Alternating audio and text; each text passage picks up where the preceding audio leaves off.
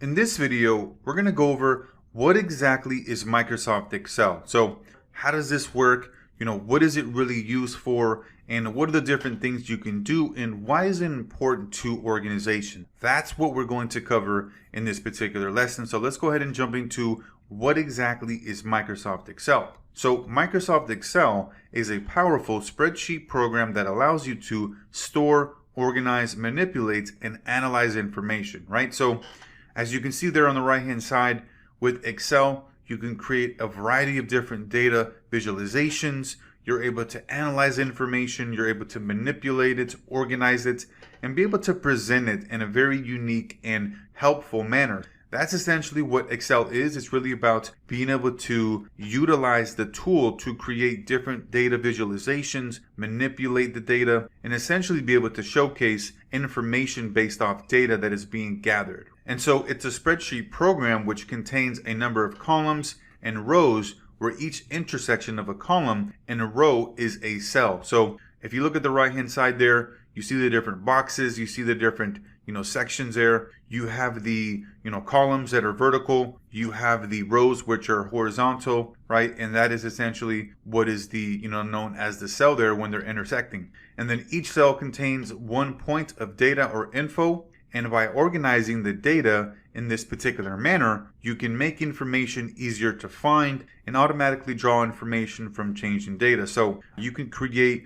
a variety of different shortcuts, different types of formulas that will allow you to add up information. Let's say, for example, you are looking at, your budget and you're looking to see how much you spent, within a given month, and you're adding up all your different expenses. Well, there's different shortcuts and formulas that you can use to be able to add in all the information based off the criteria that you put on Excel and have it automatically added up all for you and give you the actual number as far as this is how much was spent, in this month. This is how much was spent from this category. And so all of these different things you're able to do, right? Store the data, manipulate it, analyze it, and look at, where everything is coming from and look at the total amount. And so just think about the power of this in the, business setting where businesses, organizations have, thousands and thousands of data types of information where they're looking to see how they can analyze the data, be able to make better use of it, and be able to make sure that it's presented in a way where they can make better business decisions. And then whether you're keeping a budget, organizing a training log, or creating an invoice, Excel makes it easy to work with different types of data, right? We just went over the example of a personal budget where you are looking to find out how much you've spent within a given month, where that spending is coming from, and then also how much you spent within each category, and then all together as a total. Because of the power of the tool and what you're able to do within Excel, it's one of the most used software applications of all times. Hundreds of millions of people around the world use Microsoft Excel. And like I said, it's just pretty much one of those deals where you can use this tool to be able to look at information and be able to make objective decisions based off the information. And so there's just so much you can do here. This can be, a 10, 20, 30 minute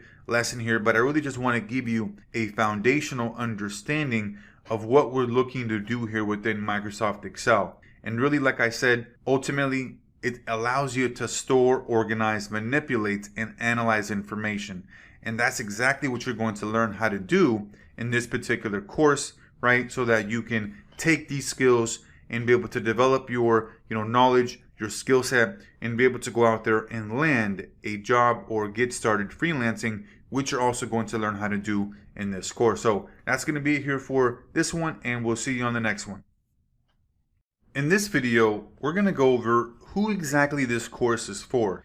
We're going to go over here specifically, who this course is going to be the best suited for, who this is going to be, best for as far as getting the most out of this particular lesson here. And ultimately, regardless of your experience, you're going to be able to get quite a bit from this course, whether you are somebody who's a beginner and has no prior knowledge or experience. You're probably going to learn the most from this course, right? And this is really what's really going to allow you to get you a full understanding of Excel from A to Z versus somebody who also has a little bit of experience, maybe is a little bit more intermediate, You're also going to be able to learn quite a bit in this course, but really this course is for all levels.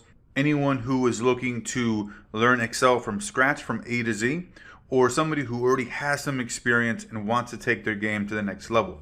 So let's go ahead and jump into who this course is for. And so essentially, this course is for students and working professionals that want to learn Excel and become an expert with the program. And so just like I mentioned, whether or not you have some experience or you're a total newbie, you're going to be able to benefit from this course and be able to come away from this course as a full-blown expert with the program. If you're an Excel beginner or even intermediate and want to learn Excel, then this course is the perfect place for you to start, right? Because we take you from A to Z in terms of Excel as a beginner, learning how to actually even start the program up, what all the functions do, to being able to create several different complex formulas using different tips, different shortcuts that are going to make you a complete total expert with Excel. So this course is going to allow you to be able to hone in on your skills if you already have some experience, or go from a complete beginner to an expert if you're just starting out. And this course not only walks you through Excel from A to Z, but we also show you how to land a job and get started with freelancing. I'm sure if you've seen all the other courses out there that you've taken, probably in the past in terms of Excel or, whatever the topic may be, very few of them will actually show you and walk you through how to get a job, how to land a job in the marketplace, and then also how to get started with freelancing and client consulting, because they're just teaching you how to hone in on the skills. But we take this a step further and show you how to be able to build a career, right? Get your career started after you develop these skills. Because if you have a skill set but nobody knows about you, nobody knows what you're capable of, and you're just pretty much not getting your name out there, then how are you going to be able to leverage these skills and be able to profit and benefit from them? So we show you exactly how to do that. And like I mentioned, whether you're a total newbie with no prior knowledge or experience, or if you already have some intermediate experience, this course blends practical work with solid theoretical training and takes you from the basics of Microsoft Excel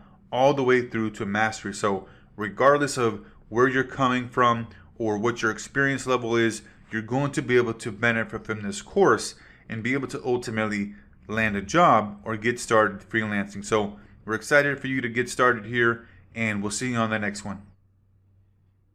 In this video, we're going to walk through the Microsoft Excel marketplace. So what we're really going to go over here is looking at the marketplace as a whole, as far as Excel, as far as the growth potential, and really just giving you an overview of how much in demand your skills are going to be after you go through this course. So let's go ahead and jump into the Microsoft Excel marketplace. Okay, so Forrester Research found that 81% of businesses use Excel. And honestly, I'm not really sure what the data points were as far as the stats in terms of being able to come up with 81%, because I would say it's more than that, because businesses need to be able to have some sort of tracking mechanism to be able to keep track of their, expenses, their data points, right? As far as, leads and sales and customers and all this other stuff that is important to be able to track. So I would even say it's a bit more. I don't know where the, data points or metrics that they were going off of, but I would say the majority of businesses are using Excel, and these skills are very marketable to employers, right?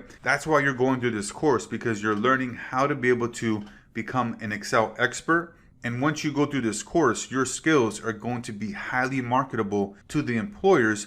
And we're going to show you how to be able to position yourself as the go-to expert in your field and how to set yourself apart from the competition. And so Excel is used by an estimated 750 million people worldwide. That's a significant amount of people, right? Because like I said, pretty much in business, the majority of them are using this all the time. And like I mentioned, it's got to be more than 81%, because businesses have all different types of data and they have to be able to, store it in a particular place, manipulate it, and be able to analyze it accordingly. So it's got to be more than that 81%, like I said, because for me, it seems like every single business out there, unless they're using like a pen and paper and using, what they used to do back in the day. And then on average, certified Excel skills can increase your earnings potential by 12%. So if you are somebody who's in a particular position right now and you are developing your Excel skills, then this could increase your earnings potential by 12%. So that's a pretty significant amount there. And then the Excel skills open the door to more jobs and careers, especially for individuals that don't have a college degree. That's a big thing there as well. As far as being able to get a job out there and being able to, get known and seen for your skills, a lot of companies out there will be looking for that college degree. But I think now in today's digital age, the college degree really isn't that important. Now what they're looking at is your experience and what you're able to do and bring to the table as far as outside the box, right?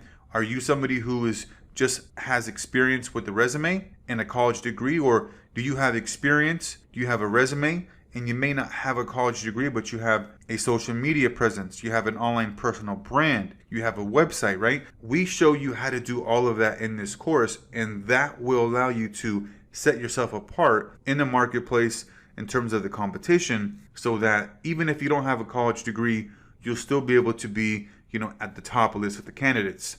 And then according to LinkedIn, data analysts, which work in Excel pretty much all day, all the time, are one of the top 10 most in-demand jobs. So with you learning all these different skills within Excel, there's a lot of different job roles that you can get into, and we're going to go into that in another lesson. However, for the most part, data analytics is what you're going to be really working within and focused on. And the data analyst job is the top 10 most in-demand jobs based on LinkedIn. So as you can see here, there's just huge potential, huge growth, huge demand, and it's only going to be increasing, with the years to come. So that's going to be here for this lesson, and we'll see you on the next one. In this video, we're going to go over the Excel job opportunity. So we're going to cover some of the top jobs that require Excel skills. We're going to give you some average type of experience level that you need.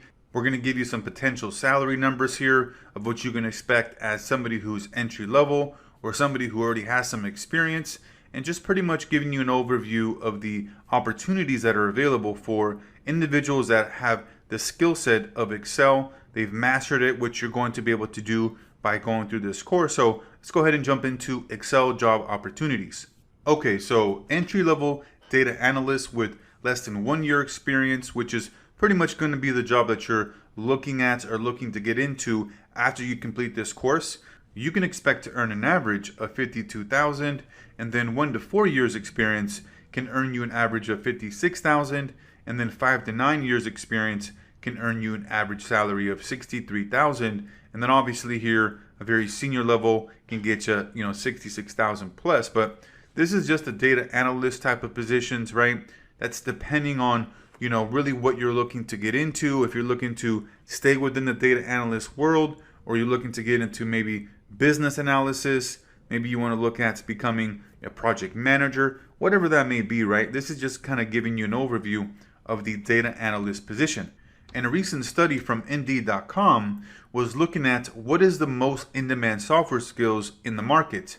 And they found that Excel came out on top. So Excel's very much so in demand. The skills for, Excel are just going to continue to increase. There's just so many opportunities out there that are available and that are coming up, especially with data increasing, right? So they're just massive opportunity. And then also here we're looking at the list of jobs that require Excel skills. So we have the data analyst, we have accountants, admin assistants, business analysts, project managers, and really the list can go on and on, because in most type of office setting jobs where you're doing data entry, you're working with data, with information, it's going to require you to have a fundamental understanding of Excel, because you're going to be working with data, analyzing, and then making decisions based off that data. So there's just a massive opportunity here for you to be able to come in here, learn these skills by going through this course, and land a high-paying job or get started with freelancing. So that's going to be it here for this one, and we'll see you on the next one. In this video, we're going to go over some of the top Excel jobs that you can expect to get if you're looking to really master your skills in Excel, which I'm assuming you're doing that by going through this course, right? You're looking to go from a complete beginner to expert, or if you already have the experience, right, you're looking to take your game to the next level. So what we're going to do here is really go over what some of the top most common jobs are and what the experience level is and what you're going to be responsible for in your particular job role as a particular data analyst. So let's go ahead and jump into the Excel job types. Okay, and so like I said in one of the other videos, a data analyst is what you're typically going to be going for if you're just starting out, or maybe even if you already have some experience, right? And you're taking your Excel game to the next level, you're going to be able to easily get these types of roles because these individuals are some of the most sought after professionals in the world. And because the demand is so strong and the supply of people who can truly do this job well is so limited, data analysts command high salaries. So you can oftentimes be able to get a lot more than the average because you are a complete from A to Z expert in Excel. You understand how to use the tool, you understand how to, analyze the data, how to be able to present it, right? And so this is something that is extremely valuable in today's marketplace, and you're really just going to be working within data, obviously if you're a data analyst, and essentially they take data and probe it to spot trends, make forecasts, and extract information to help their employers make better informed business decisions. So that's really what you're looking to do as a data analyst. You look at different trends, make various predictions, various forecasts based on the previous data. Quick example of this would be looking at the data and the sales of previous years, revenue from a company, and then this year you're looking at the projections and the forecast, right? All of that is going to be within Excel, and you're going to be able to easily do that after going through this course. And then you're extracting the information and you're helping them make better informed decisions that will ultimately increase the bottom line.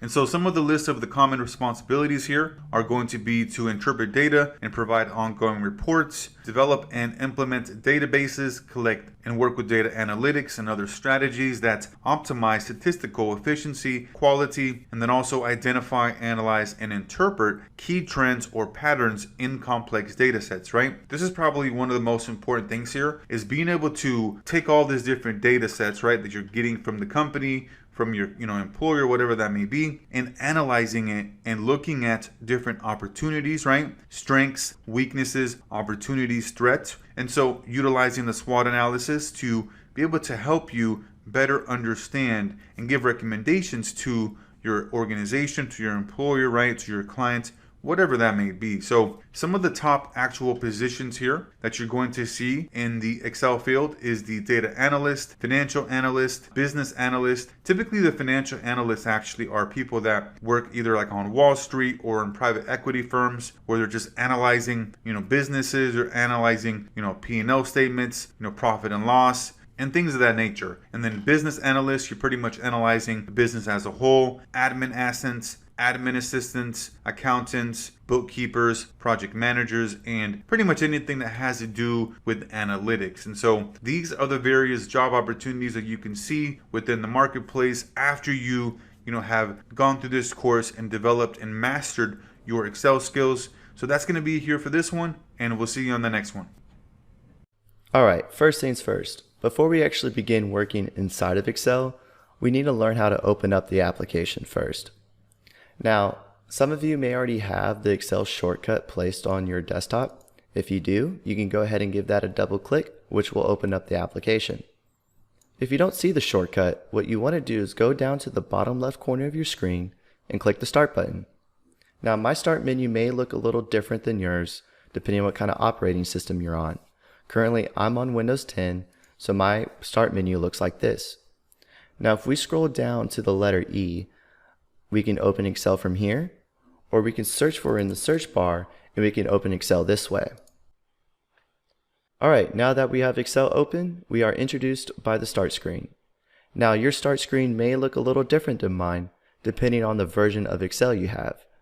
In the next video, we will learn how to determine what version of Excel you're working with, and discuss a little bit more about what the Start screen consists of.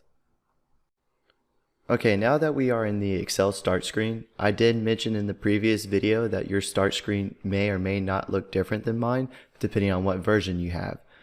So to check or determine what version of Excel you're working with, what you need to do is go down to the bottom left corner of your screen and click Account. Now this will give you all the info about your account, but the button that we want to focus on is this one right here, About Excel. Give that a click, and here at the top in green bold letters, you can tell that I'm running Microsoft Excel 365 64-bit. This is actually a pretty important piece of information to know how to find, because down the road, you might have to install a third-party program to Excel, and you might be prompted with a question asking you, what version of Excel are you running? And you can come here to figure that out. Keep in mind that some features in the newer Excel versions are not compatible with the older Excel versions. So if you're ever working with someone, it might be a good idea to ask them, hey, what version of Excel are you running? And they might say, I don't know. And you can guide them here to figure that out. So you don't want to go into the project thinking you can do something and then later find out, oh, their version of Excel doesn't support this feature. Okay, now that we learned how to determine what version of Excel we are running, I'm going to give you a little walkthrough of what the start screen consists of, which is the Home tab, the New tab, and the Open tab. Here in the Home tab, we can open up a blank workbook, which is what you would do if you start a brand new project. And then also Microsoft provides us with, a little Excel tour, some tutorials, some predefined templates. Now down here you will see all the recent workbooks that you previously opened. On the Pin tab is the ones that you manually pinned. So if it's an important file or a file that you work with a lot, you would pin it to here so you can easily get to it. And then the Shared With Me is any projects that get shared with you. Now for the New tab. The New tab, once again, you can see that there's a blank workbook if you want to start a brand new project. Now down here in the Office tab are all these predefined templates Microsoft has provided us. As you can tell, there's some calendar templates, weekly timesheets, and then you can also search for, let's say you want a quote template, you can search for a quote, and as you can tell, there's a construction proposal, business price quote, and a few other quotes. So that's pretty neat. And then on the Personal tab are going to be all the templates that you save. We'll get to this later in the course where I'll show you how we can make our own templates, and this is where they will be saved. And then the last tab is the Open tab. Once again, you'll see your recent files that you previously worked on, and this is where you can start to browse your PC to look for files you want to work on. For example, if you click this PC, you can go through here, or you can click Browse and open up the original file explorer that you're probably used to. So what we're going to start with is new, in a blank workbook. And in the next video, I'll explain a little bit about the Excel interface. Okay, now that we've created a brand new Excel workbook, this is the screen that we are presented with. And everything you see within this screen is called the Excel interface. Now there's multiple sections of the Excel interface. So in this video, I'm going to be giving you a little walkthrough of what each section does and what they consist of. The first section we're going to be talking about is called the Quick Access Toolbar, which is located at the very top left corner of your screen. Now what this toolbar consists of is frequently used commands. And by default, we have autosave, save, undo, redo, and touch and mouse mode. Touch and mouse mode is actually really useful if you're working in Excel like on a tablet, because since the screen is smaller and using your fingers, sometimes it's hard to click all these commands that are very condensed together. So if we activate the touch mode, you can see how the commands are a lot more spread apart and it's just a little cleaner style. Now since we're working on a PC, I'm going to go back to mouse mode. Next, we're going to be talking about the Excel ribbon, which is located at the top of your screen and extends all the way across. Now within this ribbon are many different tabs, some that you may not see, such as the Developer tab and the Power Pivot tab, because we haven't activated them yet, but we'll get there later in the course. And within the tabs are command groups, and they are separated by these little lines. So you have the clipboard group, font group, alignment group, and so on. And within these groups are the command buttons for that group. So in the font group, we have the bold command, italicized command, underline command, and so on. And if we click this little arrow in the bottom right, this opens up the dialog launcher, which has even more commands related to the font group. But since the ribbon only has so much space, Microsoft did a good job at organizing and placing the most frequently used commands within these groups. And now next we're going to be talking about the formula bar, which is located between your ribbon and the cells of the worksheet. And this is where we're going to be entering formulas later in the course. And right to the left of it is called the name box, which shows the name of the active cell that you have selected. So right now it shows A1 because we've selected A1. Now if I select A2, now the name box shows A2. Now there's just one more quick tip I wanted to share with you, is that the ribbon can take up quite a bit of space. So if you double click on one of the tabs, it will minimize the ribbon. And this could actually happen to you accidentally and you're like, whoa, where did my ribbon go? All you have to do is just double click the tab and it's back to normal. Alright, just a little bit more about the Excel interface. Down at the bottom right hand corner of your screen, this little area is called the status bar. And within the status bar, we can select different views. So right now we are currently in the normal view, or we can select the page layout view or the page break view. Now these views can also be accessed underneath the view tab, and we can go back to our normal view. Also down here we have a little zoom bar that we can zoom in and zoom out of our spreadsheet. And lastly, the status bar displays various information about our Excel spreadsheet. For example, let's say we want to put in some numbers here in the cell. So we're going to put in 15, 10, 5, and 30. Okay? Well, if we select these cells and come down here, our status bar automatically calculates the average, which is 15, and we select 4 cells, so it counts the number of cells we've selected, and it sums the cells that we selected. So adding all those together is 60. We can also customize the status bar to show even more info by right-clicking, and let's say we want to put the minimum and maximum down on our status bar. So now within our selected cells, it also calculates the minimum, which is 5, and the maximum, which is 30. In this video, I'm going to be explaining some of the key differences between an Excel workbook and an Excel worksheet. A workbook consists of multiple worksheets. So right now at the very top, we are in book 1. This is our Excel workbook. Now down here at the bottom, there's only one sheet. Later in the course, we'll discuss how to add sheets a little bit more in detail, but for now, just really quickly, I'm going to add a few more sheets by clicking this plus sign. Now I have 3 sheets that live inside this one workbook. The Excel worksheet is consisted of rows and columns. So we have the row numbers here on our left, 1, 2, 3, 4, all the way down, and the columns, A, B, C, D, and all the way to the right. To get to the very bottom row, we are going to use a shortcut key, which is Control down arrow. And if you're on the Mac, I believe it's Command down arrow. And throughout the course, I'll try my best to, anytime we use a shortcut key, I will also provide the Mac version as well. But right now I'm on Windows, so I'm going to press Control down arrow. And as you can tell, there are 1,048,576 rows. And now to get back to the very top, we're going to do the opposite. We're going to press Control up arrow. And if you're on Mac, it's Command up arrow. To get to the very last column, all the way to the right, we're going to be using kind of the same shortcut, which is Control right arrow. Now I know there's not a number, but XFD is equivalent to 16,384 columns.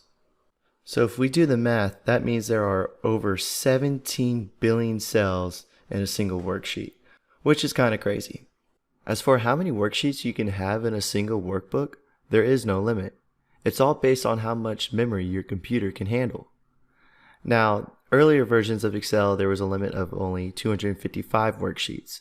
So I would strongly recommend staying beneath that, because the more worksheets you have in a workbook, the slower the application will run. Alright, currently we have an Excel workbook open. Now, we haven't saved it yet. So when you're saving a workbook for the first time, what we want to do is go to the File tab and click Save As. Now from here, we need to choose a location where we want to store this file on our computer. You can click Browse and search for a location there, or you can click This PC. And right now, it says that we're saving it under My Documents.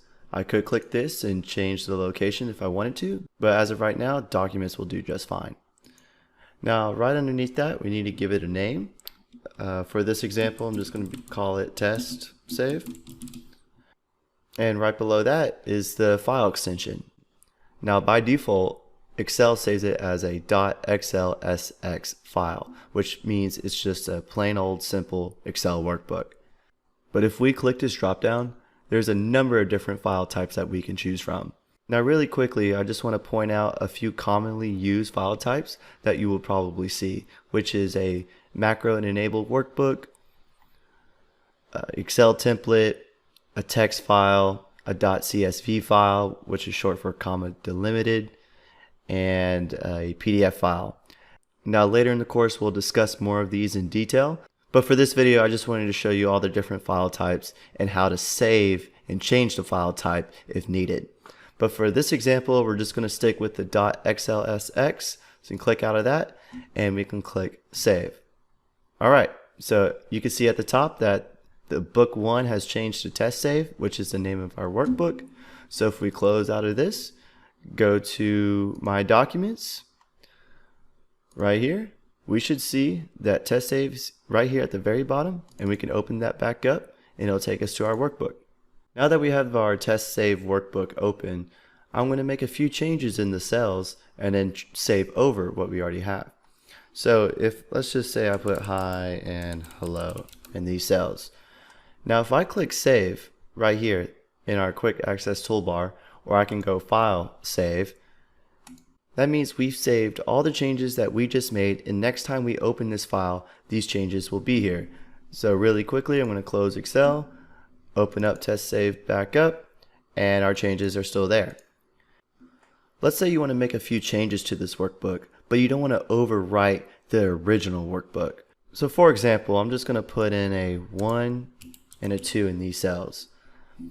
Now I'm going to go back to the file save as option, not save because that will save over my original document. I'm going to go to test save 2 and click enter and close out of Excel. So now in my documents I have test save and test save 2.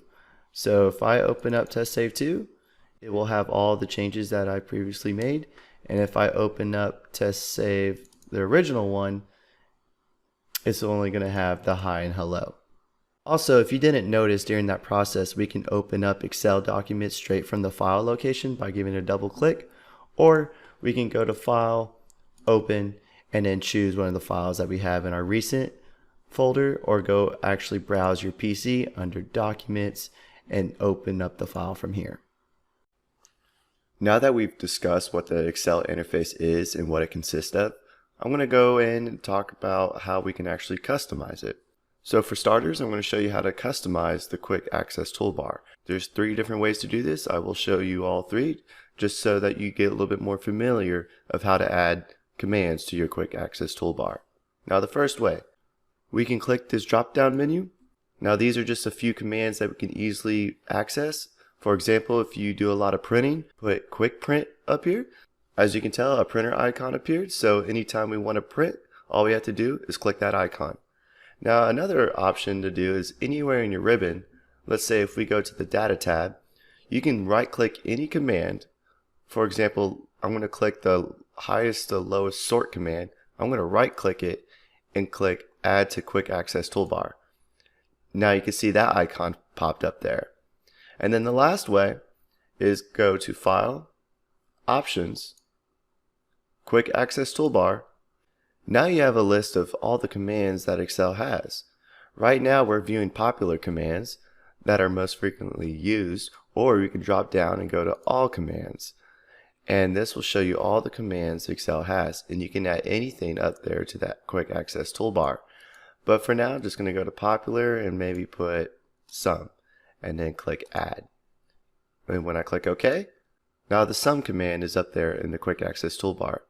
Being able to customize the Excel interface can actually save you a lot of time depending on your workflow. So instead of going through the tabs and finding the commands, you can just put it right up there in the quick access toolbar for easy access.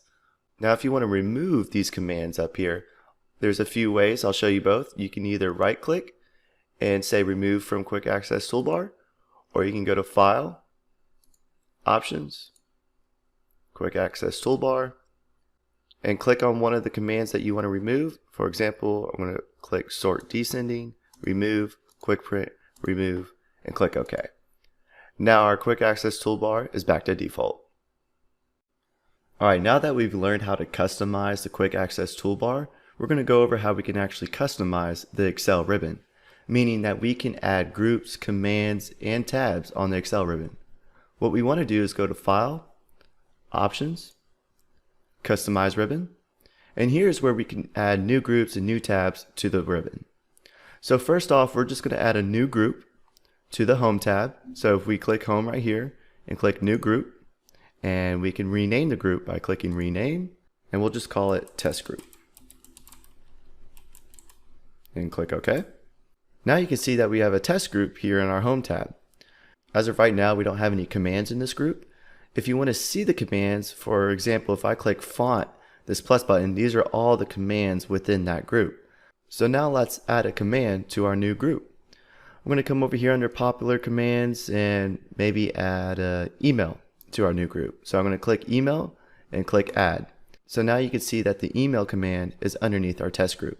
I'm just going to go ahead and click OK.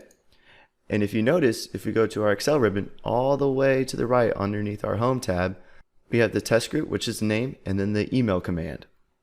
This is actually pretty neat, even though Microsoft does a great job at organizing the commands into groups, but depending on what your workflow is, you can add groups and add commands. It's a little extra personalization that you can do to the Excel ribbon. Now let's add a new tab to our Excel ribbon.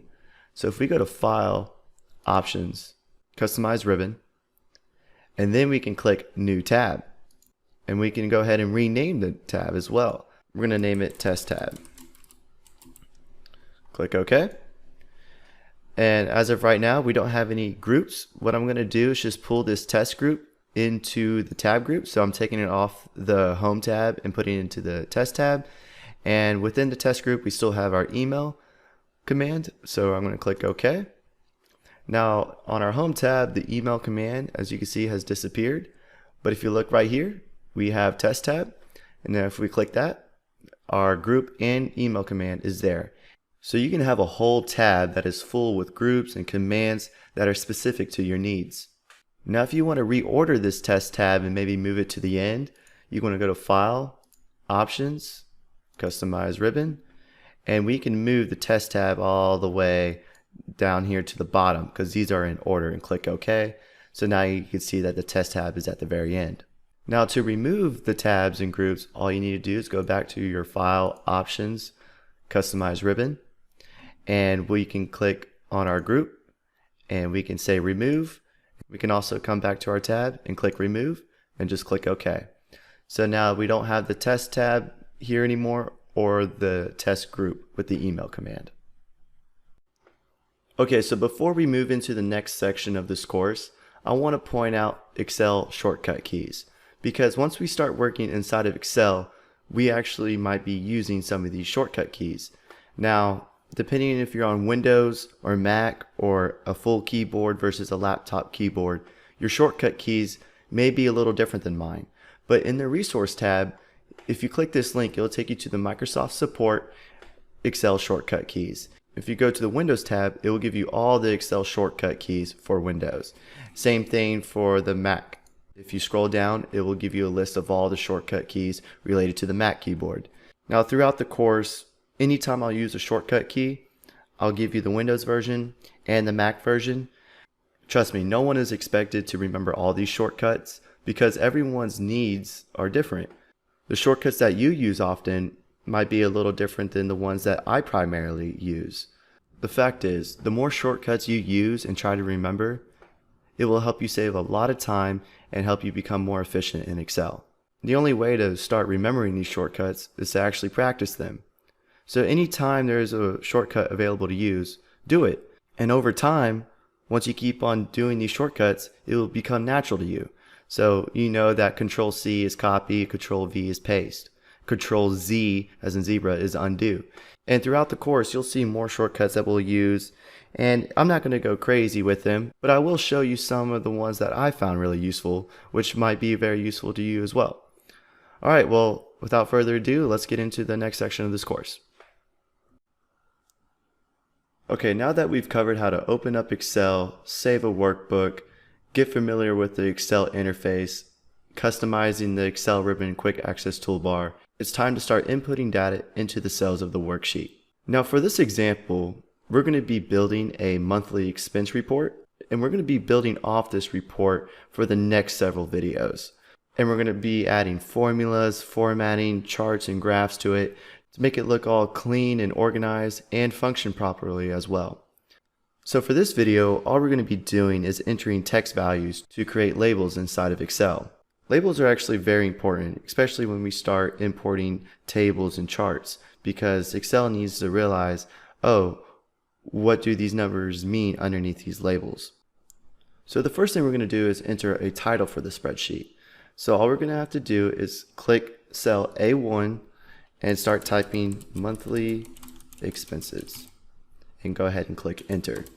The reason why we want to have a title is because it's not just for yourself, but it's also for other people, because it helps people understand your workings and you're like, oh, well, if I come here, obviously this is going to be monthly expenses. So underneath the title, we're going to go ahead and skip a row here.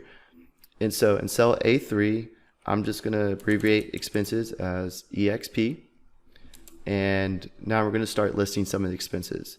So in a company, you might have cost of goods sold, wages, rents, supplies, utilities, and that should be good for now. So in the column headings, we're going to put some months because this is a monthly expense report. So we're going to put January, February, and March. So I think we're good here for the basic setup. But like I said before, having Excel labels such as column headings and row labels is very important because not only does it tell the users what the values actually mean, but it also plays a big part when you're inserting charts and graphs, because it wouldn't really make sense to have a bar chart with a bunch of bars with numbers on it, but you can't tell what it is because it doesn't have the labels. So right here, I think we're at a good stopping point. And in the next video, we're going to start adding numeric values into these cells. All right, now that we got our column labels and row labels all set up, it's time to start putting numeric data into this expense report. So the first cell that we're going to be putting a numeric value in is the cost of goods sold for January, which is cell B4. So go ahead and click inside that cell. And let's just say that cost of goods sold was $1,000 for January. Now before I click enter, see if you catch the difference between entering a numeric value versus a text value like we did for the column labels and row labels. So if I click enter, you can see that the number is right aligned. What this means is that Excel automatically knows that we entered a numeric value. And the reason why Excel right aligns numeric values is because it helps with decimal places. So for example, if I change this to $1,000.58, and right below that for wages, I put 527 cents, you could tell that the decimals line up and it's a nice clean look. Now, if I select these cells by just clicking and then dragging over the cells to select them and change them to left align, you could tell that I'm getting like a little snake figure action where it's kind of hard to read the numbers because the decimals don't line up. So to undo that, I'm just going to click the undo button, which is also Control Z if you're on Windows or Command Z if you're on Mac. So Control Z. Now we're back to a nice cleaner look. Now I'm going to change these figures back to non-decimal figures. So $1,000 for cost of goods sold in January, and I'll put $500 for wages for January. Rent was $750. Supplies $125, and utilities was $80. Okay, and I'm going to click tab to go over to the cell to the right, and I'm just going to click on the up arrow key to go back up to February. Now let's say cost of goods sold in February was $850, wages stayed the same, $500, rent stayed the same, $750. Supplies, let's say $100 of supplies, and utilities went up by $40, so $120. So I'm going to click the enter key, and that just brought me down a cell. So I'm going to click the right arrow and go back up using the up arrow to March. And cost of goods sold, say 900. Wages, once again, the same. Rent, the same. Supplies went up even more, and utilities went down a little bit, so 95. Okay, well, I think we're at a good stopping point for this video since we got all of our numeric values entered in for all of our expenses and for each month. I just wanted to point out the difference between entering numeric values versus text values, because down the road when we actually start using these values inside of our formulas, it's important that they are formatted correctly. Because if we try to sum a text value with a numeric value, we're going to get an error, which we'll learn a little bit later in the course. But for now, I think we're all set, and in the next video we'll discuss how to format these values correctly to give us a little bit more information about what these values actually mean. Okay, so in this video we are going to be talking about how to format date values. Currently in our column headings we have January, February, March, and as of right now these are text values. To change these text values to date values, we need to insert a date in a date format so Excel knows that we are trying to have a date value instead of a text value. So we're going to click in cell B3 in the January column and type 1/1/20. You might have noticed that this cell went from left align to right align. So when we just had January in there, it was left, and when we put the date value in there, it goes back to right. That is because Excel treats date values as a number. Now that we've got a date value in the cell, we need to apply a little bit of formatting to make it look a little bit cleaner. So what we need to do is make sure to have the cell selected, go to the Home tab, up to the Numbers group, and click this drop down. This is where you apply value formatting. So as of right now, even though we have a date value in there, if we choose number, the date value number is 43831.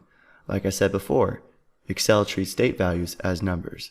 But since we're dealing with dates, we have a short date, long date. That's not what we're really looking for. We're looking for that 3-letter month and then maybe a dash and the year. So if we go to more number formats down below and we click date in the category group, now over here to the right underneath type, these are all the predefined date formats that Excel gives us. And if we select one of these, up here in our sample box, it will show what our value in the cell would look like. And right now we are trying to find that 3-letter month, dash, and the year. So we got to find one that looks very similar to that, which is this March-12th one right here. If we click it, we can tell in our sample that it's January-20. Now, that could be January 20th or January of 2020. So if we want to change this to a 4-figure year, all we have to do is go down to the custom format. So up here in type, this is the format that is currently in place. But we can kind of use this to our advantage to see what it's doing and then customize it to our liking. Right now we see the 3 M's, which is the month, MMM-YY, which is the year. So we can kind of go off this and change it to how we want it, which is going to be MMM-YYYY.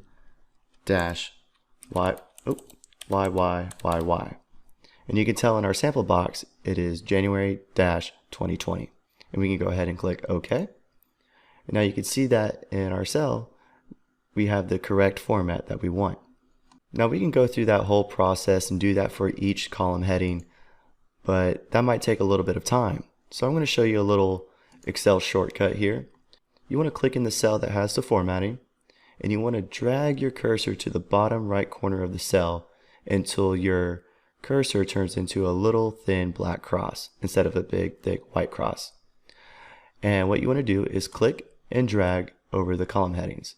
And as you can tell, in that little white box that pops up underneath it is showing what the value will look like. So if I extend it all the way to March and let go, now all of our column headings have the correct format.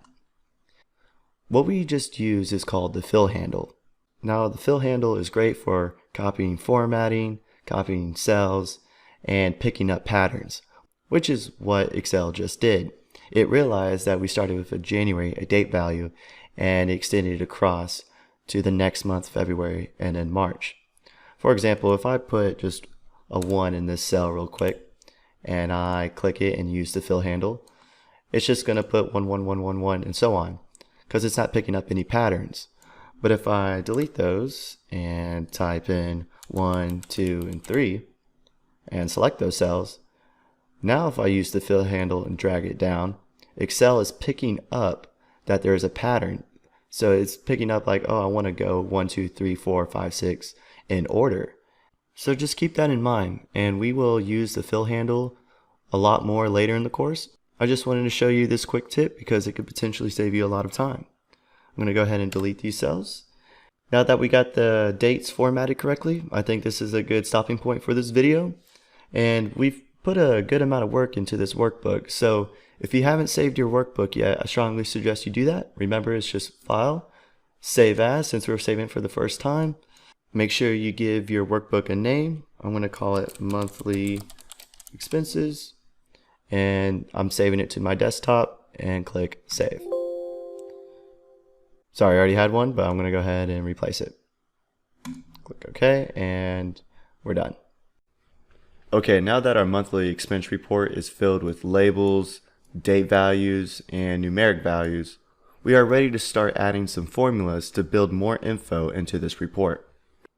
Currently, we have the individual expenses filled in for every month, which is great. So we could see that supplies was $125 for the month of January, and then it was $100 for February.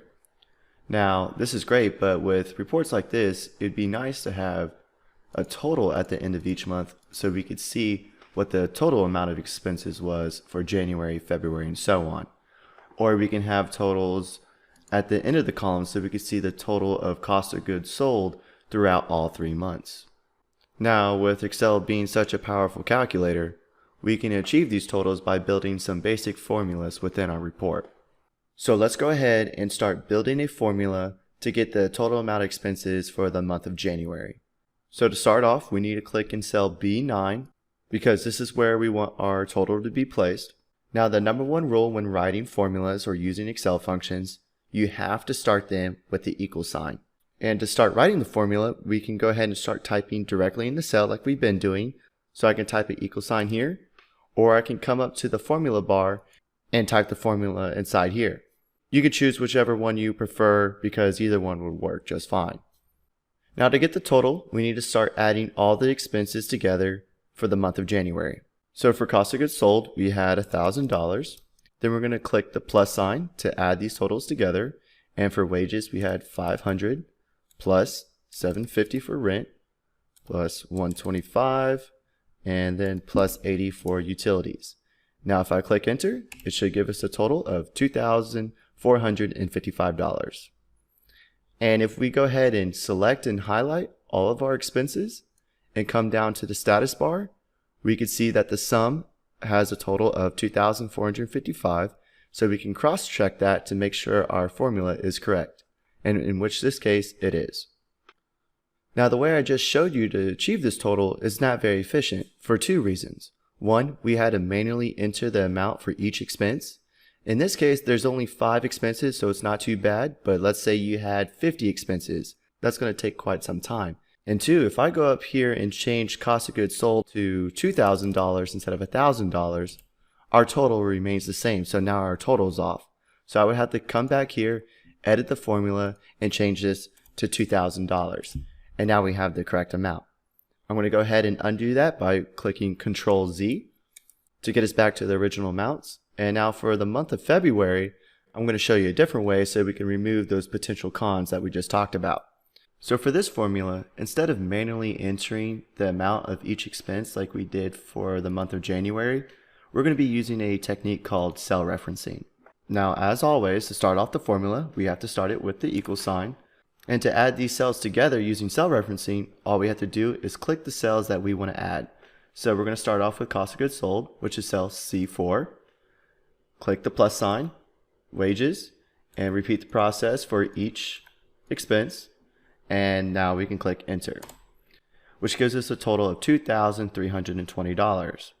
And if we select our expenses, go down to our status bar to cross-check our answer, Looks like our formula is outputting the correct value, which is good. Now the advantages of using cell referencing is one, that it eliminated quite a bit of time because we didn't have to enter the amount of each expense. And two, for example, let's say I go up to wages for the month of February. Instead of 500, we change it to 1,500. That means our total should increase by $1,000. And if I click enter, you can see that our total went from 2,320 to 3,320. And if I click wages again and put it back to 500, it should go back to the original amount. Now this is still not the most efficient way to get a total sum of a column, but I wanted you to recognize the difference between manually inputting the numbers and get some practice using cell referencing. Now this is a good point to get some practice in, so maybe you can go ahead and fill in the formula for the month of March, or you can take it a step further and get the total of the cost of goods sold across all 3 months, wages, rent, and so on. Alright, as you can tell that I went ahead and added the formula for the month of March, and I did the formulas for each expense to give me the total of all 3 months. You can go ahead and check your answers, and if something's not matching up, go ahead and leave a question or a comment because I'll be more than happy to help. And that goes for any time through the entirety of this course, because if something's not making sense to you, if I explain something wrong, or if I even made a mistake, I want to make sure that we're all on the same page. So once again, please feel free to leave a comment or ask any questions anytime. Now that we got the basics on how to build a formula, we need to learn how Excel executes each part of the formula. And what I mean by that is order of operation. Now you may have heard of this term back in your elementary, middle school days, algebra days. I know a lot of people don't like math, but hate to break it to you, Excel is all about math. Now, Excel does a really good job at doing the math for us, but we need to set up our formulas correctly so Excel will execute the formula in the way we want it to get us the correct values that we're looking for. Now I'm going to give you a little acronym that I learned. It might be different than what you learned, but what it is please excuse my dear Aunt Sally. Now this is the order that tells Excel which operation to calculate first. P is for parentheses, E is for exponents, then it goes multiplication and division, and then addition and subtraction. Now this is the order of operations that Excel will calculate first. What I mean by operator is that it's a symbol to perform a mathematical operation. So you got the multiplication sign, division sign, plus sign, minus sign, and so on. So just as a quick example, you don't have to follow me. I just want to show you a simple example of a formula that has a single operator and then multiple operators. In our formula, if I type in equals 5 plus 3, that has one single operator, the plus sign, and 5 plus 3 equals 8. Now if I go into our formula and adjust it and put 5 plus 3 times 2, now this formula has multiple operators. Now you would think it would go 5 plus 3 is 8 times 2, which would be 16. But according to our acronym, it does multiplication and division first, then addition and subtraction. So in this case, it's going to go 3 times 2 first, which is 6, then go to addition, which is plus 5, and 6 plus 5 is 11. Now let's go ahead and delete this and do an actual example with our monthly expense report. So let's say we want to get the average of expenses for each month.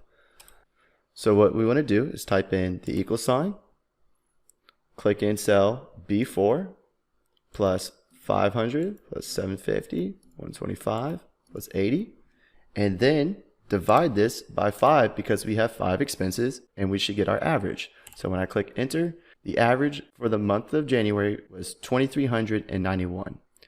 Now if I select these cells and highlight them and check down in our status bar, we can see here, whoa, our average is 491.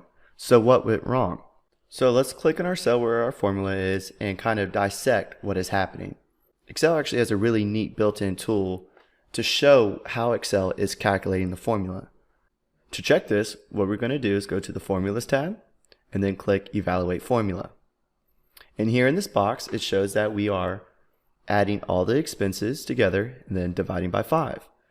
And if we click evaluate, we could see what this formula is actually doing. So it has 1,000 for cost of goods sold, plus 500, which is 1,500, plus B6, which is 750, 1,500 plus 750 is 2,250. Then B7 is 125, 250 plus 2250 plus 125 is 2,375. Then lastly, B8, which is utilities, which is $80, and it should add 80 to the 2,375. It actually did 80 divided by 5, which is 16. So it's taking 2,375 plus 16, giving us 2,391, which we know is incorrect. So we're going to go ahead and click close. And then we're going to go back to our formula, and we're going to adjust it to make sure that Excel calculates this formula in the correct order that we want it to. So we know, based off our acronym, that parentheses get executed first. So in our formula, we need to add some parentheses to get the correct answer. So we're going to go up to the formula bar, click inside here, add an open parentheses at the beginning, and then add a closed parentheses after we add all the expenses together. So now our formula says we're going to add all these expenses together, then divide by 5. So if we click enter, now we see our average at 491, which based off in our status bar is the correct answer. And if we click our formula again and go back up to evaluate formula and click evaluate, now we can see that it's adding all the expenses together for a total of 2,455, which is our total here, and then divided by 5, which is 491. So you can see that if we don't tell Excel how to calculate the formula in the correct order, our answers are going to be way off. So it's really important to understand this order of operation. So this is actually a great time to practice and maybe do the same process for the month of February and March. And I also encourage people to play around with it. Add parentheses, add some multiplication, division, addition, subtraction, and see how Excel handles the order of operation. Alright, now that we got some experience building formulas using cell references, in this video I will be discussing the different types of cell references and explain how they change when you copy a formula to a different cell. I'm going to clear out some cells here to give us a little bit more room to work, and all I'm doing is selecting the cells I want to delete and pressing the delete key on my keyboard. Alright, now that we got some space, I'm going to be talking about two different types of cell references. The first one is a relative reference. And what I mean by relative is that when you have cell references within your formula and you copy this formula to a different cell, the cell references will change based on the relative position of rows and columns. For example, in our January column, we have a formula at the bottom to give us the total of all the expenses, B4 plus B5, B6, and so on. So instead of doing the whole process of going into cell, typing the equal sign, and choosing the cells that we want to sum together, what we could do is actually grab the cell that we only had to type in the formula once and copy this formula to the cells that we want totals in. So what we're going to do is copy the formula that's in cell B9 by pressing Ctrl C or Command C if you're on Mac, and then click the cell that we want to paste our formula into and click Ctrl V or Command V if you're on Mac. Now if you pay really close attention, right now in cell B9 we have cells B4 plus B5 plus B6, B7, B8. And when we paste it to cell C9, so we're changing a column, we're moving one column to the right. I'm going to press Ctrl V. Now if you look in our formula, we have cells C4, C5, C6, C7, and C8. So once again, cell B9, all of our cell references have B, and cell C9, all of our cell references have C, while keeping the row numbers the same. Same thing goes for March. I'm going to click in the March column and click Ctrl V to paste our formula. And right now we're still copying from cell B9 and we moved over 2 columns.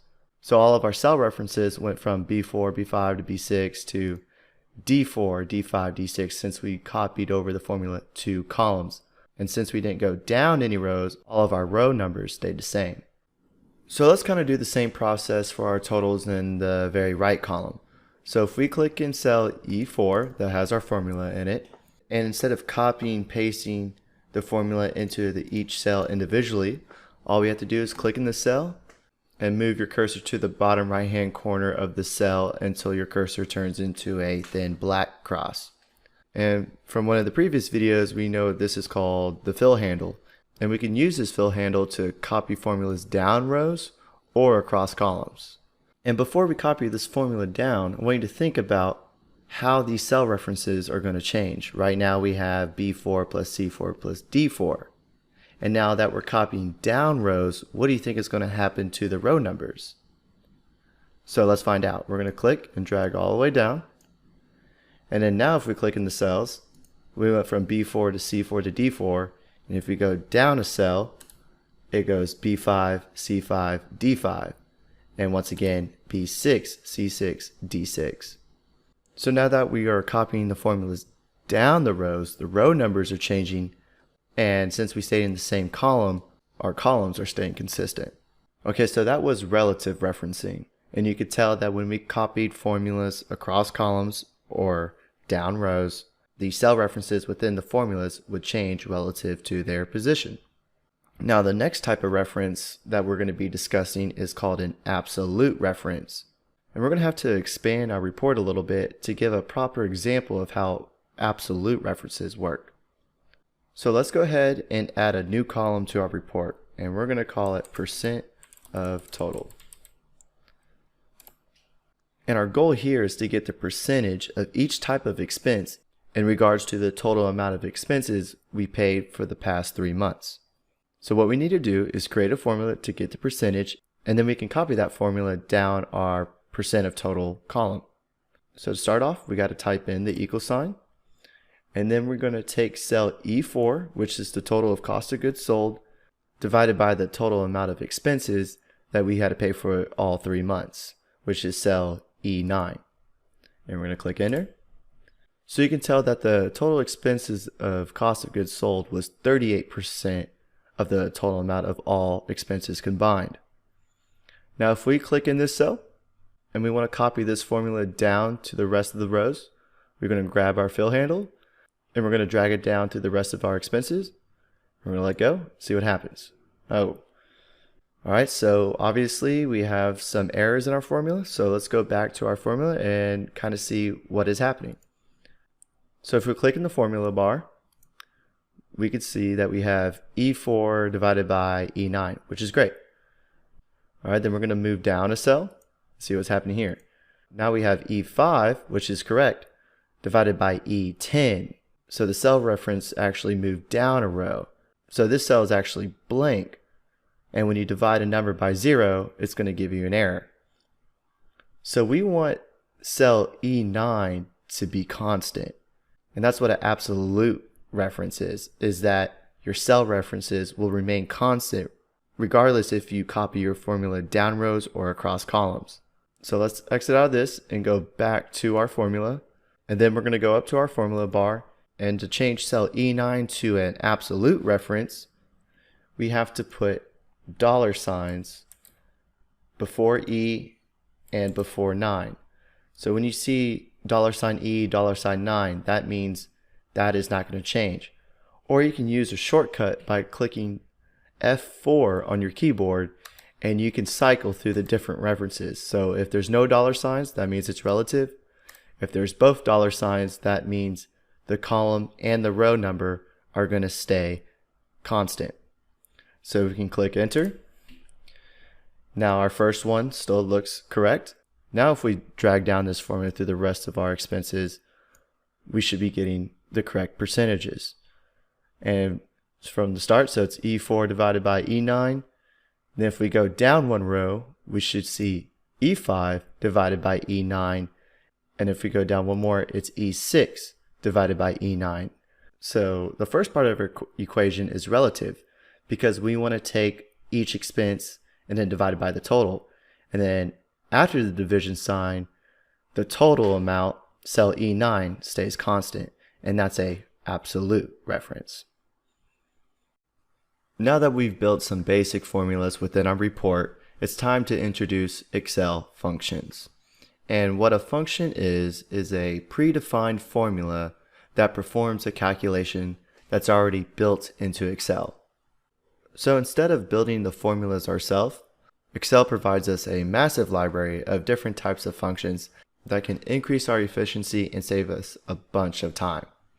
Now there's 3 parts to a function. Every function must begin with the equal sign, and then it will have the function name. And beside the function name will be parentheses, and this is where the arguments will be placed. And depending on which function we're using at the time will depend on how many arguments that function needs to use to give us the correct answer. Some functions may only need 1 argument, some other functions may need 4 arguments, so it just all depends. And as a quick example, I'm going to be inserting one of the most commonly used functions in Excel, which is the sum function, and we'll touch on this more in detail in the next video. So I'm going to start typing the equal sign, and then sum, double click sum right here. And the only reason why I'm showing this right now is to explain the function arguments window that we will be working in a lot throughout this course. To get to the function argument window, you want to go up here to the formula bar, and just to the left there's this FX button. This window is actually very helpful when using functions because it kind of gives you a guide on how to use the function. For example, it tells you what the function actually does. It explains each argument of the function, and there is a hyperlink to get help on the function, which will guide you to a Microsoft support page. So throughout this course, we will definitely be working in this window quite often. Alright, so that's the basics of the function argument window. I'm going to cancel out of this. And now I'm going to show you where Excel stores all its functions. So we're going to go up here to the Formula tab, and right here under the Function Library group is where Excel has all their functions. And if you click on one of these books, it'll give you a drop down of all the functions within that book. And Excel does a pretty good job at organizing everything. So if you're looking for a math and trig function, you would click the math and trig book and scroll down to find what you're looking for. So that's pretty much the intro to Excel functions, and throughout this course we're going to be using a lot of different functions to increase our workflow and make us more efficient. So in the previous video I introduced to you what a function is, what it does, and how it's structured.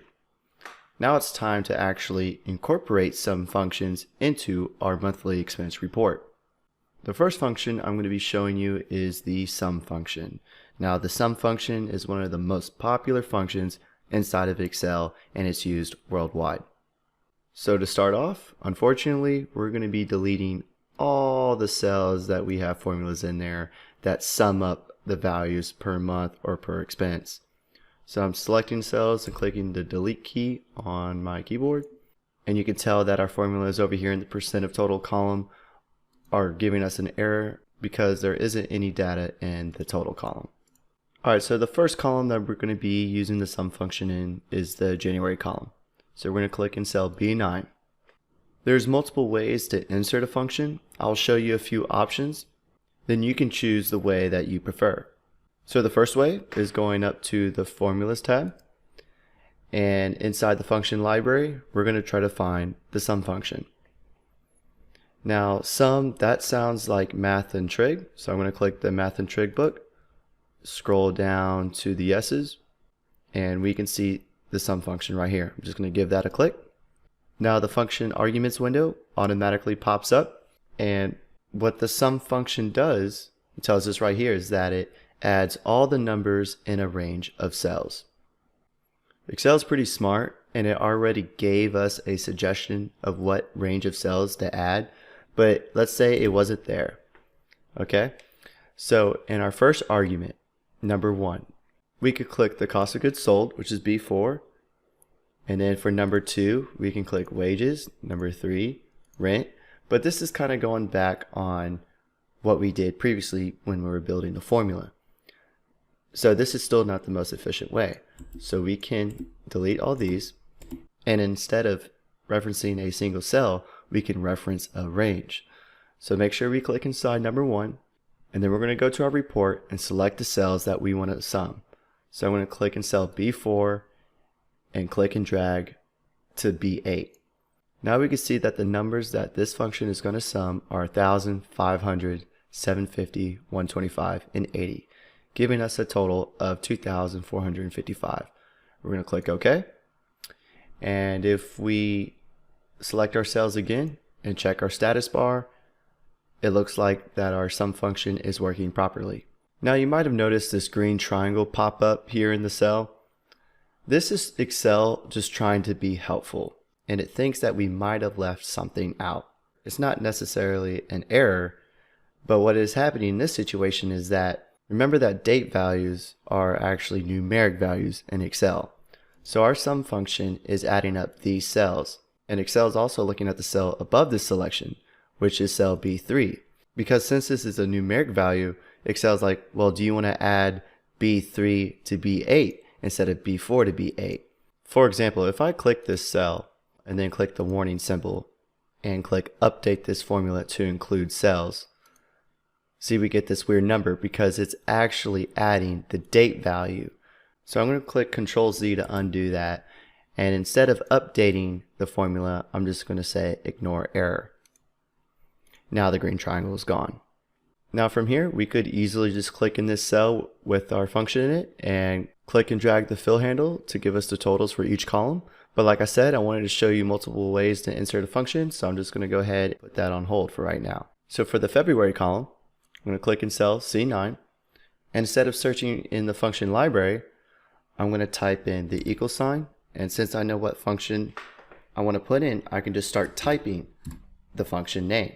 This little drop box appears that has all the functions that have the word sum included in the name. So I'm going to give this a double click.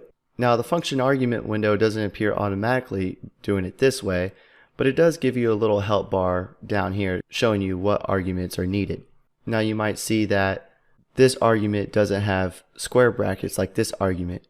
That is because square brackets for arguments are optional, meaning that you don't have to have a number to argument. The arguments without the square brackets have to be inserted into the function in order for the function to work properly. And then from here we can just select the cells that we want to sum and make sure we put a closed parentheses and click enter. And it gives us a total of 2320. And once again that green triangle appeared, but we can ignore it for now. And the last way to search for a function is if you click in the cell. So we're going to be summing the March column and go all the way up to the top in the search bar, and we can search sum, give sum a double click, and once again Excel's just trying to be helpful of what cells we want to sum. We can overwrite that by selecting cells just to make sure Excel doesn't include a wrong cell. So we're going to be summing D4 through D8, click OK, and the sum for March is 2420. There is one neat function in Excel, which is called the AutoSum function. And if you could tell up here in our Formulas tab, there's an AutoSum just for itself because the sum function in Excel gets used quite a bit. So if we click in cell E4 to give us a total of all cost of goods sold and click AutoSum, and you can see right down below there is a shortcut to AutoSum, which is Alt plus the equal sign. But for right now, I'm just going to give this a click. And you could tell that Excel knew which cells to automatically sum, which is cell B4 through D4. Click enter. And then once again, I'm going to click auto sum, click enter. Now I'm going to do this one more time to show you that auto sum could potentially not sum the correct cells. So in cell E6, one more time, I'm going to click auto sum. And instead of going across the columns to sum, it is summing the two figures above it. Now this is because when you usually sum a column, you're putting a sum at the bottom of the column. And in this case, we're putting it to the right. That is why it's searching the cells vertically. So this is definitely something to be aware of. This is not the selection of cells we want, so we can just reselect the cells that we want to sum and click enter. And then for the rest, we can just click in the cell, use the fill handle, and drag down. Now we have the totals for each month and the totals for each expense without having to manually write the formula. Instead, we're using the sum function, which is a lot quicker, more efficient, and it saves us time. And throughout this course, once we start incorporating more and more functions, you'll see how beneficial they actually are. Alright, so now that we're a little bit familiar on how functions work, for the rest of this section, I'm going to be showing you a few other basic functions that get used quite frequently. And the first one that we will be discussing is the min function, aka the minimum function. So we're going to add this to our report, and we're going to click in cell A11 and type in min so we know what this answer is.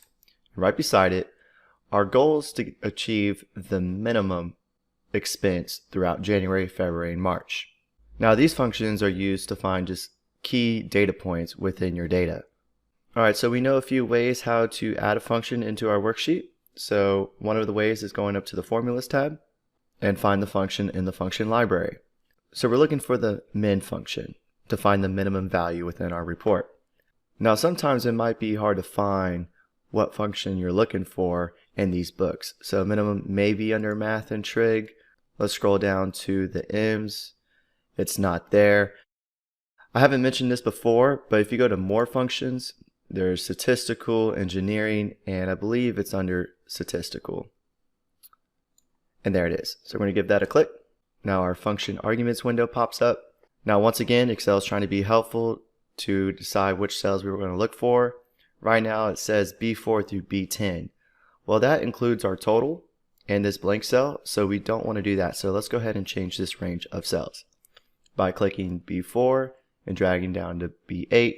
And down here it tells you again what the function actually does, which is returns the smallest number in a set of values, ignores logical values and text. So we're going to click OK, and the minimum function gives us a value of 80. And if we go up in these cells and check each cell, we can tell that the minimum value is 80, which is utilities. And we also know how to quickly copy this formula across columns by using the fill handle. So we can click and drag that to the March column. And now we have the minimum value for each month. We have 80 for January, 100 for February, which is supplies, and 95 for March, which is utilities.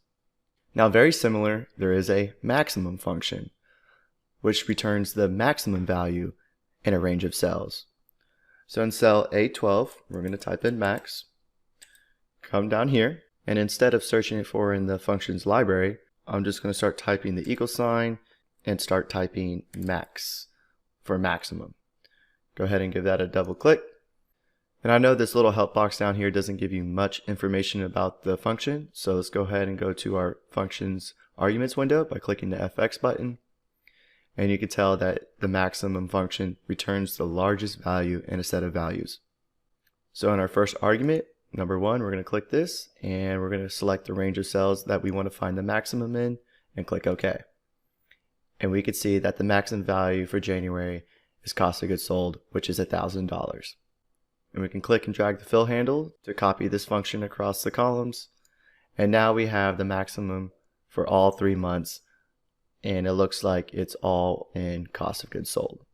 Alright, so that's the min and max function. Pretty simple to use, easy to understand, and is very useful when you're trying to find key data points such as the minimum value and the maximum value within a range of cells. Alright, so let's just keep on going and start adding some more useful functions within our report. Alright, so once again, I'm going to be showing you another commonly used Excel function that is very useful in reports, and it's called the average function. And just like how it sounds, it calculates the average of a group of values. So we're going to add it here at the very bottom of our report in cell A13. I'm going to type in average, or AVG for short. Click tab to go to the next cell, and we're going to start by typing in the equal sign and then average. Go ahead and give average a double click. Click the FX button to open our function arguments window, and we can see the definition of the average function returns the average of its arguments, which can be numbers or names, arrays, references that contain numbers. So for our number 1 argument, we are going to select the cells that we want to average and click OK. So the average of our expenses for the month of January is $491. And we can select these cells, go down to our status bar, and the average is 491. So our function is calculating correctly. And from here, we know how to copy this function across columns. So we're just going to click and drag the fill handle to get the average for each month. So the average for January was 491. The average for February was 464. And lastly, the average cost of the expense for March was 484. More than likely, you will run into a situation where you will have to find the average of a range of numbers. And using the average function is a lot easier and a lot more efficient than building a formula that sums up all the expenses and then dividing by the count of expenses, like we did in one of the previous videos when we were talking about order of operations. So once again, very simple function to use, but it's also very useful. Okay, so there is two more simple functions that I want to show you, the count function and the count a function. And once we start building our example, it would be easier to pinpoint the differences between the two. So to start off, I will be demonstrating the count function. So down in cell A14 at the bottom of the report, I'm going to type in count. I'm going to click tab to get to the next cell over, and I'm going to start typing the equal sign count. I'm going to give the count function a double click, go up to our FX button to open up the function arguments window. And what this function does is that it counts the number of cells in a range that contains numbers. So for our first argument, we are going to select the cells that we want to count. So let's go ahead and count the number of expenses that we have in January. So we're going to select all of our expenses and click OK. So it shows that we have 5 expenses, and we can tell that we have 1, 2, 3, 4, 5. So that is correct. And down below the count function, we are going to add a count a function. So to the right of this cell, I'm going to start typing the equal sign and then count. And instead of clicking the count function, we're going to click the count a function. Open up the function arguments window. And as we can tell, that count a counts the number of cells in a range that are not empty. So count was numbers. This one is count the cells that are not empty. So I'm going to select the cells, the same cells that we used for the count function, and see if we see a difference here. I'm going to click OK. And once again, the value is 5. So to show the difference between the two, I'm going to come up here into our report and delete one of these numbers. Let's say rent. I'm going to delete rent, and now we can tell that our count and count a function both went to 4, because count counts the numbers and there's only 4 numbers. 1, 2, 3, 4. And count a counts the number of cells that are not empty. Well, rent is empty, so it's still 1, 2, 3, 4. But let's say in rent, I put a text value. I'm just going to type in text. Now our count A shows 5 and our count still shows 4. That's because count, once again, is counting the numbers. So within this range, there are 4 numbers, and the count A just counts all the cells that are not empty. Now, even though the text is not a number, this cell is not empty. That's why count A is counting 5. And just for the fun of it, I will show you one more function, which is the count blank function. And you might already have a pretty good idea what this function does. And if we look at the function arguments window, it counts the number of empty cells in a specific range of cells. So we're going to go ahead and click the same range that we've previously done for the past 2 functions. Click OK or enter, and right now the count blank is showing 0 because there's no empty cells. Now if I get rid of this text value and click enter, the count blank function shows there is 1 empty cell. And now if I put rent back to 750, the count function should count 5 because there's 5 numeric values. The count A should show 5 because all cells are full. And the count blank should go to 0 because there's no empty cells. Let's see. And like I said, those are the correct answers. So I just wanted to show you these quick useful functions because you may run into a situation where you actually need to count the amount of records you have in your data, or count how many blank cells there are, or count how many numeric values are in a range of data. And you can tell that these functions are actually quite used often because they are listed here in the status bar. See, we have the average, count, the min, max, sum. If you don't see the min and max, remember you just give this a right click and you can uncheck or check what you want. So that's a simplified intro to Excel functions. And as you can tell, they save us a lot of time because we don't have to manually write the formula to perform calculations. Excel has these built-in functions that all we need to do is provide arguments for the function to calculate the answer for us. Okay, so for this video, I will be explaining how we can move, copy, and paste our data into different areas of our spreadsheet or even to a different spreadsheet. So the first example I'm going to show you is how we can actually just move our data set to a different location on the spreadsheet. For example, what if we wanted to move our data down a couple rows and over a couple columns just for formatting purposes because we don't like it all tucked away here in the top left corner. So what we want to do is select all the data. So from A1 all the way to F16, that selects all of our data. And one of the options is to move the cursor to the edge of the border until your cursor turns into a cross with 4 little black arrows. And once we see our cursor change, we can click and drag our data anywhere we want. So if we want to move our data down 2 rows and over 1 column and let go, now all of our data is moved. And the neat thing about this is that it does not mess up any formulas. All of our cell references get moved as well. So if we take a look at one of our sum functions down here, now it's summing cells C6 through C10. That goes for relative and absolute references, because we use an absolute reference here in our percent of total to always reflect the total amount of expenses. So if we click in one of these formulas, we can tell that F6 is a relative reference and cell F11 is absolute. So absolute references and relative references get moved when we're moving our data. Another option is using the cut command. And now let me show you what that does. So once again, if we select our data, and we can come up here to the Home tab, and under the clipboard group, we can click Cut. And then we have these moving ants that surround our border.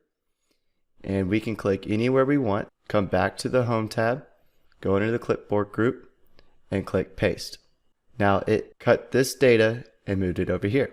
A quick shortcut that we can use that you're probably already familiar with because you might have already used it in other applications is selecting the data and on your keyboard click Control X or Command X if you're on Mac, and then click in a cell where you want your data to start, then press the shortcut of Control V as in Victor or Command V if you're on Mac. So once again, it cuts the data and moves the data to the cell that you selected. This technique also works if you're just trying to move a single cell. For example, if I click down in rent of January 2020 and move my mouse over to the edge of the border, I can just move this individual cell.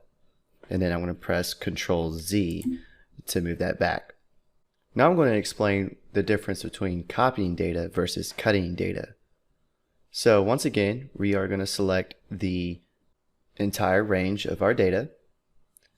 And instead of clicking the cut command, we're going to click the copy command. And once again, we see the moving ants around our border. And let's say we want to copy it just a few columns over. So I'm going to click in cell K3. And then I'm going to click Paste. So before, when we were cutting the data, it actually removed all this data and moved it over here. Copying keeps the original and then creates a copy so the original doesn't get deleted. And both of these methods update our formulas as well. So now our sum function is showing L6 through L10, which is correct. Now, if you want to get rid of the marching ants around the border, all you have to do is click the escape key on your keyboard, and that will get rid of those marching ants. So I'm going to go ahead and delete this data by selecting the whole range and clicking delete on my keyboard. So I showed how we can copy and cut within one Excel spreadsheet. But what if you want to copy data to a different Excel spreadsheet? So very quickly, we're going to come down here and add a new sheet by clicking this plus sign.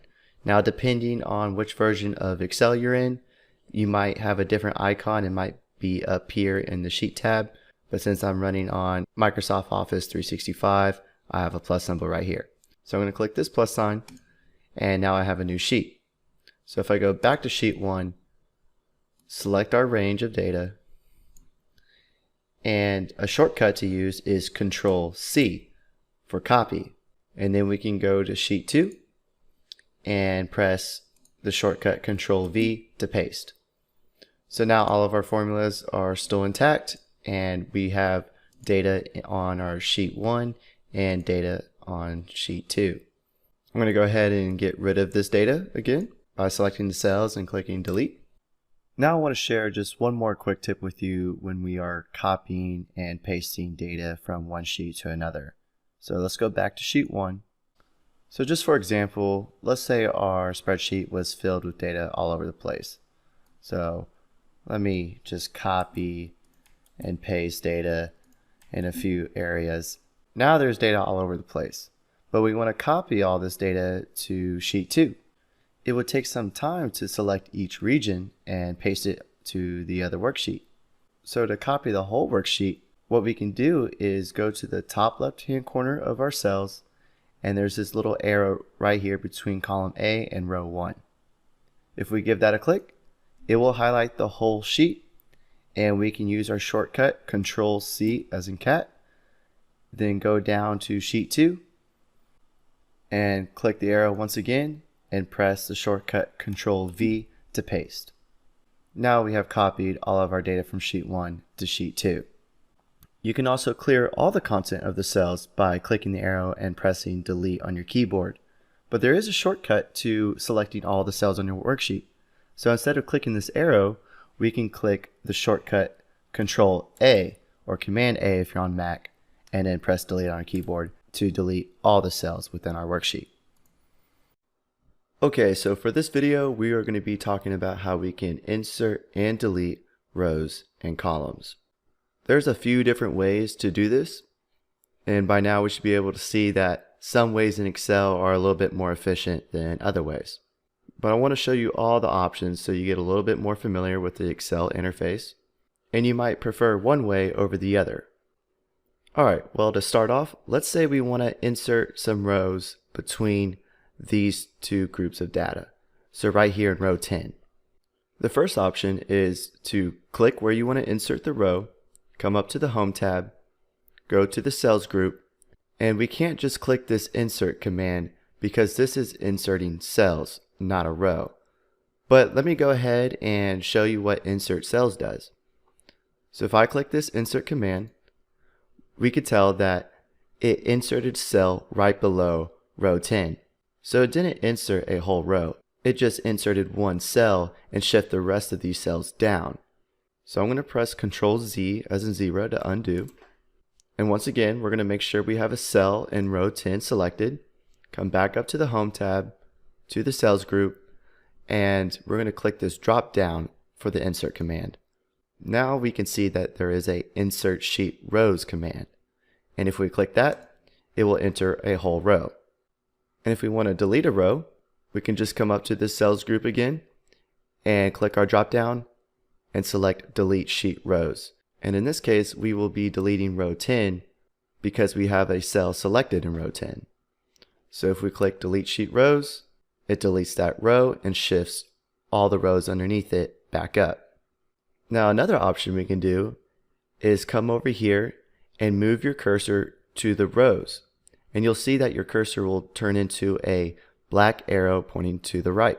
This is how we select a whole row. So if we give row 10 a click, we can see that it selected the whole row. And then we can go to the Home tab, back to the Cells group, and instead of selecting the drop down, we can just click Insert because we have the whole row selected. Now we've entered a new row, and if we click it again, another row is entered. Same thing for deleting. We don't have to click the drop down to delete the row. Now that we have the whole row selected, we can just click Delete, and we can delete one more time. Another quick way to insert and delete rows and columns is using keyboard shortcuts. So right now we have row 10 selected. If we press Ctrl+ on our keyboard, or Command+ if you're on Mac, we can insert rows this way. And if you don't have a full keyboard, meaning that you don't have a number pad on the right side of your keyboard, your plus sign may be at the top where the plus and equal sign share the same key. So in that case, you would have to press Ctrl+Shift+ or Command+Shift+ if you're on Mac. And to delete a row using a keyboard shortcut is to make sure you have the row selected that you want to delete and press Ctrl- or Command- if you're on Mac. And that will delete a row. And if you want to get really quick with using Excel shortcuts, there's one more way. For example, let's say we're working in this cell over here, M10, and we want to add a row. Well, we know that we can just come over here to the row number and select it, and then use the keyboard shortcut Ctrl+ to insert a row. To take the time away moving your cursor all the way to the row number, what we could do is select a cell in a row that we want to add or delete, and use the keyboard shortcut Shift spacebar to select a row, and then Ctrl+ to add a row. Same thing goes for columns. Let's say we want to insert a column between row E and F. So once again, we need to move our cursor to the column heading where we want to insert a column, and then we can come up here and click Insert, or once again use your keyboard shortcuts. It's the same ones as a row, so I'm going to press Ctrl+ and it'll insert a column, or Ctrl- to delete a column. And if you notice throughout that whole process, all of our formulas are getting updated as well. So all of our cell references are moving as we insert rows, delete rows, or insert columns and deleting columns. So get some practice in, learn those shortcut keys because it will save you some time. I'm going to go ahead and delete this column, so I'm going to select a column, Ctrl-, and if you want to delete multiple rows or columns, you can select multiple rows, and you can go up to the Home tab in the Cells group and press Delete, or use your shortcut keys, Ctrl- to delete multiple rows at once. Okay, so for this video, we're going to be talking about how we can adjust the width and height of cells. And once again, there are various ways to do this, so I'll show you a few different options and then you can choose based on your preference. Alright, so to get started, let's say we want to change the height of cell A1. The first option we can do is come up to the Home tab and go over to the Cells group and click the drop down for Format. And underneath Cell Size, we see an option for Row Height. So if we give that a click, right now our current row height is 15, and if we want to make the row larger, we can change this to 25. Now our row 1 is definitely larger than the rest of our rows. Same thing goes for column width. If we go back to the Home tab and click the drop down for Format, we can choose Adjust Column Width. And currently the column width is 8.43, and we can change that to a larger number. Now column A is definitely much wider. Another option is to move our cursor to the bottom of the row that we want to adjust. So we want to adjust row 1, and as you can see, our cursor changed to a vertical double-headed arrow. Now we can click and drag to the row height of our liking. So if we click and drag down, it will expand the row, or if we click and drag up, it will condense the row. Same thing goes for columns. If I want to expand column A, I would move my cursor all the way to the right. Now we have a horizontal double arrow with a black line intersecting it, and we can click and drag to the right to expand the column, or we can click and drag to the left to make our column narrower. And if we look at cell A1, our text extends past our column width. Same thing goes for cell A16. Count blank gets cut off, because there is a value in the cell next to it. So we would definitely want to make this column wider so we can read our full text values. Now a quick tip, if we move our cursor between columns A and B again, and once our cursor changes, we can give this a double click. It would automatically adjust the width of the column to fit all the text within that column. So to show you, I'm going to give this a double click. Now the column width fits monthly expenses and count blank. We can use this technique across multiple columns or multiple rows. For example, if I select column A through F, I can move my cursor between any of the columns within the selection and drag left or right to expand or condense the columns. Or I can go back in between any of the columns and give it a double click to automatically adjust every single column to the correct width. Now column E looks a little too condensed, so what I'm going to do is select the columns again and maybe adjust the width to right here. Same thing goes for the rows. If we select all of our rows, move our cursor between any of the rows, and we can click and drag to adjust the row height as well. And one more option is to select a row, give the row a right click, and go down to the row height, and we can adjust the row height from here. And before we move on to the next lecture, there is one more thing that I need to point out. For example, let's say I'm adjusting column B, and I want to make it narrower. If I go too narrow, look what happened to my date value. It's just a bunch of pound signs now. Now this could potentially throw people off and make them assume that there is an error, but in reality it's just because the column width is too small. So if I go up between column B and C again, give it a double click, now our date value is back to how it was. Now in column A, all we have is text values. And if I adjust the width of column A to be smaller, notice that our text values don't go to the pound symbols. This is because the pound symbols only appear if you have numeric data within the cells. So this is definitely something to keep your eye out for. So in the previous video, we learned how to insert and delete rows and columns. But for this lecture, I'm going to be explaining how we can hide and unhide rows and columns. Now the purpose of hiding rows and columns is to hide data that you don't want to be visible to the user. Or you might have some extra data over here that these formulas reference, but this data actually doesn't need to be visible to the user, it's just used for formulas. So for this scenario, it would be useful to hide this data so that users don't get confused or accidentally mess up the cells that the formulas reference.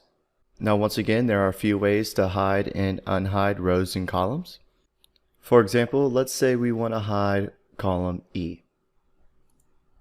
First, we need to select the column, then give it a right click, and we can choose Hide. And this will hide the column. Now if you notice between column D and F, there is a little double line right here. This symbolizes that there is a column hidden between column D and F. Now if you want to unhide this column, what we need to do is select columns D through F, give it another right click, and click Unhide. Now column E is back to being displayed. Now if you want to hide multiple rows and columns, we can do that as well. For example, let's say we want to hide rows 11 through 16. So first we need to select all the rows, give it a right click, and click Hide. Once again, we see that double line between row 10 and 17, signifying that there are rows hidden between row 10 and 17. Now to unhide, all we have to do is select the rows 10 through 17, right click, and click Unhide.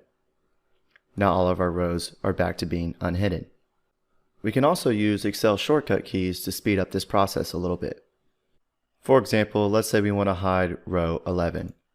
All we have to do is click any cell that is in row 11, and on your keyboard, all you have to do is press Control 9 or Command 9 if you're on Mac, and that will hide the entire row. And now if we want to unhide row 11, we have to select cells in row 10 and 12, and the shortcut key is Control Shift 9, and that will unhide a row. Now let's do another example, and this time we're going to hide non-contiguous columns. So let's say we want to hide columns B, D, and F. So we're going to go up and select column B, press the Control key and then select column D, keep holding the Control key and then select column F. Now we have multiple columns selected. And the shortcut key to hide columns is Control 0. Now we have multiple columns hidden. And let's also hide a couple rows. Let's select row 11, press the Control key, select 13 and 15. And we can use the shortcut key Control 9 to hide the rows. So now we have multiple columns and multiple rows hidden. And let's say that we want to unhide every row and every column. It would take quite some time to select each one and click unhide or use the shortcut key. So what we could do is move your cursor to the top left corner of the cells between row 1 and column A to select all the cells, and then we can move our cursor to one of the column headings, give it a right click, and click unhide. That will unhide all the columns. Same thing for the rows. All we have to do is right click one of the rows and click unhide. Now all of our columns and rows are unhidden. And another useful tip, if you don't want to see these column headings or row numbers, you can come up to the View tab and deselect headings. Now the headings are gone. This is more for presentation purposes, but having headings on while you're working is a lot useful so we can see which cells we're working with. Alright, so for this video, we will be discussing how to rename, move, and delete Excel worksheets. So to start off, let's go ahead and rename our current worksheet. What we need to do is come down here to the Sheet tab, and there's two ways to rename this. We can either double click on the Sheet tab, and we can start typing a new name for the worksheet. So let's call this sheet Report. And we can click Enter, and now this sheet is named Report. The other way is by coming down to the Sheet tab again, right-clicking on the Sheet tab, and clicking Rename. And once again, it highlights it. But since we already had the name in there, I'm just going to press Enter again. And I strongly advise getting into the habit of renaming your sheets, because sometimes in Excel workbook, you might have 15 sheets or even more. And instead of clicking through sheet 1, sheet 2, sheet 3, sheet 4 to figure out which sheet you need to do work in, we can easily locate our report by the sheet name. Alright, next let's talk about deleting worksheets. And for this example, I'm going to add a few more sheets, and what we need to do is click this plus sign down here at the bottom next to our sheet tabs. I'm going to give it just a few clicks to add some sheets. And let's say we want to delete sheet 2. What we're going to do is right click on the sheet tab that we want to delete and click delete. So pretty simple, but there is a catch when you are deleting worksheets. This action cannot be undone. And you will notice if you come up here to the quick access toolbar, the undo button is grayed out. We cannot undo deleting worksheets. So if you accidentally delete a worksheet, I would make sure to not save your workbook, close it, and when you open back up, your sheet that you accidentally deleted will still be there. Now let's talk about moving worksheets. I'm going to come back down here to the sheet tabs, add a new sheet, and let's say we want to move our report sheet between sheet 1 and sheet 3. All we have to do is click and drag the worksheet, and you notice there's a little black arrow showing where we want to place the sheet. So if we want to place it between sheet 1 and sheet 3, the black arrow will be right in between those, and we'll let go. Now it goes sheet 1, report, then sheet 3. Let's go ahead and move our report sheet back to the beginning. Now let's talk about how we can create a copy of a worksheet. So the first option we can do is to give our sheet tab a right click and click move or copy. So we want to select the sheet that we want to create a copy of, which is the report sheet. Come down and make sure we click this checkbox, create a copy. And if we click OK, now our report 2 sheet has been created. The reason why the 2 pops up is because you cannot have 2 sheets with the same name. Another way to create a copy of a worksheet is to click Control on your keyboard, or Command if you're on Mac, and click and drag to where you want to create the copy, and you should see a little paper symbol with a plus icon show up. And if we let go, now our Report 3 sheet has been created. We can also move sheets to different workbooks that we have open as well. For example, I'm going to open up another workbook. So now I have a new workbook, Book 1, open. And I'm going to come back to our monthly expense report. I'm just going to take one of the copy report sheets, and I'm going to give this sheet tab a right click, go back to Move or Copy.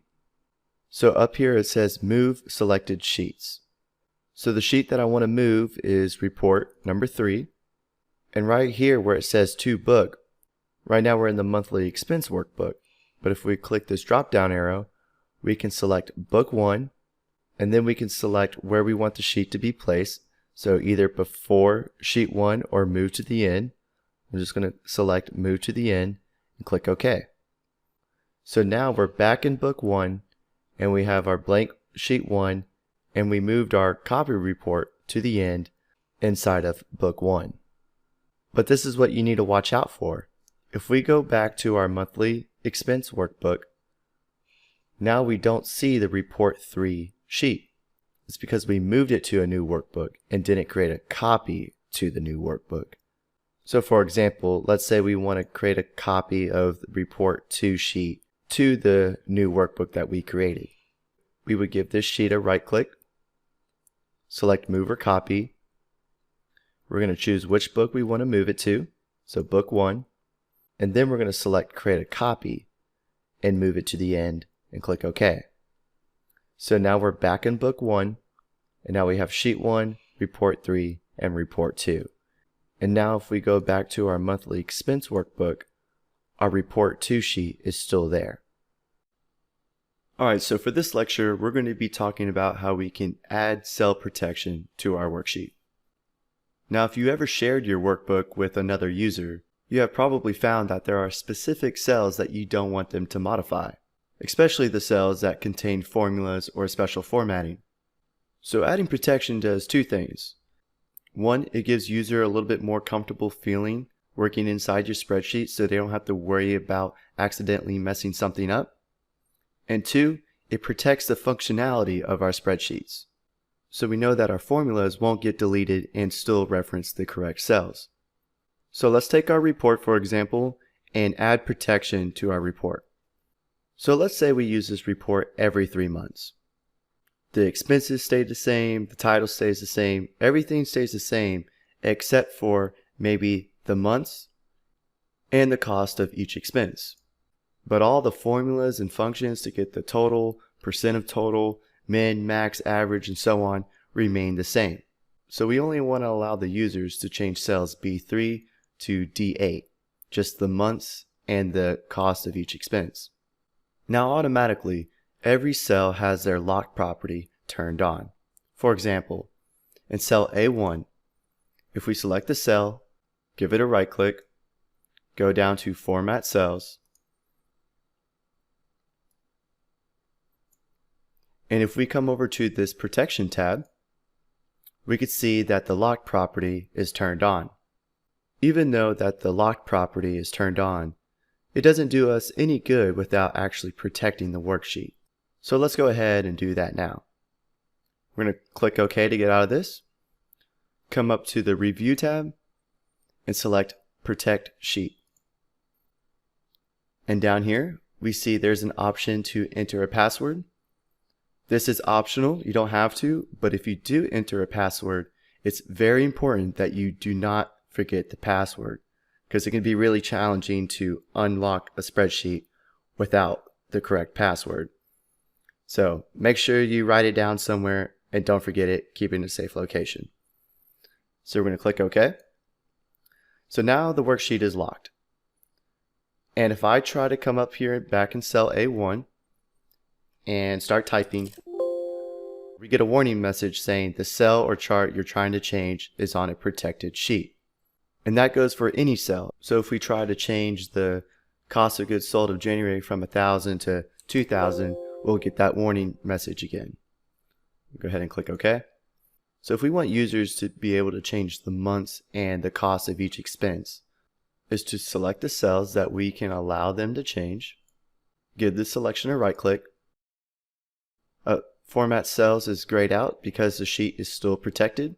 So this shows that when a sheet is protected, users can't change the properties of these cells. So I'm going to go back up here and click Unprotect Sheet. Now we can give our selection a right click, go to Format Cells, click the Protection tab, and uncheck the Lock property, and click OK. Now if we go back up to our Review tab and select Protect Sheet, click OK. Now every cell in our spreadsheet is locked, except for the months and the cost of the expenses. So once again, if I try to change cell A1, we get our warning message. But if I come down here in cost of goods sold for January, I can change it from 1,000 to 2,000. And our formulas will update. So adding protection gives us a little sense of insurance, not just for us, but also for the user, because we are worried about the user messing up the functionality of our spreadsheet. But also the user can go in here freely and not worry about messing anything up.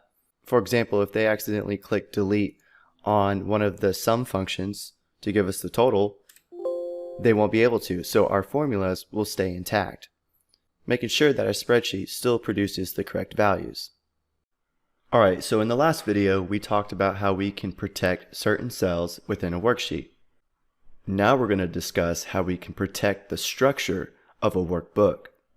Protecting the structure of a workbook is not necessarily protecting the cells, but we are protecting the actual sheet tabs themselves, meaning that we are preventing users from adding new sheets, deleting sheets, and move, copy, or renaming sheets.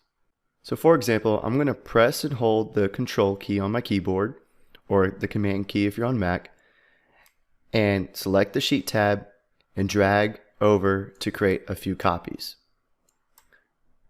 Now we have 3 individual sheets. And now to protect the structure of the workbook, we're going to come up here to the Review tab and select Protect Workbook. And down here, we have a password that is optional to use. And I'm going to give you the same advice again when adding a password to a sheet or a workbook. Make sure that you remember the password or store it in a safe location to find later. Because if you forget the password, it's very hard to unlock a workbook or worksheet without the password. But for now, we're going to leave the password empty and make sure that the structure box is checked and click OK. And if we go down to our sheet tabs and try to rename a sheet, if we right click, now all of our insert, delete, rename, move, or copy is grayed out. Now we don't have to worry about users accidentally adding sheets, deleting sheets, or renaming, moving, and copying sheets. So once again, pretty simple process to do. This just adds a little extra security to the structure of our workbook. And if you want to unprotect the workbook, all you have to do is go back to the Review tab, click Protect Workbook, and if you entered a password, it would prompt you for a password. But since we didn't, now this Protect Workbook is not grayed out anymore. Now we can add sheets, delete sheets, or rename, move, and copy worksheets. Alright, I know that we've talked a lot about adding protection to the cells of the worksheet and the structure of the workbook. But there is one more protection option that we can add to really secure our workbook, which is prompting users to enter a password to open up an Excel file. There might come a time where you need to send out a workbook, but you only want to allow people with the password to be able to open it. Or even for yourself, let's say you have a workbook that has a list of all your emails and passwords and other sensitive information. It would be ideal to add a password to the Excel workbook just in case if it ever gets in the wrong hands, nobody will be able to view your information. So to prompt users for a password to open the file, what we need to do is come up to the File tab, click Info, and select Protect Workbook.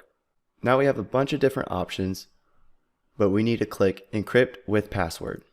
Now once again, it's very important to not forget this password. but we're going to go ahead and enter any password that you want. Click OK. And then it's going to ask you to re-enter the password just for clarification. Click OK. And now we have to make sure we click Save. Now the next time we open this file, we will be prompted to enter a password. So let me go ahead and show you that. I'm going to exit out of this Excel file. And I personally have the file saved on my desktop, but what you want to do is find the file, open it, and now we have a little dialog box to enter a password. So I'm going to enter the password, click OK, and now we have granted access to the workbook. To remove the password, what we can do is go up to File, go back to Info, Protect Workbook, click Encrypt with Password, and remove the password. And click OK. And make sure you click Save. Now the next time we open this file, we'll get instant access to the workbook. Okay, so for this section, we're going to be focusing on 4 main formatting groups. And these groups can be located in the Home tab, and we have font, alignment, number, and styles. All these groups are related to cell formatting. Cell formatting is the key to making a visually pleasing Excel spreadsheet. And not only does it make it look nice, but it helps draw users' attention to what's important, what the data actually means, and it's easier to read. Because right now, if we look at our report, everything's just black and white, and at first glance, it's hard to read the data because everything is so condensed together. And we can create some separation with this data by applying cell formatting. So for the remainder of this section, we're going to focus on making this report look all clean, organized, and easy to read. And I suggest following along so you can get the hang of it. You don't have to do exactly what I do. If you want to use a different color or a different font, go right ahead. But this is a great time to start practicing some Excel formatting. So let's get right to it. The first thing we're going to do is focus on the title in cell A1. So we're going to click inside the cell. And I think a nice big bold title would look nice. So when users come and open this report, they can look right at the title and know exactly what this report means. So to make this text bold, we're going to come up to the Home tab, and underneath the font group, we're going to click this B for bold. Now our text is bold. Still kind of small, so let's increase the font size a little bit. Currently, we're at 11. We can click this A to go up, or we can choose from the drop-down list and choose what font we want. I think 18 looks nice. Now the font's a little bit too big for the row height, so I'm going to move my cursor between row 1 and 2, give it a double click, so it can automatically adjust to the correct row height. Now let's take a look at our headings. Currently, they're kind of blended in with the rest of our data. And a good option to apply to column headings is a fill color. So to change the background color of these cells, we're going to go back to the font group and click on this paint bucket. And by default, the paint bucket is yellow, but if we click this drop down arrow, we can select the color we want. I think a nice blue color would look good, so I'm going to click the blue accent one. But now the black text kind of blends in with the blue. So let's change the text. So right next to the paint bucket, there's this A with the color underneath it. By default, it's red. So to change, we're going to click the drop down arrow once again, and I think white text will look good with blue. And to really make these column headings stand out a little bit more, let's make them bold. And we already know that we can press B up here in the font group, or we can use a shortcut key on our keyboard, which is Control B as in boy, or Command if you're on Mac. Now our column headings really pop. Now we can easily tell which column means what. Same thing goes for the row labels. Let's apply some formatting to separate them from the rest of the data. So let's select our labels. And this time for the fill color, let's choose a light gray. I think that looks good. And lastly, our totals are one of the most important values within this report. So we definitely need to apply some cell formatting for these totals to stick out, because right now they're a little bit blended in with the rest of the data. And we want users to easily be able to read the totals for each expense. So let's select our totals. And to make multiple selections, you need to press Control on your keyboard or Command if you're on Mac, hold it down, and make your other selection. So now we have the total column and the total row selected. We're going to come back up to our font group, And let's select this little light yellow and make these totals bold. Now we're getting somewhere because we're starting to see the separation between the data. We can easily read our column headings, our row labels, our totals, and the users know where to enter the cost of each expense. And one last thing, our column headings look a little bit crammed right now. So I'm going to move my cursor between rows 3 and 4 and increase the row height a little bit. I think that looks good. And then I'm also going to select the columns to increase the column width a little bit. Alright, I think that looks good. And with applying just a little bit of cell formatting, our report is looking a lot more organized and easier to read. And this is just the beginning. In the next few videos, we will discuss even more formatting options to make this report more pleasing to the eye. Alright, now that we got some cell background color for our column headings, our row labels, and our totals, and added some bolded fonts to signify some important values within our data, now we're going to start adding some borders to our cells to create even more separation between our data. To start off, I'm going to go ahead and add another column to the left of our report, just so that our report is not hugging the left side of our worksheet and it'll be easier to see the cell borders. So to do that, I'm going to go ahead and click column A, and on my keyboard I'm going to press Ctrl+ or Command+ if you're on Mac to add a new column. So when it comes time to apply some cell formatting, it's all based on your preference. So for this video, I'm going to do what I think looks good, but that doesn't necessarily mean that you have to do it the exact same way I do it. If you don't like one of the borders I put on, don't do it. Play around with it and apply some borders that you think looks nice. So to start off, I'm going to apply a thick border around our whole report. So to do that, I'm going to select cells B3 to G9. I'm going to come up here to the Home tab, and within the font group, this window pane looking symbol is where we can apply borders. So by default, right now is selected for a bottom border. To change that, I'm going to select the drop down arrow, and I'm going to select thick outside border. I'm going to select a different cell so we can see our border. Now our report has a nice thick outline. Now I'm going to go in and start to apply other borders to create more separation between our data. So I think having a border between our column headings and our data would look good. So I'm going to select the column headings, go back to the font group, and this time I'm going to select the drop down, and I think a thin bottom border would look nice. Select another cell so we can see what we applied. Okay, so now our report's looking a little bit better. Another area where we can apply some separation between our values is the row labels. So I'm going to select our row labels, come up to the font group, select the drop down, and this time I'm going to apply a right border.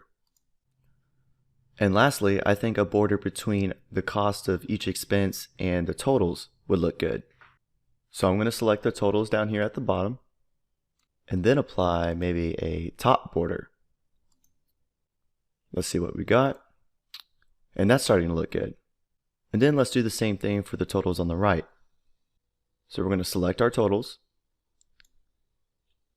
And this time, instead of coming up to the font group and selecting the drop down arrow, another option we can do is give the selection a right click, go to Format Cells, go to the Border tab, and currently, if we look at this border section down here, our selection has a thick top border and a thick bottom border. But what we want to do here is add a thin left border and a thin right border to our selection.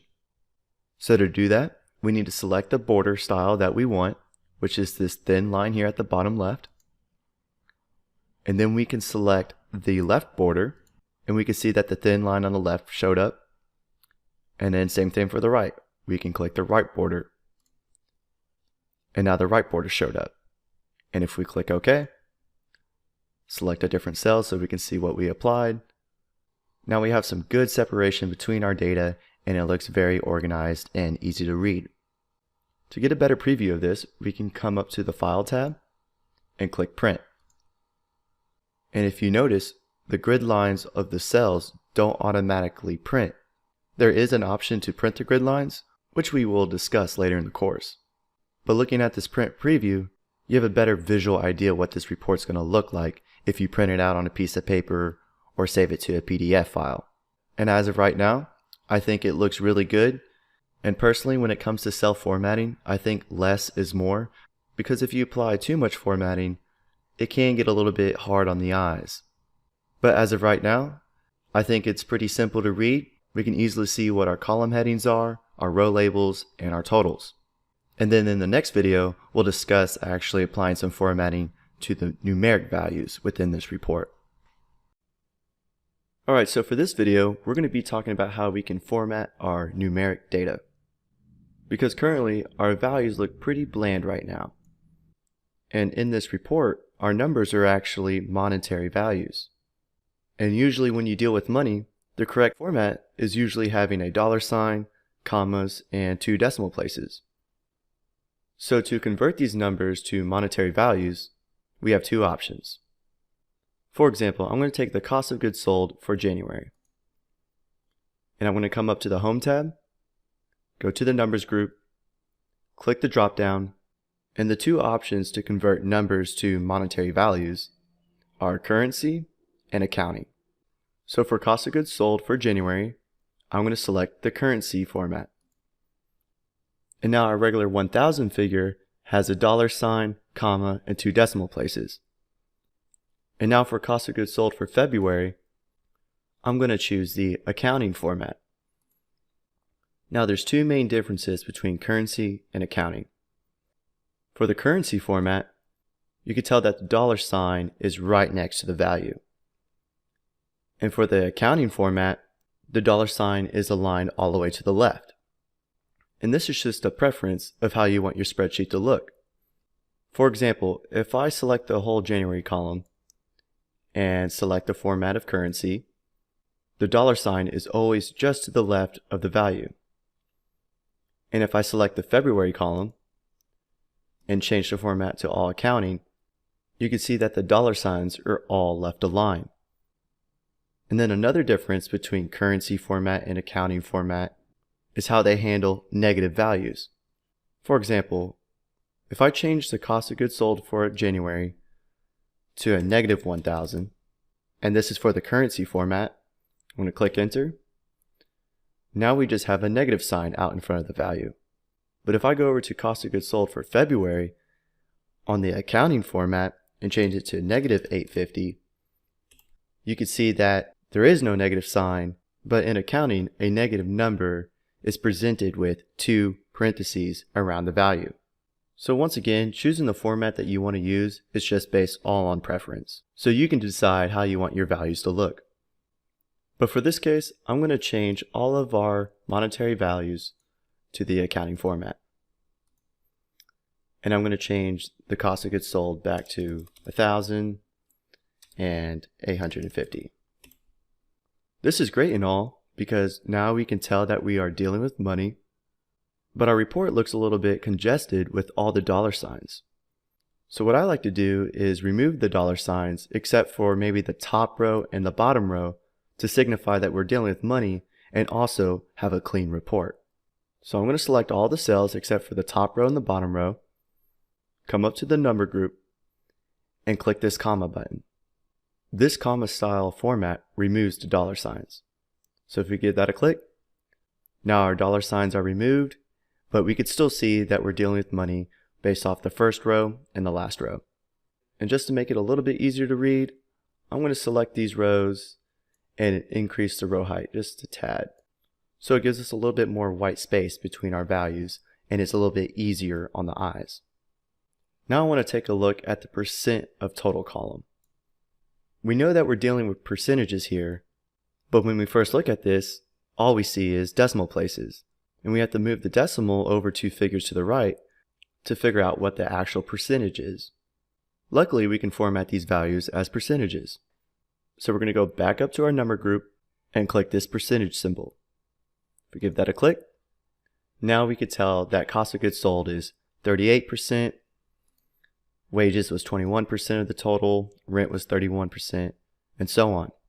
But these percentages are not very accurate because they are rounded to the nearest whole number. So we need to increase our decimal places to achieve better accuracy. So once again, I'm going to select the cells in the percent of total column, come up to the number group, and click the command to increase percentages. I'm going to increase the decimal places by 2. And now instead of cost of goods sold being 38%, we know now it's 38.22%. So now these percentages are a lot more accurate and easier to read. And since we're trying to make our report look all nice and pretty, I'm going to select the cells that have the green triangle in the top left corner, and then come over to this warning symbol and select Ignore Error. And I'm going to repeat the process for the cells down here as well.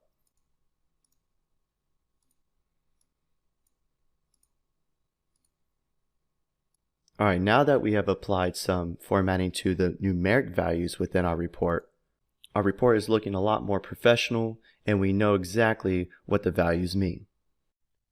Alright, well I know we talked a lot about applying different types of formatting options to the cells of our worksheet, but I do want to point out one very underused but efficient tool, which is the Format Painter. If we come up to our Home tab, under the Clipboard group, we can find the Format Painter command. The Format Painter is very similar to copying and pasting, but instead of actually copying and pasting what's inside the cell, it only copies and pastes the format of the cell, which includes the fill and text color, the border, and the number format of the cell. Let me show you an example. Let's say we want these row labels down here at the bottom of the report to have the same format as our column headings. First, we need to select a cell that has the format that we want to copy. So I'm going to click inside cell B3 because I want to get this background color and text color down to our row labels. So after we have our cell selected, I'm going to go back up to the Clipboard group and select the Format Painter.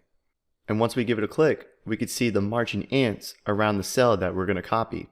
And if you notice, now our cursor has a paintbrush tool next to it, which signifies that we are currently copying the format. So if I go back down to B11 and give this cell a click, watch what happens.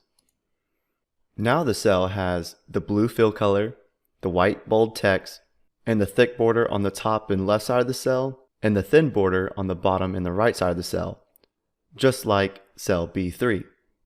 We can also use the Format Painter tool not to just copy and paste the format to a single cell, but also a range of cells as well. For example, let's click inside cell B11 because that's the cell that has the format that we want to copy. Go back up and click the Format Painter and select range B12 through B16. And once we let go, now all the cells have the exact same format. The borders look a little bit off to me, so I'm going to select these cells again and just apply a simple thin line around all the borders of the cell. So I'm going to select all borders. That looks a lot better. So I just showed how we can copy and paste the format for the text, fill color, and the border, but we can also use the Format Painter to copy the number formats of a cell. For example, let's say I want to copy and paste the exact same accounting format that we have up here in our report to this group of cells down here. So to achieve this, it's the exact same process. We're going to click in the cell that we want to copy the format of, click the Format Painter, and then we're going to select the group of cells that we want to paste the format in, and let go. Now our range of cells has the exact same format that we have up here. As you can tell, using the Format Painter is a very efficient tool, and it saves us quite a bit of time, because we manually didn't have to go back into these cells and redo the processes that we did earlier to apply cell formatting. All we had to do is apply cell formatting once, then we can use the Format Painter to use it everywhere else in our spreadsheet. Not only does it save us time, but it also helps keeping the formatting consistent throughout our spreadsheet. Alright, so over the past few videos, we have discussed many different options we could do to format cells. So now I want to introduce a very efficient feature inside of Excel, which are Excel styles. And styles can be located underneath the Home tab and in the Styles group. And the purpose of styles is to save formats that you previously done so you don't have to manually reformat different cells within your worksheet. We've discussed how to use the format painter to copy the same format to other cells within the worksheet. But if we use styles and we modify that style, anywhere we use the style within the worksheet will also get updated as well. So what we're going to do now is apply some styles within our worksheet so we can see what they actually do and get a better understanding on how styles work. So to start off, I'm going to come down to the lower half of our report and clear the formats for these row labels. So what I'm going to do is select the cells, and the best way to clear formats from cells is come up to the Home tab, go to the Editing group, click the drop down of Clear, and select Clear Formats. So now the cells are back to their original format, just with plain black text and no background color. Now the first step to create a style is to format a cell to your liking and then save that format. So what we're going to do is come down to cell B11, and I'm going to start to format this cell. So once again, I'm going to make it bold. I'm going to apply a fill color of blue and white text. Alright, now that I have the cell formatted the way I want, now it's time to save this format. So I'm going to make sure I have the cell selected, come up to the Home tab, and in the Styles group, I'm going to click this drop down. These are all the predefined styles that Microsoft Excel provides for us. And if we hover over these styles, we'll see our cell give us a little preview of what that style is going to look like. But to save the style that we just created, we're going to come down to New Cell Style, and we can give it a name. I'm just going to call it Test Style. And down here we have different options of what we want to include in the style. For example, the first checkbox is the number format. Right now it's general. Now this is a pretty important option because let's take our dates up here for example. If we apply this style to the dates, it's going to change the number format to general instead of date. So it's going to mess up the format of our dates. If you're just going to apply the style to areas that just have text within the cells, then general will be okay. But if you have currency or date values within the cells and you want to apply the style to, your number formats will get changed. So keep that in mind. So for this example, I'm going to uncheck so it does not save the number format. The alignment's good, the font's fine. For the borders, I'm going to deselect the borders as well because I don't want to mess up any of the borders if I apply this style to different areas of our worksheet. I want to include the blue fill, and the protection is locked. So I'm going to click OK. Now if we look up here in our styles group, we can see that our test style has been added. So if I want to apply this style to different areas of the worksheet, I can select the cells that I want to apply the style to, and then click our style. And then now I'm going to select these cells again, and then just add our border to it. And then I can also apply this style to our column headings at the top of our report. So I'm going to select the cells, click Test Style, and if you noticed, all the borders and the date format stayed intact because we unchecked those boxes when we saved the style format. Now I'm going to show you why using styles is very efficient. Let's say you had dozens of worksheets and you had this blue style with white bold text. But for some reason, let's say the client you built the spreadsheet for or your boss wants to change something. They're like, we don't really like the blue, we want to turn it into a green color. Well, if we didn't use styles, we would have to go through each worksheet and select all the cells that had the blue format and manually change it to green. But if you use styles, you can modify the style and it will update everywhere you use that style within your workbook. For example, right now we have the current style in our column headings and our row labels down here. Now instead of this blue color, let's say we want to change it to a green color. We can go up to our style, right click, and click Modify. We can click the Format button, go to the Fill tab, and instead of blue, we're going to change it to green. If we click OK, watch what happens. Now everywhere we use that style has been changed to green. Now the reason why this cell didn't change to green is because I accidentally left out applying the style to this cell. But very simply, I can just click the cell and select the style, and then now it's green. So you can see that using styles is a very efficient tool and can save us a lot of time formatting cells if we need to modify the format. And very simply, if we want to change it back to blue, once again, right click the style, click modify, go to format, go back to our original blue color and click OK, OK again. Now everywhere we use that style has been updated to the correct format. Once you start formatting cells within your workbook to make it look all clean and organized, you may come across a time where you want to center a piece of text over a certain portion within your spreadsheet. For example, let's take a look at our title.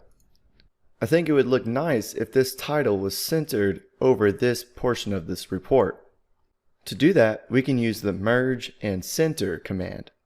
So the first step is select the cells that you want to merge together, which is cells B1 through G1, which is the width of our report.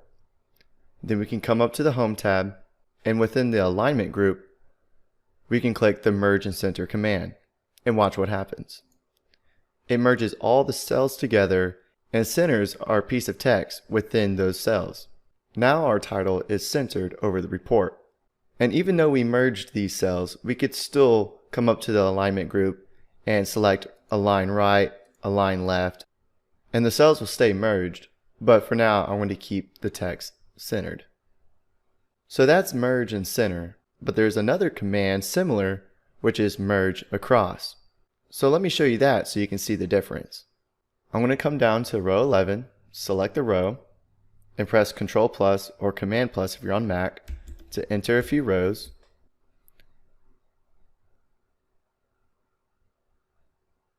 And let's say we want to have a notes section underneath this report. So in cell B11, I'm going to type in notes. And then in the next cell over, I'm going to type, this is a test note to utilize merge across. Also, Excel formatted this cell because it saw us use this gray fill color up here, so it applied it down here as well. I don't want this cell to be gray, so I'm going to come up to our fill bucket and click no fill. Okay, so as of right now, we have our notes down here, and I want to put an outside border of these notes. So I'm going to select outside borders. And you can see that the text in cell C11 is overflowing across the rest of these columns. Well, to make it fit all in one cell, we know that we can come up here between column C and D and auto adjust the width of it to make it fit.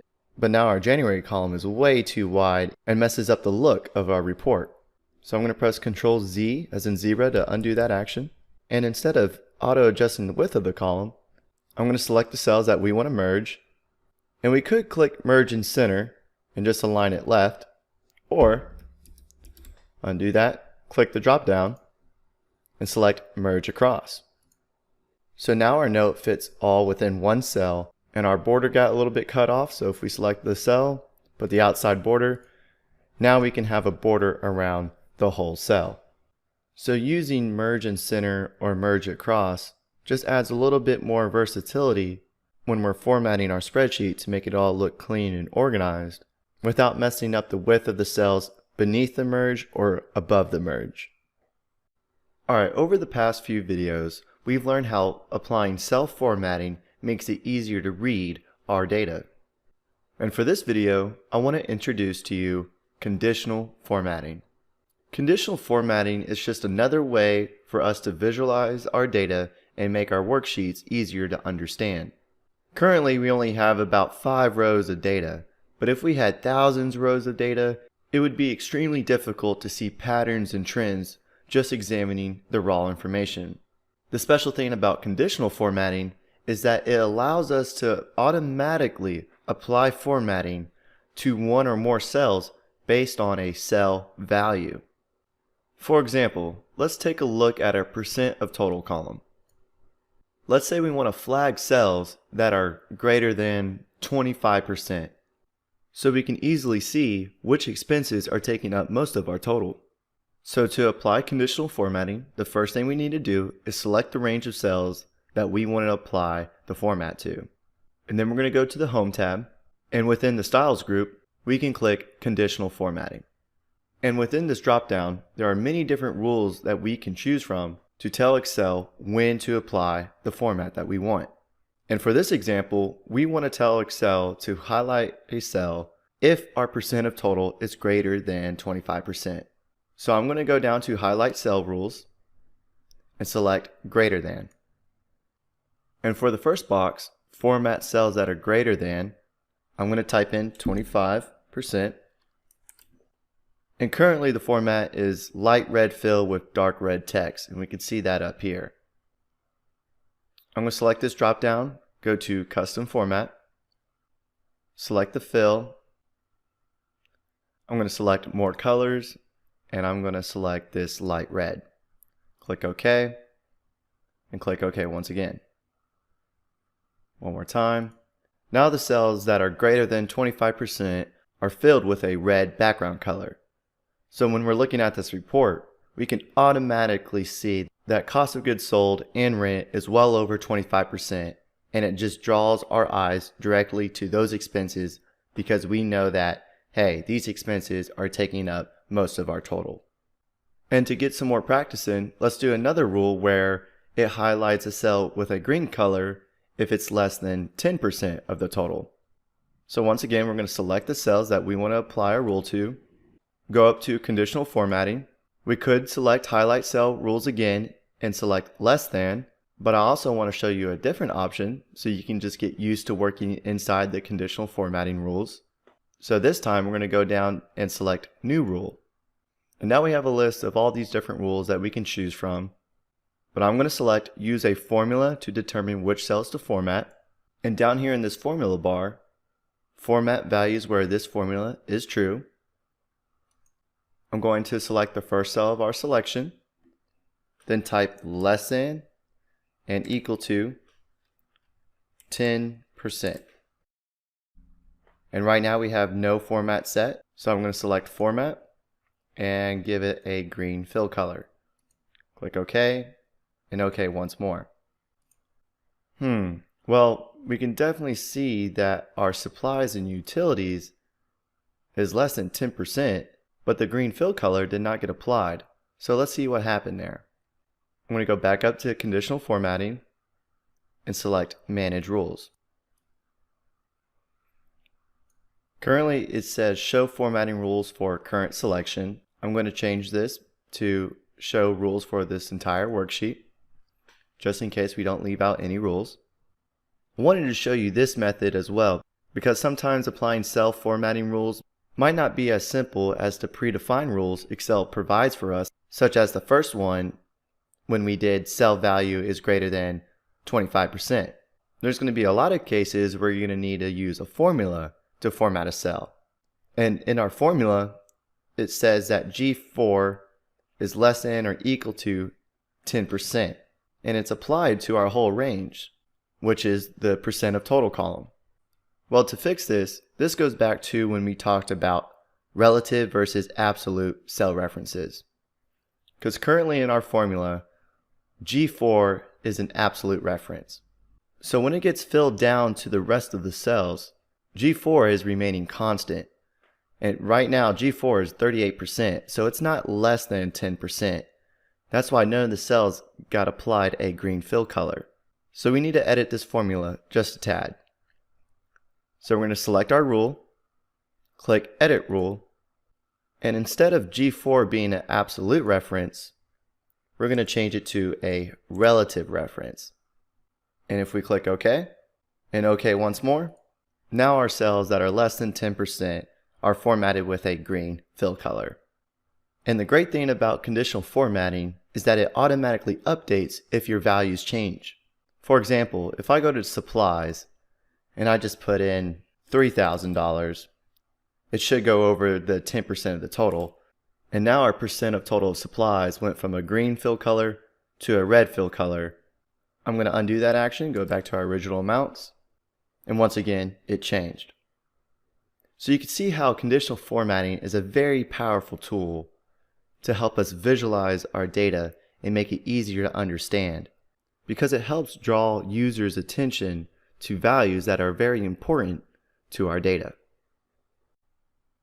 Alright, now that we've built a pretty good foundation on how to format cells to make our data easier to read and more organized, in this video we're going to start to add some images and shapes just to grab the user's attention a little bit more. The first thing I'm going to show you is how to insert an image into our spreadsheet. So what we need to do is come up to the Insert tab, and within our Illustrations group, we can select Pictures. And from here we have a few different options. We can select an image that is on this computer, but for this example, I'm going to search for one online. So I'm going to click Online Pictures. Then we can search for anything we want that has something to do with our spreadsheet. And in this case, we're dealing with a report, so I'm going to search for Report Clip Art. And then we can start to scroll to search for a picture that we like. This one looks nice. So I'm going to select this image and click Insert. The image is pretty big right now, so to resize the image, we're going to move our cursor to one of the endpoints of the image until our cursor turns into a diagonal double arrow.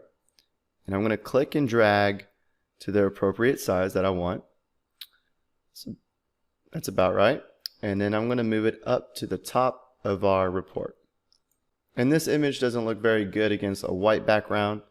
So what I'm going to do is select our title cell and fill it with a blue and make the text white. And then I'm going to increase the row height a little bit to fit that image that we put in there. There we go. Then I'm going to put the monthly expenses text in the center of the row height. There we go. And now that we have increased the row height a little bit, we have a little bit more room to increase the font size. And one last thing, I'm going to put a bottom border. Let me click out of the cell so we can take a look. And that's looking pretty good.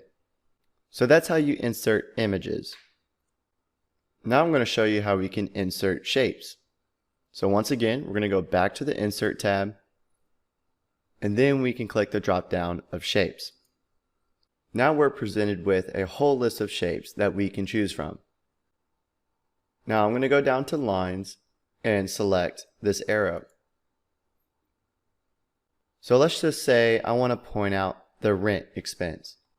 I'm going to click and drag to create our shape, and if I let go, we are presented with an arrow. But the arrow looks very thin, small, and is facing the wrong direction. So we need to format this arrow a little bit.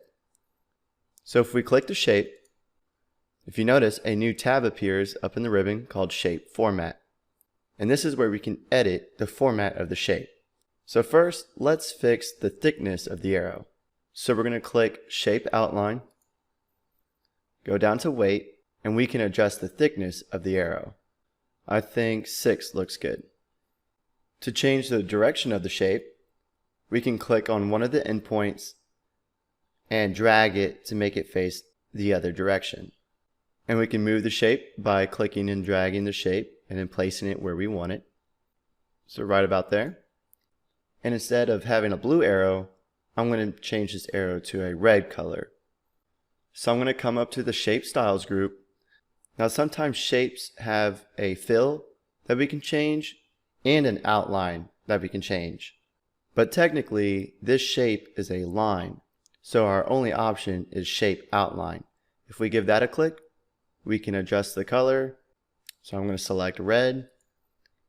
And now once a user looks at this report, that arrow really draws their attention to look at the rent expense.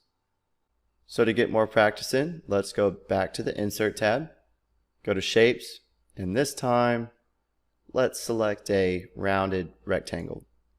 And then we can click and drag to create the rectangle to the appropriate size and let go. And the neat thing about shapes is that they can also be text holders. For example, if we double click inside this shape, we can start typing. For example, let's say down the road, the purpose of the shape is that we're going to make it into a button. So we can type in button, and we can format this text just like we format text within the worksheet. We can change the text fill or outline within the Word Art Styles group, or we can come back to our Home tab.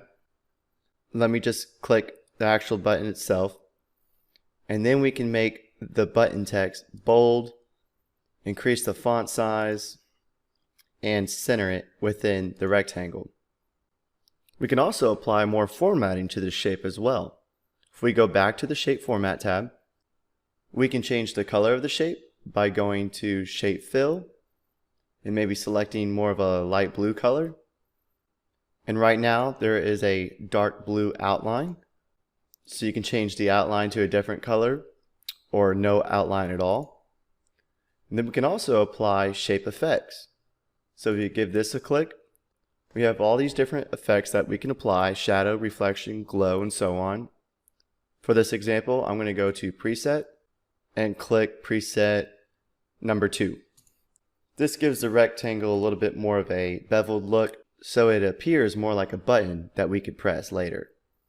There's also a lot of different properties that come with this shape as well, and we can edit those properties by giving the shape a right click and go to Size and Properties.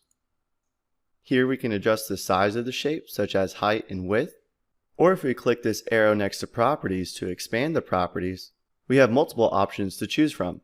Currently, one of the properties is set to Move and Size with Cells. So what does that mean? So if I come back to our worksheet and I increase the height of row 3, watch what happens to the button. The button expands as well. So if you don't want your shape to change sizes while you're changing the size of rows or columns, what you want to do is make sure you select either Move but don't size with cells, or Don't move or size with cells. Let's select the second option first. Move but don't size with cells. So now if I come back to row 3 and increase the row height, now our shape size stayed the same. But if I add a column or a row, the button will move with the rows or columns that we add or delete. So I'm going to undo those actions. And if you don't want your button to move at all, you can come back to the Properties window and select Don't Move or Size with Cells. So no matter what we do, if we come in here and add rows or columns, the button will not move. And one of the last properties I want to talk about is the print object. So as of right now, if we come up to File, Print, our shape shows up on our print preview. So if I come back and deselect this print object, and then go back to File, Print, now our shape does not show up on our print preview. Therefore, it will not print. So those are some basic formatting options that we can apply to our images and shapes that we insert into our spreadsheet to make our spreadsheet a little bit more presentable and to help draw users' attention to certain areas within our worksheet. Alright, so for this video, we're going to be talking about icons. Before we start, I do want to mention that icons are only available in Microsoft Excel 365. So if you don't have Office 365, you're still welcome to watch this video just to learn a little bit about icons, or you can skip on to the next video. Alright, well, icons can be found in the same location where we inserted images and shapes, which is up here in the Insert tab, and inside the Illustrations group, there is a button labeled Icons. If we give that a click, and as you can see in this gallery, we have a lot more icons to choose from than shapes, and we can search for anything that we are looking for. And icons and shapes have a lot of similarities, but icons is a little bit more versatile. Now let me show you what I mean by that. If we keep scrolling and find an icon that we want, let's say this arrow right here, we're going to select the arrow and click Insert. And once we have our icon inserted, we do have a new tab appear on our ribbon, which is the Graphics Format tab, and this is where we can format our icon. So once again, we can change the fill of the icon, the outline, and the effects. But the neat thing about icons, this is where the little bit of the versatility comes in, is that we can convert this icon into shapes. So if we come up here in the ribbon and select Convert to Shape, some icons are built with a combination of shapes. For this icon, for example, we have a rectangle and 2 arrows. Now that we converted this into a shape, I can click on one of these individual shapes and format them. For example, if I click on just this one arrow, I can start to edit this individual piece. So if I just wanted to change the fill color of this first arrow to orange color, I could do that. And maybe the second arrow, I want to change the color to a blue. So that's one of the main differences between icons and shapes. With icons, we can convert them into shapes so we can edit different parts of the icon individually. Now I'm going to insert another icon to show you another difference between icons and shapes. So I'm going to go back up to the Insert tab, click Icons, and I'm just going to select this contact book icon and click Insert. We know that we can change the fill color of the icon, but if we want to get creative, we can also change the color of the transparent parts of the icon. For example, on this contact book, this little cutout of a person is not just 2 white shapes together, it's actually a cutout.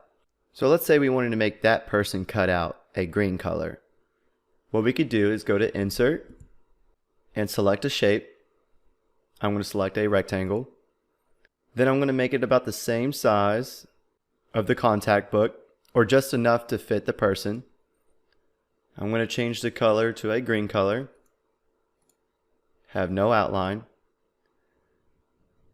Now if I click and drag and put it over the contact book, as we can see it's a little bit big, so I'm going to make it a little bit smaller. Right there. And then we can give the shape a right click and select Send to Back. Now our contact book has a little bit of color to it. Currently we have a shape and an icon on top of each other. And if we want to move these together where they both move at the same time, what we can do is select our shape, right click to bring it back to the front, place it over the person cutout again, and then I'm going to press Control and select our icon to select both the shape and the icon, and give it a right click and select Group. Now they are grouped together. Then I can send our green shape back. Now if I click and drag, the icon and the shape move together. So once again, there's a lot of icons that we can choose from to make our spreadsheet look more appealing, and we can see that they're a little bit more versatile than shapes, but both icons and shapes help provide more of a visual interest to the users that are working inside of our spreadsheets. Alright, so since we're on the topic of adding illustrations to our workbook to make our spreadsheets a little bit more appealing, I want to talk about adding Smart Art to our spreadsheets. Smart Art can be found underneath the Insert tab and within the Illustrations group, and we'll see a Smart Art command. And if we give this button a click, we are presented with a bunch of different graphics that we can choose from to make our data a little bit more compelling. Basically, Smart Art is a fancy visual representation of our information. Now, some graphics are better for displaying certain types of info. For example, if you're comparing the similarities and differences between 3 different products, then a Venn diagram would probably be the best use to display that kind of information. And then there's other graphics such as a org chart to show the hierarchy within your organization, and others just enhance the appearance of a bulleted list. So I'm going to pick one of these graphics to show you how to work inside Smart Art. Alright, so for this example, I'm going to choose this horizontal bullet list. Click OK. And now our graphic is inserted. And let's say we want to show the different stages of developing a product. I know this doesn't have anything to do with our monthly expense report, but I wanted to show you how to work inside of SmartArt. So to start editing the graphic, we can select the text inside the graphic and start to type. So we can title the first stage Step 1. And maybe Step 1 is create an idea. And we can delete the text below this. And if you look at this dialog box over here, it is mimicking what we do inside the graphic. So whatever we do inside the graphic will show up here, and vice versa. If we start to make changes in the dialog box, it'll make the change within the graphic. For example, let's say the next box we want to label Step 2. And to easily create a new bullet point, we can click Enter on our keyboard. And to add a sub-step, we can click Tab on our keyboard to enter bullet points beneath Step 2. So let's say Step 2 is Research. Then I'm going to press the Enter key on our keyboard and then type in Planning. And if I click Enter again, it adds a new sub-step, but if we don't want this sub-step, we can click Shift-Tab to delete a step, or press the backspace on our keyboard. We can navigate through these steps by also clicking the up and down arrows on our keyboard. And for the third box, I'm going to title it Step 3. Press the down arrow key on my keyboard, and then maybe develop a prototype. Once again, I'm going to click the down arrow to go to the next box and title it Step 4. Down arrow. Let's say we will do product development. And then I'm going to select the down arrow and press the backspace on our keyboard to remove that step. And if you notice, as we are typing, the text automatically resizes itself to fit within the graphic. And I showed you how we can press Shift Tab or Tab to promote or demote a sub-step, but we could also come up here in the ribbon and click the command buttons as well. Let's say I want this product development text as a title instead of a sub-step. I'll select the text, and up here in the ribbon I can click Promote. Now it adds a new step with the product development being the title. Same goes for demote. If I select demote, it'll go back into being a sub-step. We can also move these steps up and down. For example, let's select Step 2. I can come up here to the ribbon and select Move Down, and it'll switch Step 2 and 3. Or if I want to move Step 2 back to where it was, I can select Move Up. So Move Up and Move Down rearranges the order of our steps. One of the neat things about SmartArt is that we don't have to stick with the design that we chose from the beginning. Because currently, right now, we have a horizontal bullet list. If I come back up here to the ribbon and select the layouts, we can change the layout of our graphic and it'll keep all of our text in place. We can also apply some custom formatting to our graphics as well. So underneath the SmartArt design, we can click the command Change Colors. We can select any of these predefined colors or make our own colors as well. But in this case, I'm just going to choose this first colorful format. And then I can also change the style of these graphics by coming up here under SmartArt Styles and choose a style that we want to place on our graphic. I think this one looks nice. Now our information is displayed in a compelling graphic, and this just helps our spreadsheets look a lot more organized and clean, and it helps to effectively communicate our data in a more presentable way. So play around with it so when the next chance you can use SmartArt comes around, you can create some compelling graphics so you can really impress the users of the visual representation of your data. Okay, so over the next few videos, we're going to be discussing how we can create, modify, and format Excel charts. And charts are a great tool to communicate data graphically. Currently, our report is pretty organized and we can see the cost of each expense per month. But at first glance, it's difficult to see the meaning behind our numbers. But by inserting charts, we can see the comparisons and trends much easier. So for this video, I'm going to be walking through the steps on how to insert a chart. The first thing that we need to do is select our data. So I'm going to select the column headings and the cost of each expense. I'm going to leave out the totals because I don't want to include them within our chart. Now once we have our data selected, we need to go to the Insert tab, and within the Charts group, I'm going to insert one of the most commonly used chart types, which is the clustered column chart. So I'm going to come up here to the column chart and select the 2D column chart. Now that our chart is inserted, we can kind of see how it handled our data. It put each month on the x-axis. It gave a color to each one of our expenses for our legend, and also graphed the amount of each expense for each month. So quickly looking at this chart, we can see that the blue bars are the highest one each month. And we can go down to our legend and realize that, oh, cost of goods sold is our highest expense for each month. Same thing goes for the smaller bars.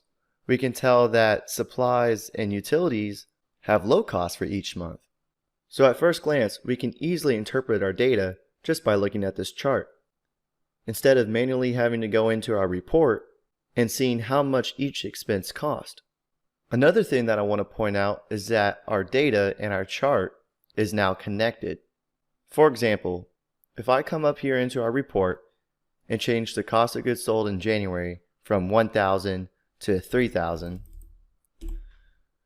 we can see that our blue bar, cost of goods sold in January, skyrocketed because we increased the cost of that expense. If we go back to the original amount, now our chart updated again. With our data and charts being connected, gives us that more dynamic functionality that we look for in our spreadsheets. So you can see that having charts, it's easier to compare data, make assumptions, and communicate information more effectively. And in the next few videos, we'll discuss how we can apply formatting to Excel charts. Okay, so as we begin to start formatting our chart, the first few options I want to discuss is changing the chart design. And if you notice, if we click on our chart, two more tabs pop up in the ribbon that involve formatting options for our chart. I'm going to click on Chart Design. When we first inserted our chart, Excel gave us a pretty basic chart to go off of. But let's say we want to start changing the layout of this chart. If we come over here to the Charts Layouts group and click Quick Layout, Excel provides us a few different layouts that we can apply to our chart. For example, if I start to hover over these, we can see that the chart elements such as the title, the legend, the bars, data labels, and so on start to change. And you can select any of these based on your preference. We also have the option to change the colors of the bars. Right now it is selected to the default Microsoft theme, but we can hover over these different color schemes to get a preview of what our chart would look like. So if your worksheet had a blue theme and you insert a chart, you can change the colors of your bars to make it match your theme.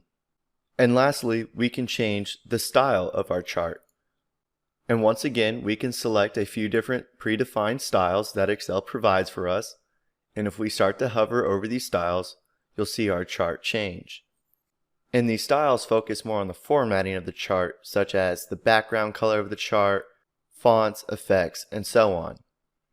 So it's up to you to choose a style that you think looks best with your worksheet. I know that this was a pretty quick video, but I wanted to introduce you to how to change the chart design before we actually get into formatting the elements of the chart in the next video. Alright, now that we discussed how we can change the chart design, now we are going to start formatting the elements of this chart. And what I mean by elements is the chart title, the X and Y axis, the legend, data labels, the data bars, the background color, and so on. So to start formatting these elements, what we have to do first is select our chart, and then we can come up to the Format tab in our ribbon. And you should be pretty familiar with this Format tab because it has a lot of the same groups when we were formatting shapes. Alright, the first thing we are going to do is change our chart title. Because when users see our chart, they need to know what the chart actually means, or what the chart is trying to tell us. So to change the title, all we have to do is click on the title, and we can change the text. So I'm going to title this Monthly Expenses. All right, now that we got our title in there, I'm going to make our title bold so it really sticks out to the user. So once again, I'm going to select the title, come up to the Home tab, and select the bold command. Now that title really pops. And I'm going to make the text in our legend bold as well, just so that our expenses stand out a little bit more. So all I have to do is select our legend and select the bold command once again. Alright, well I think that looks good. And I think there's too much white going on inside of our chart, so maybe we can add a background color. So I'm going to go back up to the Format tab, and to change the background color, I can click this drop down underneath Shape Styles. Oh, right now my legend's still selected, so that's why it's only applying the color to our legend. So if we just select the chart, and then come back up, now it's changing the fill color of the chart. But I don't want to change the whole background color of the chart. I just want to change the background color of where the data bars are. So I'm going to select the background where the data bars are, and then come back up to our shape fill, and then maybe apply a little gray tone to it. That's looking good. But we can also change the color of one of our data bars. For example, this gray bar kind of clashes with the gray background that we just placed. So all we have to do is select on one of the gray bars, and you can see that it will select each series. And then we can go back up to shape fill and then maybe choose a green color, so it really stands out a lot more. And next what we can do is add data labels to our data bars. Because right now it's hard to see what the exact values are of these data bars. For example, let's take wages in January, this orange bar. We know it's somewhere between 400 and 600. If we hover our mouse over it, it will tell us that the value is 500. But let's say we want that value displayed in our chart. So what we can do is come over to this plus sign and give it a click. And then we can check the box that says data labels. So now we actually have the values above each data bar. And if we click this side arrow, we can change the location of these data labels to maybe the inside in, inside base, outside in, whatever you think looks good within your chart. I think the outside in looks pretty clean, so I'm going to select that. And then I'm going to increase our chart size a little bit, just so we get a little bit more space between our data bars and data labels. Okay, well I think that looks good. But now that we actually have the actual values above our data bars, there's really no need to have this y-axis for the cost of the expenses. So to remove this axis, we can do it one or two ways. We can either select the axis and click delete on our keyboard, or we can go back up to this plus sign and uncheck the bar that says axis. And that will get rid of it as well. And it's totally based on your preference if you want to have an axis there or not. And then lastly, let's say I want to take our legend and move it up to the top, so it's a little bit easier to read from top to bottom. I can go over here to our legend, select our arrow, and then I can select where I want to place the legend, either the bottom, left, top, or right. In this case, I'm going to select the top, and I think that looks good. And I just realized that when I unchecked the box of axis, I got rid of our x-axis as well. I want to keep the months on the x-axis so we can tell what each set of data bars mean. So I'm going to go back up to axis, check it, and if I expand our options, I can select the axis that we want to keep or remove. I'm going to get rid of the vertical axis so it keeps our horizontal axis intact, so we can tell that this set of data bars is January, this set of data bars is February, and so on. So that's pretty much the basics of formatting a chart. When it comes to formatting charts, you can go a long way with it. So when you find time to mess around with charts, I strongly suggest doing so, because you can really get into formatting the data labels or expanding the width of the data bars and so on. And you can format each element of the chart by selecting which element you want to format. For example, let's say I want to format the x-axis. I can select it and give it a right click and click Format Axis.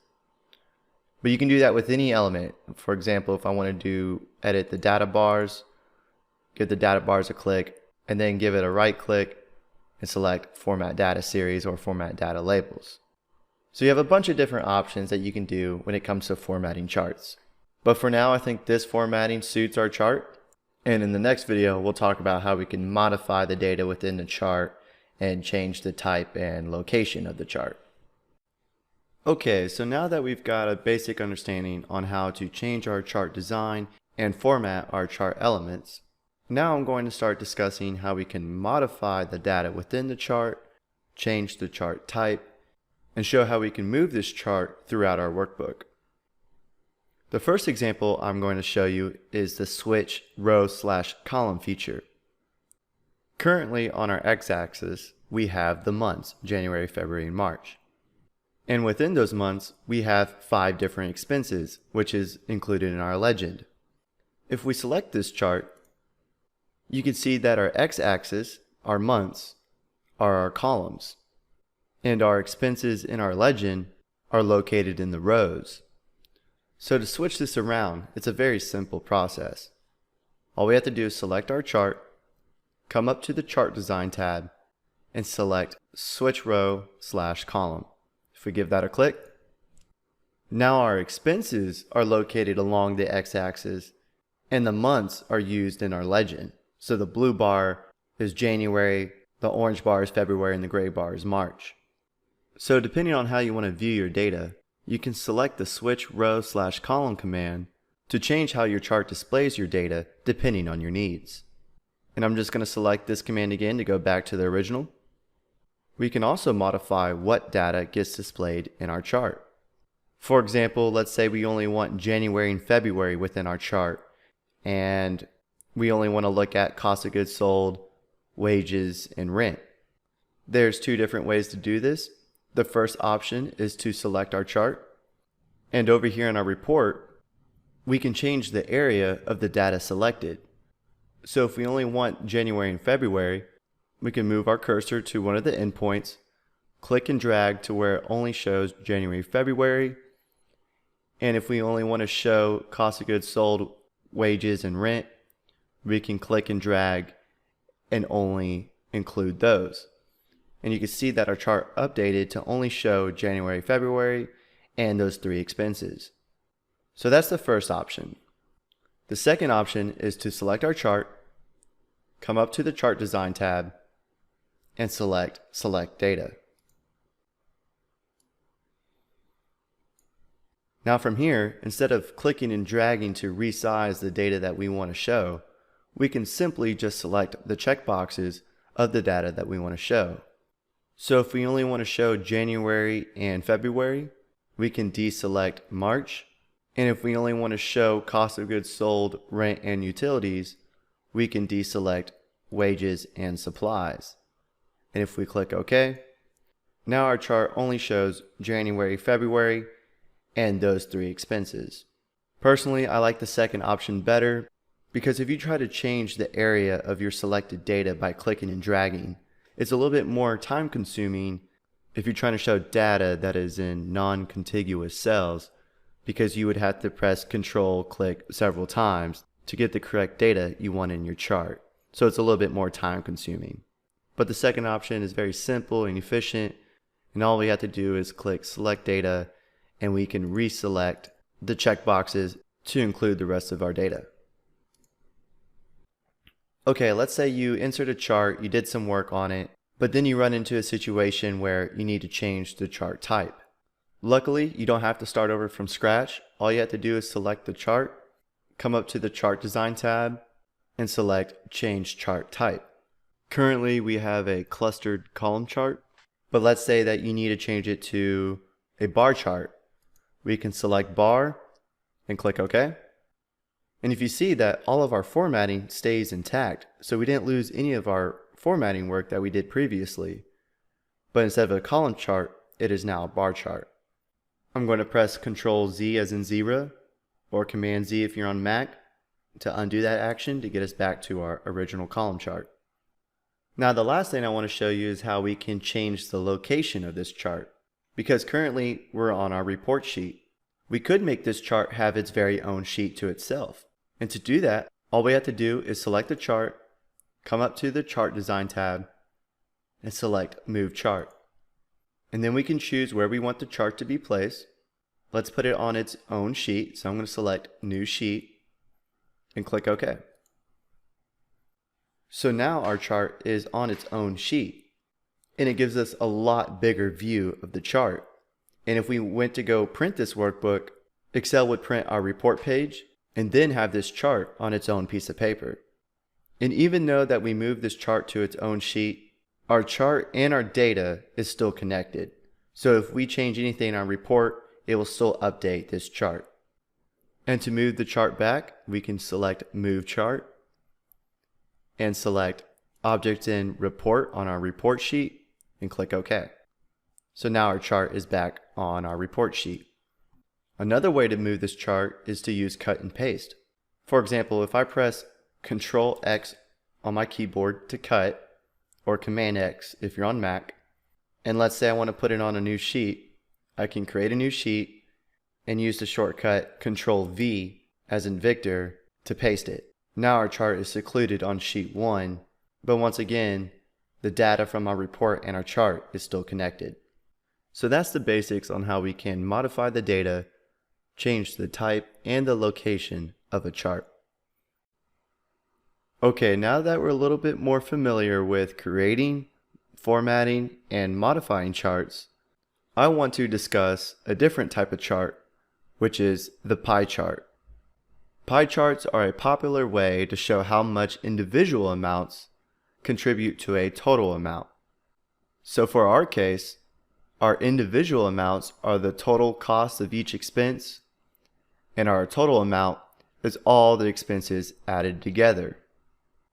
One important thing to remember when inserting pie charts is that they only use one data series, meaning that you cannot have multiple columns of data that have numeric values in them. Pie charts are one-to-one, so we have our row labels for each expense and the percent of the total of each expense. So to create a pie chart, we're going to select our percentages and that's it. And then we can go up to the Insert tab and select the pie chart. I'm going to move these charts around so we have a little bit extra space to work with. Alright, well, first things first, let's take a look at our legend. Right now we just see 1, 2, 3, 4, and 5. We need to change this to show our expense labels. And to do that, we select the chart, and underneath the Chart Design tab, we can click Select Data. And if we look under the horizontal axis labels, it says 1, 2, 3, 4, and 5. So we can edit these by selecting Edit, and then selecting our label range, which are cells B4 through B8. And we can click OK. Now we have our expense labels in our legend. So that's good. And we talked about changing the chart title to give a better meaning of what our chart is trying to display. So I'm going to change the title to percent of total. There we go. Now that we got our title and legend correct, this chart doesn't really give us a lot of info about each expense. We can tell that the cost of goods sold takes up a big portion of the total, but how much? So this is a great opportunity to add some data labels to our chart. So we can come up here to the plus sign and click Data Labels. So now we know that cost of goods sold is 38.22%.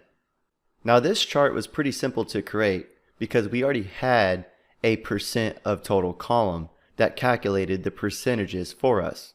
But what if we didn't have that column? Could we still make the pie chart? The short answer is yes, but let me show you just in case you run into this situation. So this time, I'm going to select the totals of each expense, and then I'm going to press the Control key to select our row labels as well. Go up to the Insert tab and insert the pie chart.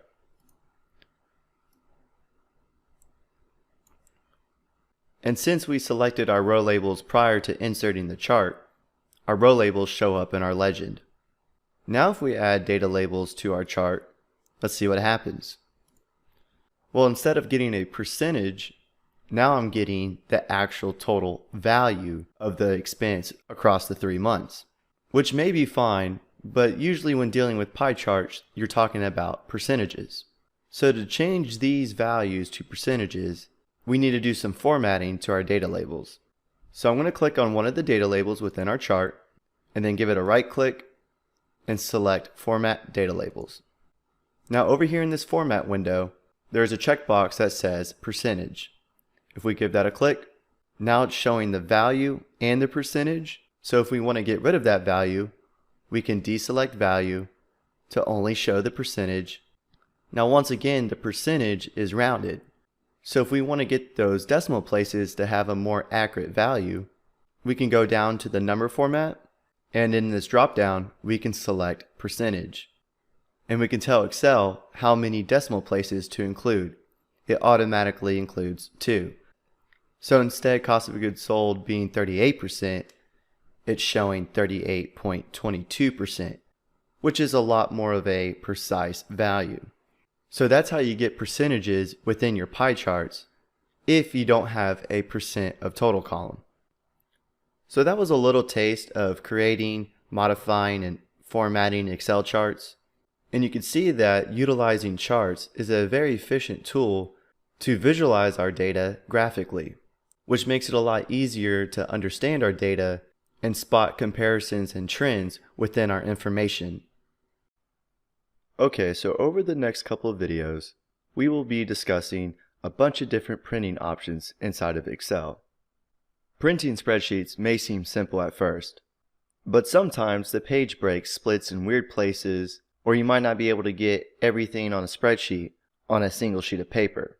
But the good news is that Excel provides a lot of different settings that we can change, so when we go to print our spreadsheets, they will look good on a sheet of paper as well. So the first step to print a spreadsheet is select the File tab, and then click Print. And you should be a little bit familiar with this window working in other Office applications such as Word or PowerPoint, because they all share the same printing window. From here we can select the amount of copies we want to print. We can select the printer and the printer properties, and change a variety of different page settings. So without changing any of the settings, let's take a look at our print preview. Currently it looks like our report is good, but if we come down to our chart, it looks like the edge is a little bit cut off. So right now we're viewing page 1. Let's see what's happening in page 2. I'm going to give this arrow a click, and now we can see that our arrow is actually cut off, part of our chart, and the pie chart is getting printed on a different sheet. If we want to make all of this fit on one page, we can by changing some of the page settings. So I'm going to go back to page 1. So one of the settings that we can change to get more space on our page is to change the page orientation. Currently it's on portrait. If we switch this to landscape, now our arrow is not cut off, but still our pie chart and column chart is still not fully on the page. So another thing we can do is change the scaling. Currently the setting is set to no scaling. If we click this drop down, we can select Fit Sheet on one page. So everything on the first sheet will be condensed to make it fit on this one page. If we give this a click, so Excel automatically adjusted the size to make everything fit on this page. Another option we can do to get some more space is to change the margins. Currently it's on normal margins. If we select this drop down, we can select narrow. And that will help get everything closer to the edges of the page. Now if you want everything to be centered on this page, once again you can click on the margin settings, go down to custom margins, and then here we can select center on page horizontally and vertically. And if we click OK, now everything is centered on the page for a more organized and cleaner look. Now let's say that you don't want this pie chart to be printed out.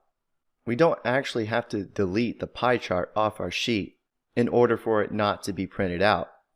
What we could do is go back to our spreadsheet, select our chart, give it a right click, and select Format Chart Area.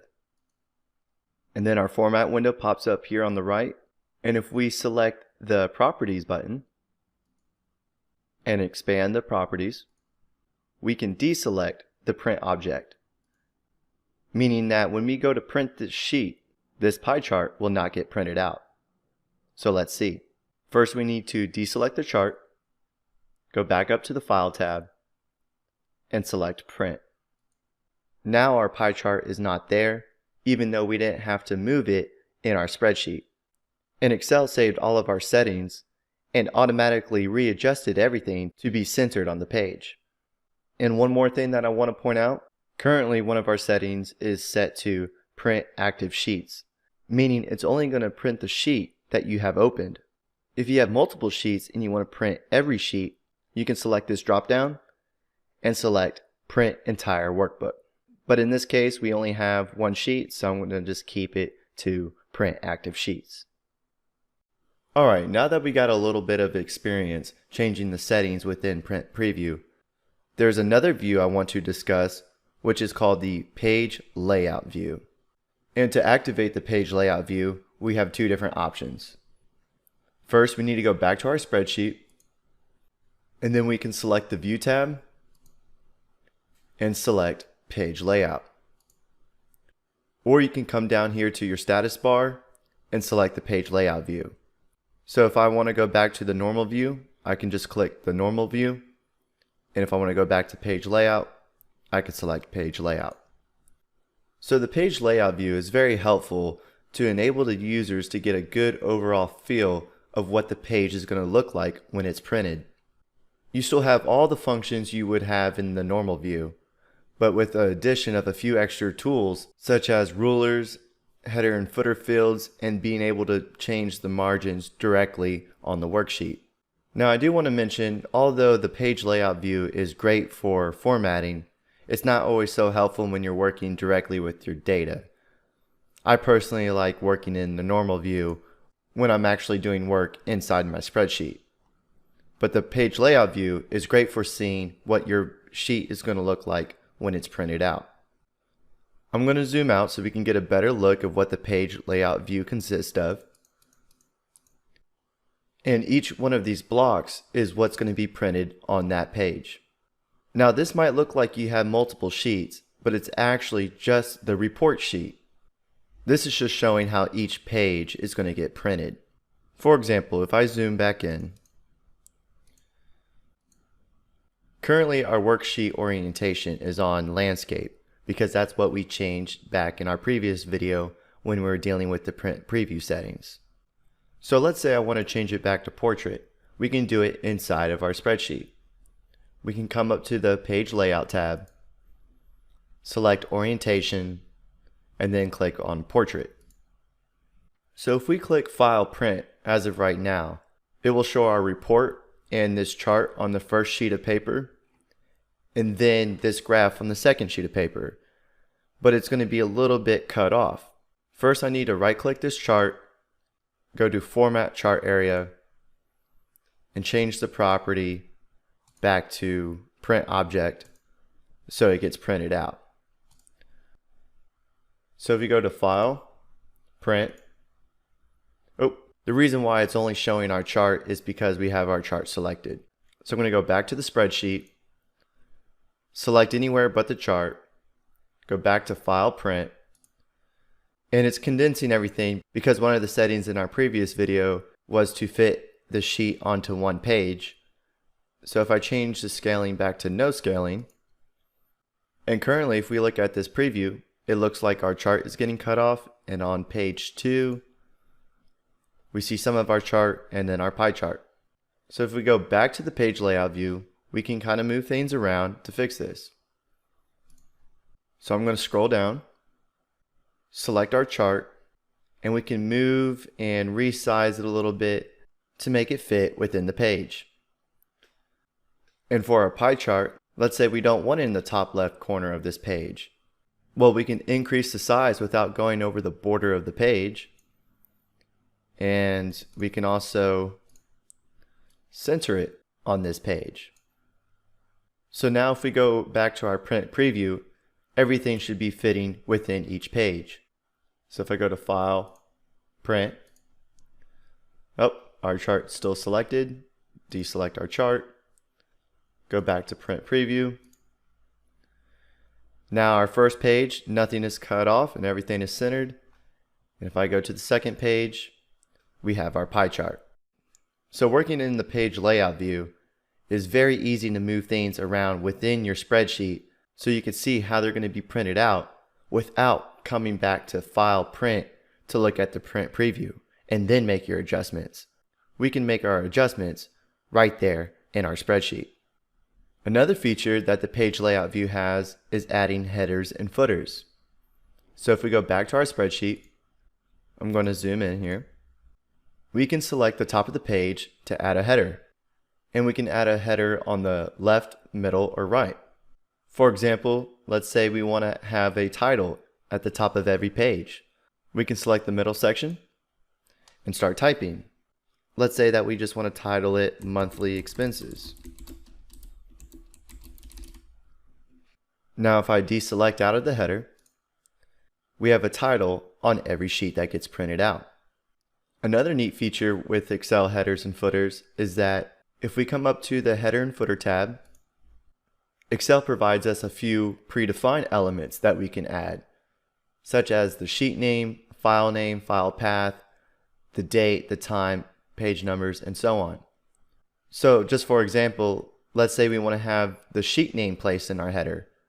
We can click on the command sheet name, and it puts a little formula in here that says & tab, which will get the sheet name of the sheet that we're on. So if I deselect it, it says report. Same thing goes for the footer.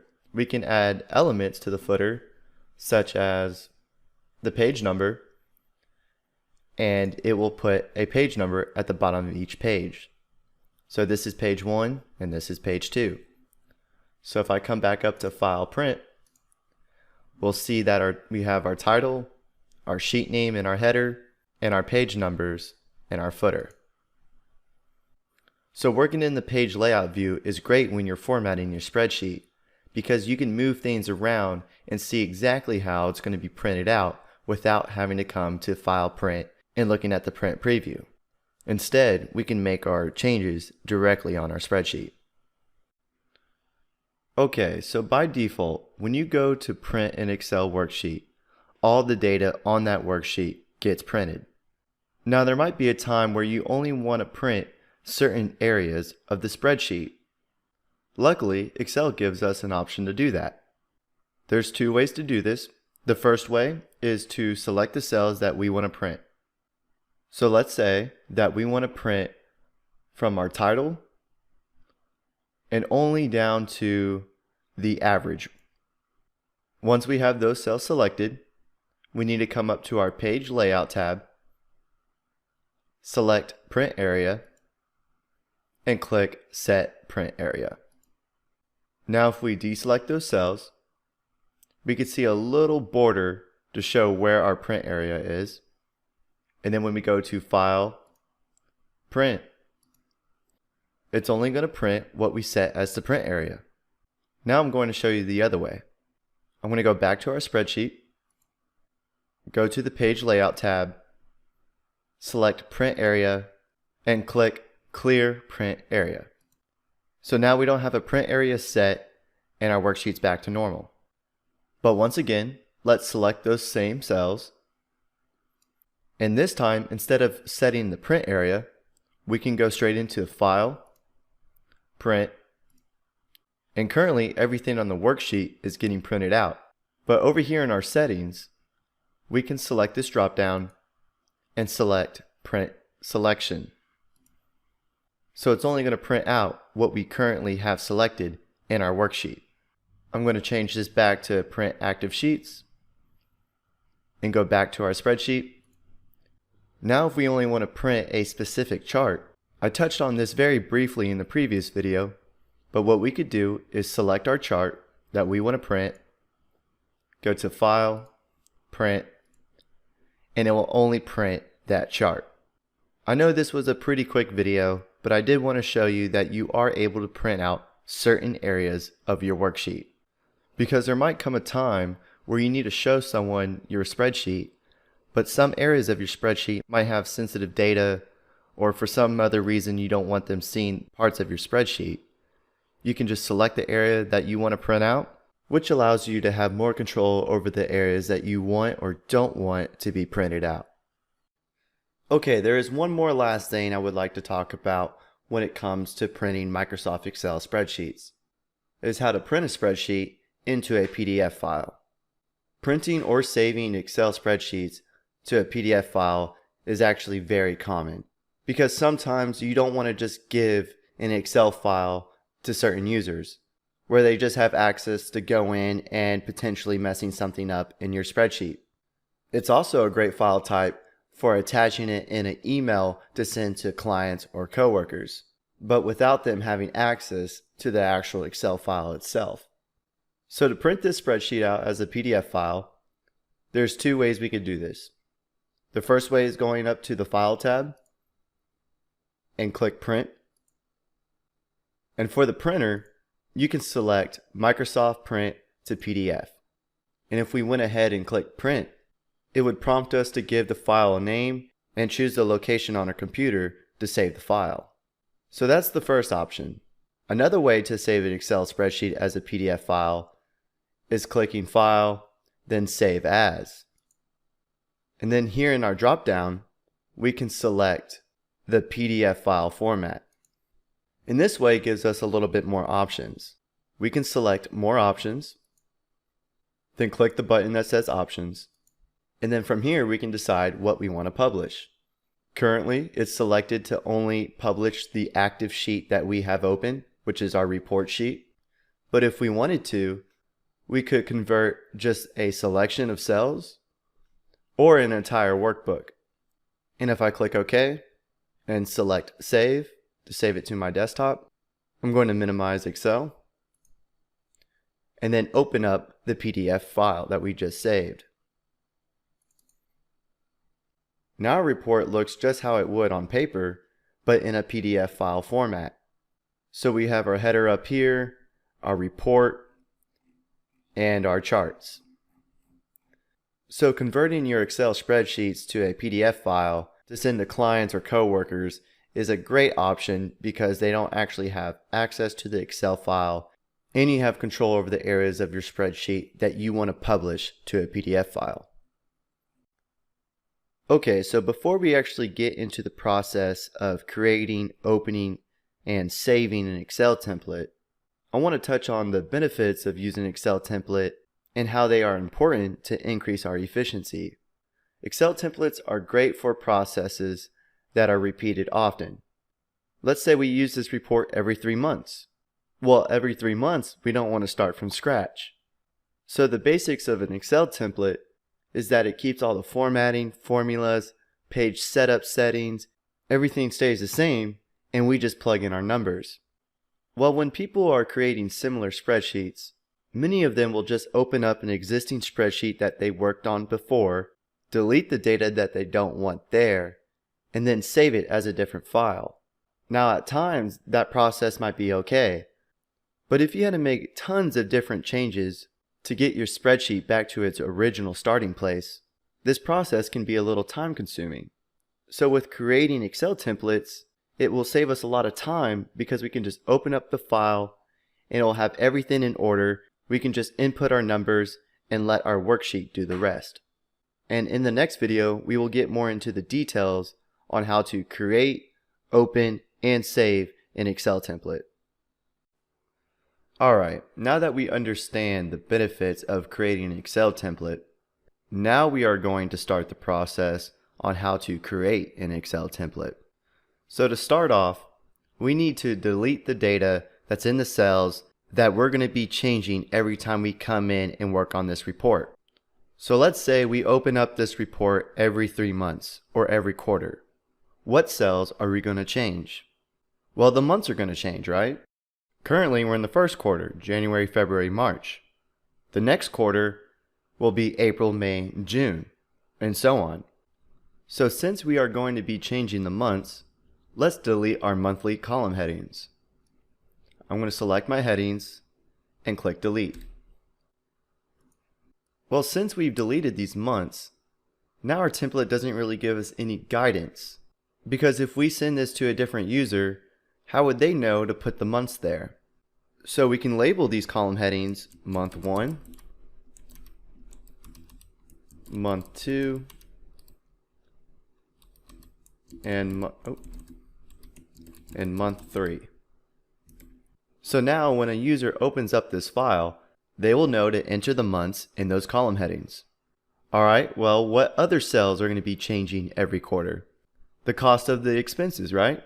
So we can select our range and click delete.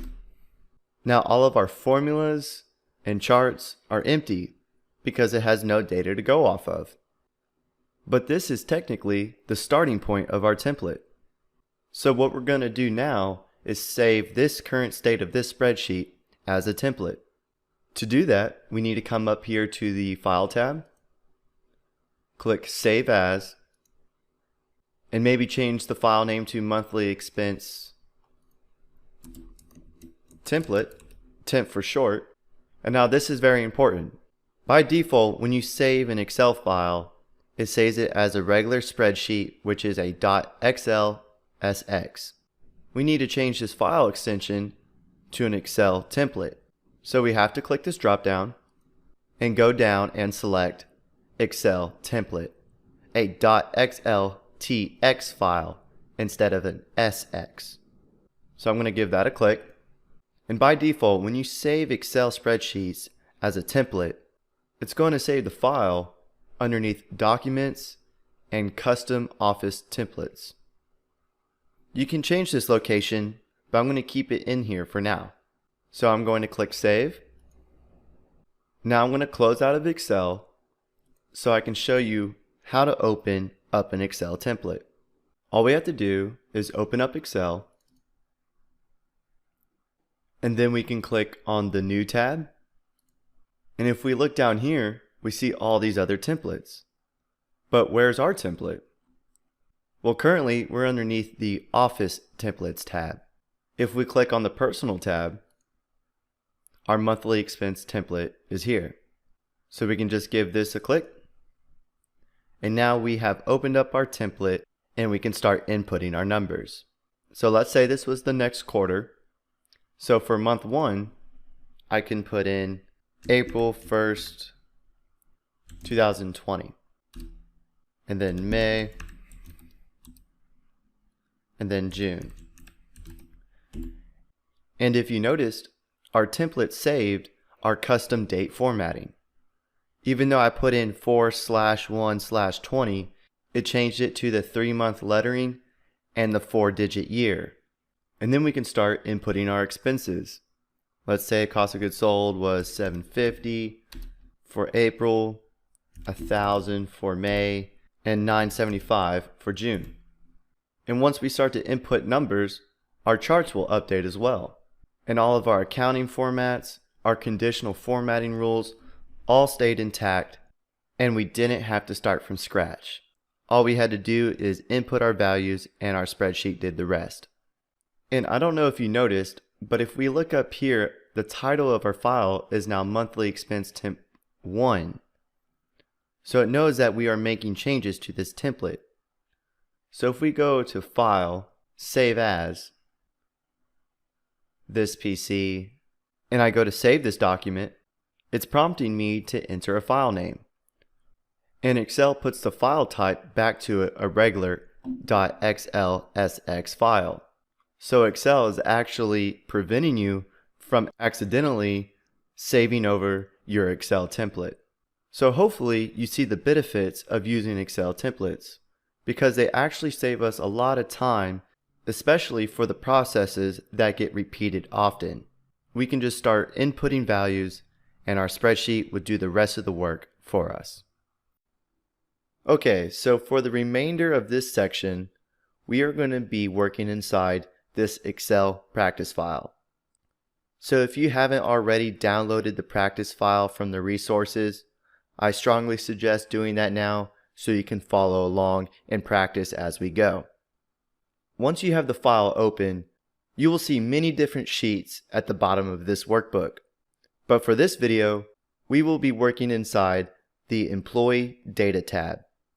So make sure that you have this sheet selected. Okay, so before we actually begin analyzing our data, it's important to know how to prepare your data for analysis. Currently on this sheet, we have a data set. And a data set is a range of contiguous cells containing data to analyze. And what I mean by contiguous is that there are no blank rows within our data set. So there might come a time where you export data from a different software application and import it into Excel to analyze it. And your data might look something like this. This data set provides information about each employee within an organization. And just for the record, all of this is completely randomized. But if we look in the first row of our data set, we see that we have column headings. So in column A, we have employee ID number, column B, first name, last name, email, and so on. These column names are called headers. And having headers for your data is very important because once we start sorting, converting data into tables, inserting pivot tables, and doing other calculations, Excel will identify these columns by the header. And not only do headers help Excel, but it also helps for your organization as well. So you know that in column A, it's the employee ID number. And in column I, we're looking at the zip code. I wanted to show you an example of a correctly formatted data set because having the correct format, the analysis will go a lot smoother. So if we scroll down through this data set, it's pretty short. We only have 49 rows of data. Well, actually 48 minus the header row. But if you notice, there are no blank rows separating the data. Really quickly, let me show you the potential problems when you do have blank rows within your data. So if I insert a blank row randomly inside our data set, and if I click a random cell within the top half of this list, and if I use the keyboard shortcut to select all, which is Control A or Command A if you're on Mac, it only selects the top half of this data set because now our data set is not contiguous. So Excel thinks there's two different lists. And let me show you the potential problems that can arise when our data set is not contiguous. For example, if I wanted to sort this list by the employee's first name, I would click inside our first name column, go to the Data tab, and select the A through Z sort. So Excel sorted by the first name, but only for the top half of our data set. Because from row 2 to row 18, our first name is alphabetically sorted. But once it gets to this blank row, it stops, and it doesn't sort the rest of the column. And that's why I wanted to take the time to show you that having a correct formatted data set is important once we start analyzing our data. Alright, so for the next few videos, we will be working inside the Sort Filter Sub sheet. Sub is short for subtotal. And this sheet is just a smaller example of a data set. And the reason why I made this data set smaller is just so that we're not overwhelmed looking at a lot of data, and it's easier to follow along and actually see what's happening to our data once we start sorting and analyzing our data. So for this video, I'm going to be talking about how we can use the quick sort command. And I briefly touched on this in the previous video, but I wanted to explain a little bit more about our sorting options and how sorting helps us analyze our data. So let's take a look at our data set. We have date, last name, cells, and region. We can sort this data set in many different ways, but we need to start thinking how we can sort this data in a way that would help us analyze it.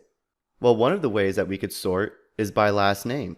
So to sort a column, all you have to do is click any cell in that column within your data set, then go up to the Data tab, and within our Sort and Filter group, we have 3 different sort commands.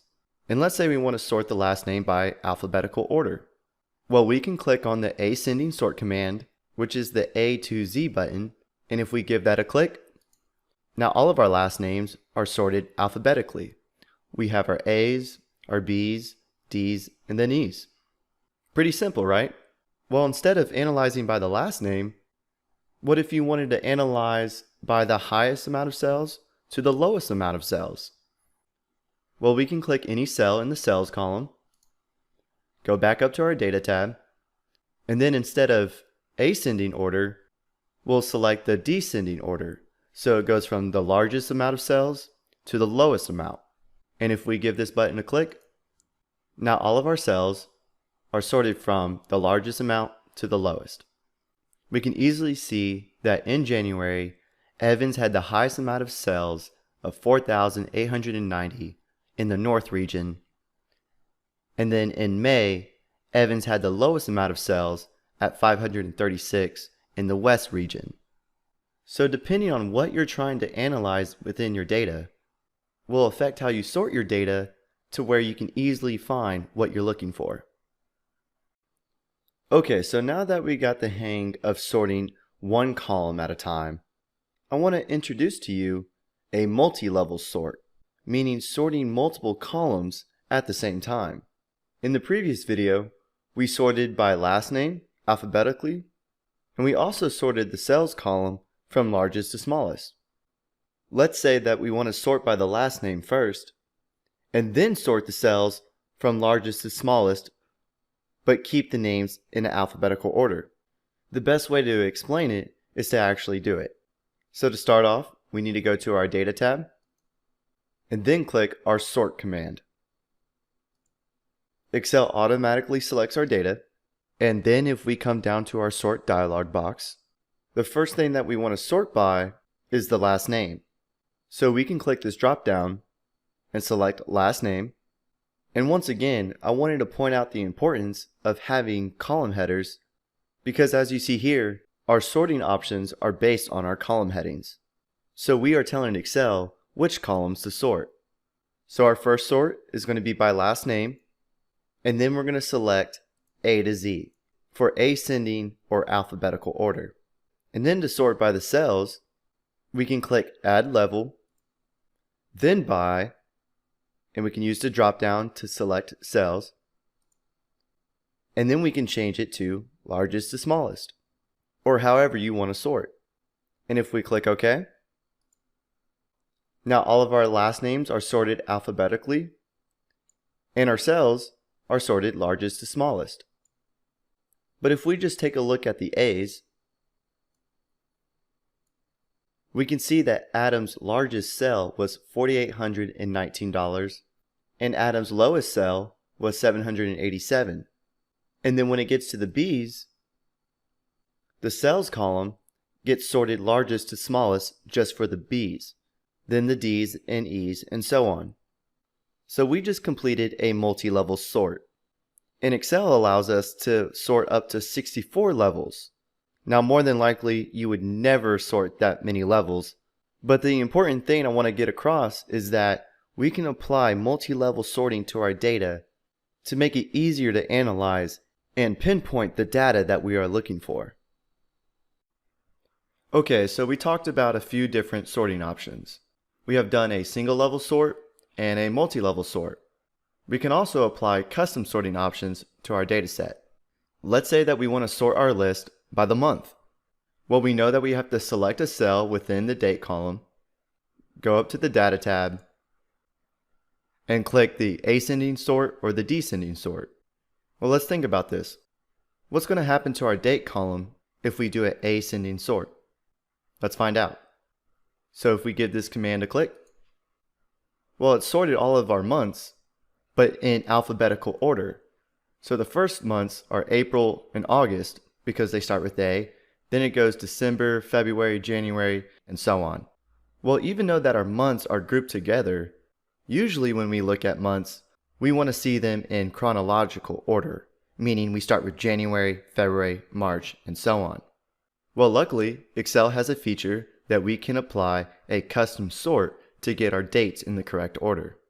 So the first thing we have to do is select anywhere on our list, doesn't matter where, go back up to the Data tab, and click the big Sort button. So the column that we want to sort is the date column, and instead of having the order from A to Z as an ascending order, we can click this drop down and select Custom List. So depending on our values in our date column affects which custom list that we need to select. So we would not want to select this custom list that actually spells out the full month. What we really want to select is the abbreviation of the months. And if we select OK once again, now our months are in chronological order, meaning that they start with January, then February, March, April, May, and so on. So usually when it comes to date values, you can apply custom sorting. For this example, we did it with the months, but we could also do it with the days of the week. So it starts with Sunday, then Monday, Tuesday, instead of sorting them alphabetically. So applying custom sorting really allows us to analyze our data in the way that we want. So we talked about the advantages of sorting our data to group our data together and make it easier to find and analyze what we're looking for. For example, in the previous video, we sorted our date column to make our months go in chronological order. Well, let's say that we wanted to look at the cells of the month of March. Well, we can scroll down, find our March values, and look at the cells. Now, since this is a really short data set with only 27 records, what if you had thousands or hundreds of thousands of records? It would be very time consuming to scroll down and find what you're looking for. So to start off, all we have to do is click a cell within our data set, go to the Data tab, and inside the Sort and Filter group, we can click this big Filter button. Now this doesn't change anything in our data set yet, but if you noticed, it added these drop-down arrows on our column headings. Now this is another important reason that we have column headers within our data sets. Let's say that we only want to look at records within the month of March. That means we need to apply a filter in our date column. So if we select the drop-down of our date column, we can choose which month that we want to display. So currently, all the months are checked, so all the months are being displayed. But if we uncheck the Select All, it unchecks all the months, and then we can select the month that we want to look at. So for this case, we want to look at the month of March, so we can check March and click OK. So now our data set filters everything out except for the month of March, and we can see the cells for that month. We can also make multiple selections. What if you want to look at January, February, and March? We can go back to our drop-down and select January and February, and March is still selected. And if we click OK, now our data set is showing the records for January, February, and March. At the moment, we only have one column filtered, but we can keep that filter in place and filter another column at the same time. So for example, let's say I wanted to look at the first 3 months, January, February, and March, and only the region of North and East. So I can click the drop down in our region column and deselect South. And if I click OK, now our data set is showing January, February, and March, but only for the regions of North and East. Now currently, our date column and region column have this little funnel icon on our drop-down, and this is just symbolizing that we have a filter in place on these columns. So to clear all filters within our data set, we can go back up to our Data tab, and within the Sort and Filter group, we can click Clear. And this will remove all the filters. Now depending on the values that you have in your columns, Excel offers some predefined filters as well. For example, let's take a look at the Cells column. Our values are numbers. So if we click this drop-down, it gives us all the values within that column. Now it really wouldn't do us much good if we filtered by a specific value. Now, since the values within our column are numbers, Excel provides us an option for number filters. And here we can set what we want to look for. We can do equals to, greater than, less than, between, top 10, above average, below average, and even custom filters. And I strongly suggest playing around with these and practice filtering certain data. But as for a quick example, we can just select the top 10. And we can tell Excel to show the top or bottom items and the amount of items that we want to show. We can change this 10 to a 5.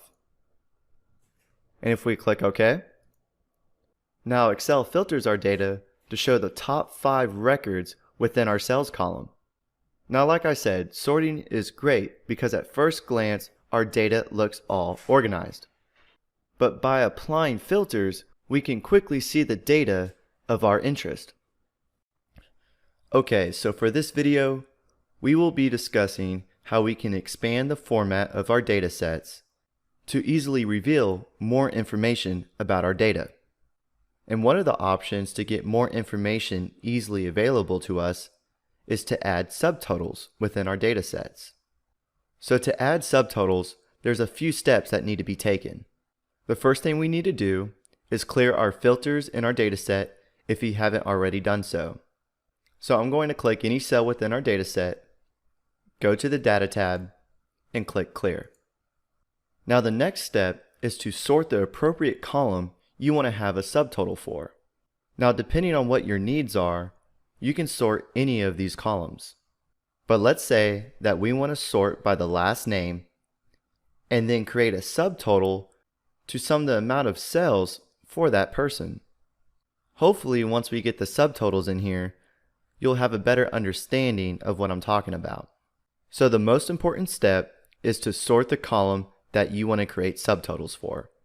And in our example, we want to sort by the last name. So what we need to do is click any cell in the last name column, come up to our Data tab, and click the Ascending Sort command. Now if we take a look at our data set, all the atoms are together, then we have Brown, Davis, and then Evans. And our goal is to sum the amount of cells for each person. We could do this manually by inserting a row at the end of atoms, and then come to the cells column and add a sum formula.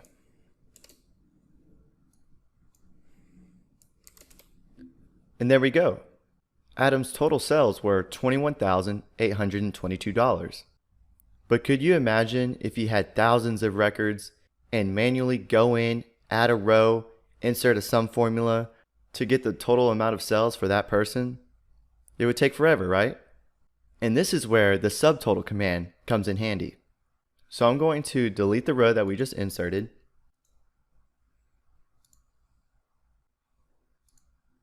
Now that we have our last names grouped together, we can click any cell within our data set, come up to the Data tab, and then all the way over here within our outline group, there's a subtotal command. If we give this button a click, a subtotal dialog box pops up, and we have a few options to choose from. The first option is asking where we want to place the subtotal. At each change in the date column? No. We want to place it at the change of the last name column. So we can select this dropdown and click last name. And the second option is asking which function we want to place for our subtotal. Well, we want to sum the amount of cells, right? So we wouldn't want to use count. We can click this dropdown and select sum. But if you wanted to have the average, max, min, you could select those as well. But for now, we're going to select sum. And the third option is asking which column we want to add the subtotal to. Well, we can't sum region because the region column has text values. We want to sum the cells column. So we need to check cells and uncheck region. And if we click OK, watch what happens. So at the change of the last name, it added a subtotal to the cells column and summed all the cells above this row. So once again, Adam's total was $21,822, and Brown's total was $17,570. And at the very bottom of our data set, it also gave us a grand total of all the cells combined. You might have also noticed these lines and squares pop up on the left side of our spreadsheet. This is just showing how Excel grouped our data. And we can select these boxes to hide or to unhide certain sections of our data set. For example, if I click this one up here at the top, it collapses everything in our data set and only shows the grand total. But if we click the number 2, now it's just showing the total for each person: Adams, Brown, Davis, and Evans. And then if we click 3, it's showing all the details of each person. So if you had thousands of records and you only want to see the total of each person, it's very easy to click these options to make our spreadsheet more condensed and see the totals that we are looking for. And then from here, you can also expand the details of each person if you want to have a more in-depth look. For example, if I want to take a look at each of Adam's cells, I can click this plus sign and it'll expand all of Adam's details. Same thing for Brown. I can click this plus sign and then all the details for Brown open up. So these little grouping command buttons off to the side of our worksheet easily allows us to look at the data of our interest.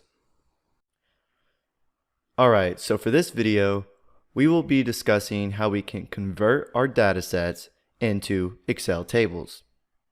Excel tables allows you to analyze your data very efficiently, and it automatically comes with great functionalities like filtering, sorting, and adding total rows.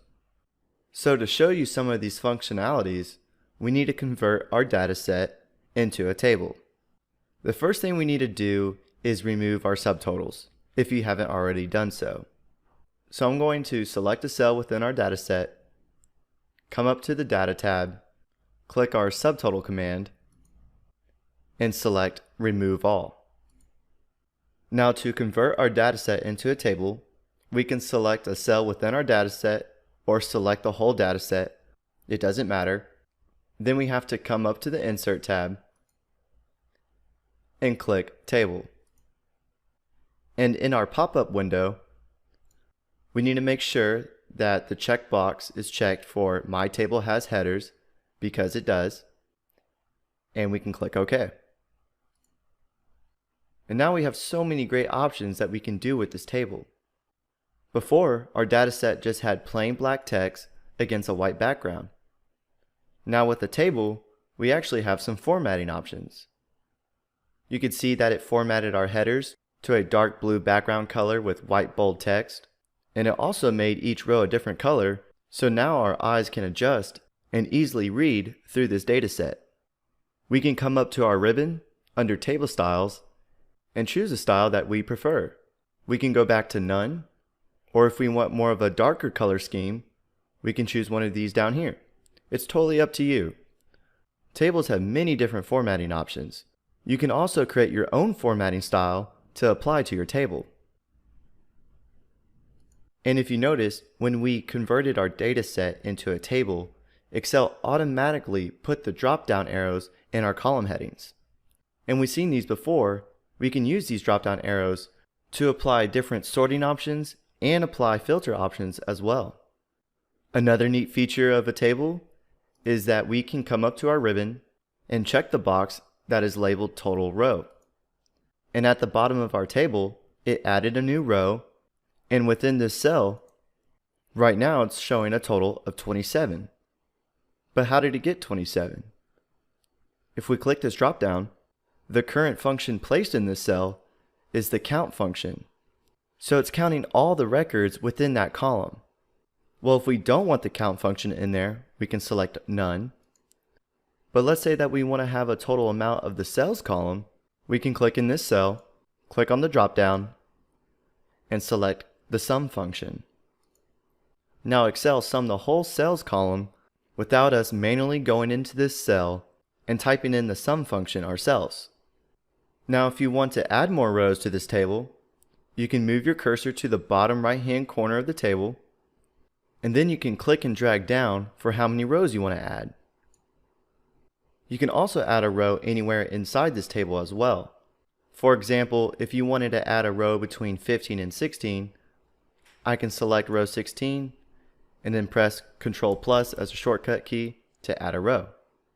And it won't mess up the functionality of the table. I'm going to undo those changes. Now that we have our table in place, what if we wanted to add another column to our table? Well, I can click in the next cell next to region, and we can add a % of total column. So for my header, I'm going to type in % of total. And if I click enter, Excel automatically knows that we're trying to add on to the table. Another neat thing about tables is how they handle formulas. For example, to get the % of total for this record, we need to add a formula. So the first thing we have to do is type in the equal sign, and then click in cell C2, and look what happened to our formula. Instead of using the cell reference C2, since we're working inside of a table, it just puts the header name of that column. And once again, that's why it's important to make sure that we have header names. Then we have to divide this amount by the grand total. So I'm going to press / and then select the grand total. And once again in our formula, instead of using the cell reference, it put in a little piece of code referencing the total row at the bottom of the table for the cells column. And if we click enter, Excel automatically filled the formula down to the rest of our table. And since we used currency values within our formula, Excel was trying to be helpful to match that format. But since we want it in % format, we can select our % of total column, come up to the Home tab, and within the number group, we can select %. And then we can also increase our decimal places to get a more accurate reading. So that's the basics of an Excel table. As you just saw, there are many different functionalities that come with an Excel table, and this can save us a lot of time to analyze our data and also quickly apply formatting to our data sets.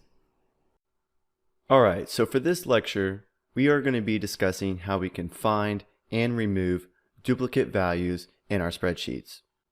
Having duplicate values in your data can be a very big problem. It can lead to substantial errors and overestimate your results. So it's always a good idea to double check and see if there's duplicated values within your data so you can ensure that you have an accurate report. The good news is finding and removing duplicate values is actually quite easy in Excel. If your data is formatted as a table, all you have to do is click anywhere inside your table, go up to the Table Design tab, and then within the Tools group, we can select Remove Duplicates. And then our Remove Duplicates window pops up, and we can select the columns that we want to search for duplicates in. Now this table doesn't have a really good example to show duplicate values, so what I'm going to do is cancel out of this, and instead we are going to be working inside the Employee Data Sheet. So let's go back down to our Sheet tabs and select Employee Data. So when we are searching for duplicate values, we want to look in columns that have unique identifiers.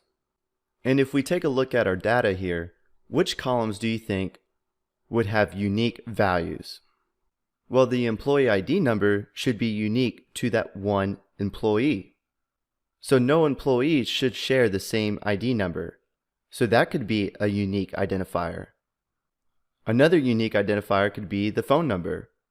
Every employee should have their own phone number. But for this example, let's work inside the employee ID column. Currently there are no duplicate values, so I'm going to go into this column and add some. So instead of employee number 1013, I will change this to 1012 to make a duplicate value. And then maybe down here at 1024, I will change it to 1023. So now we know we have some duplicate values. But as of right now, if we just take a quick glance at this spreadsheet, we could easily miss those duplicated values, right? So to remove these values, we can click any cell within our data, and on this sheet, our data is not formatted as a table. So instead, we have to go up to the Data tab, and in the Data Tools group, we can select Remove Duplicates. Then Excel's going to ask us which columns that we want to look for duplicates in. So I'm going to unselect all the checkboxes and just check the Employee ID column. And if I click OK, Excel says that 2 duplicate values were found and 46 unique values remain. I'm going to click OK, and if we take a look at our data set again, now we only have one 1012 and only one 1023. But using that method, we are just blindly deleting duplicate values without knowing exactly what we're deleting. So what I like to do is actually identify the duplicates first, then delete the duplicate values just to make sure I'm deleting the correct ones. So I'm going to undo this action so we can get back our duplicate values. Now we have 2 1012s and 2 1023s again. Now this time, what I'm going to do is select the entire column, come up to the Home tab, click the Conditional Formatting button, select Highlight Cells Rules, and then click Duplicate Values.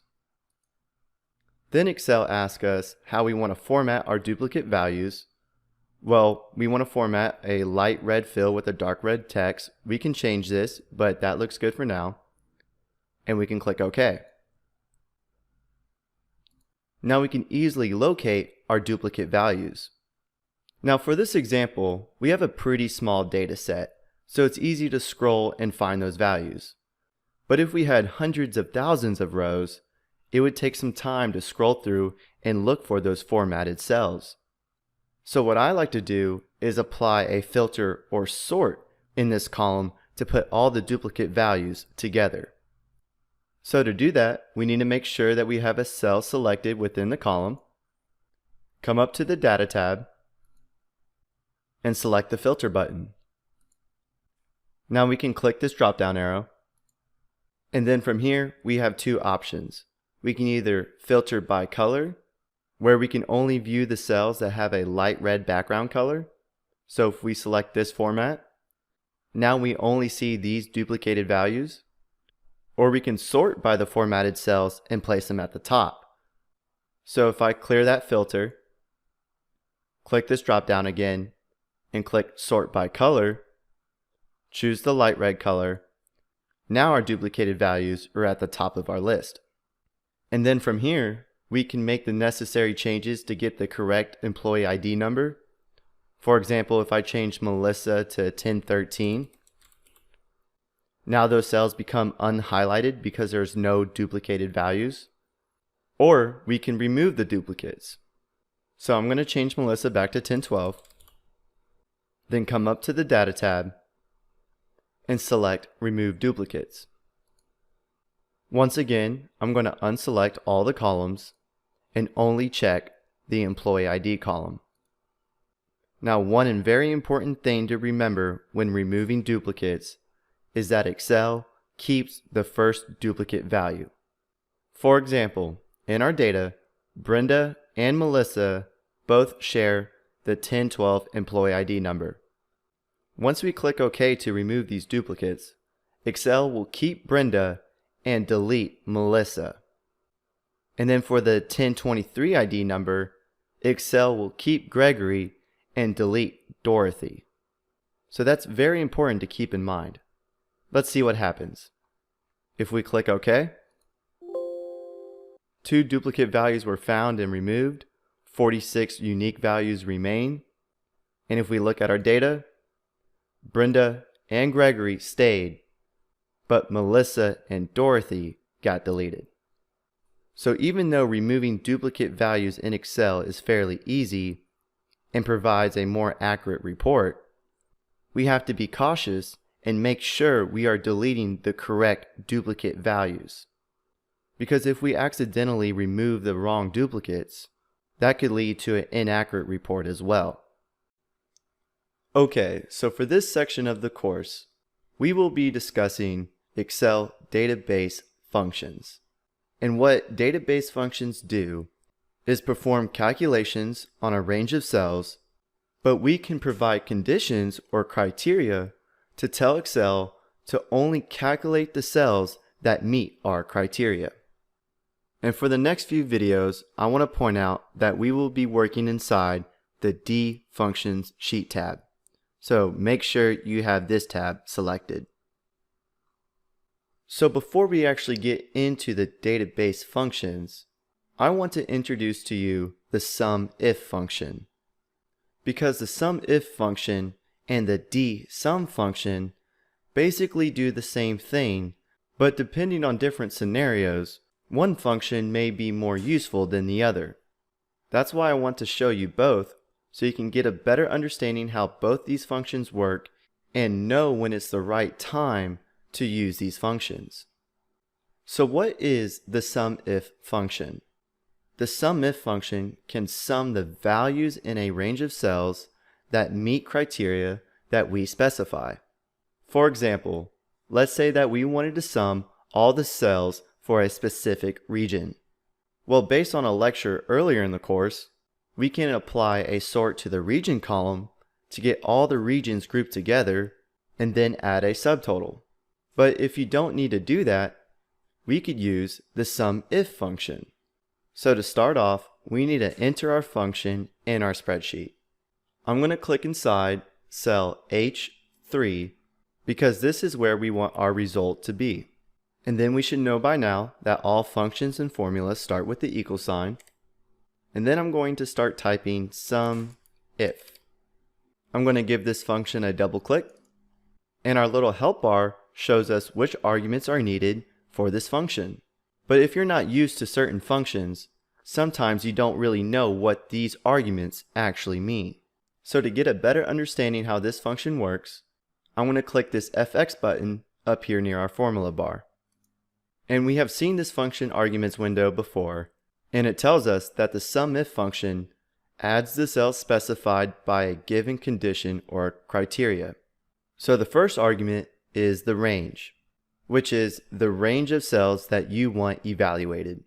So if we wanted to sum the total cells of a specific region, the range that we want evaluated would be the region.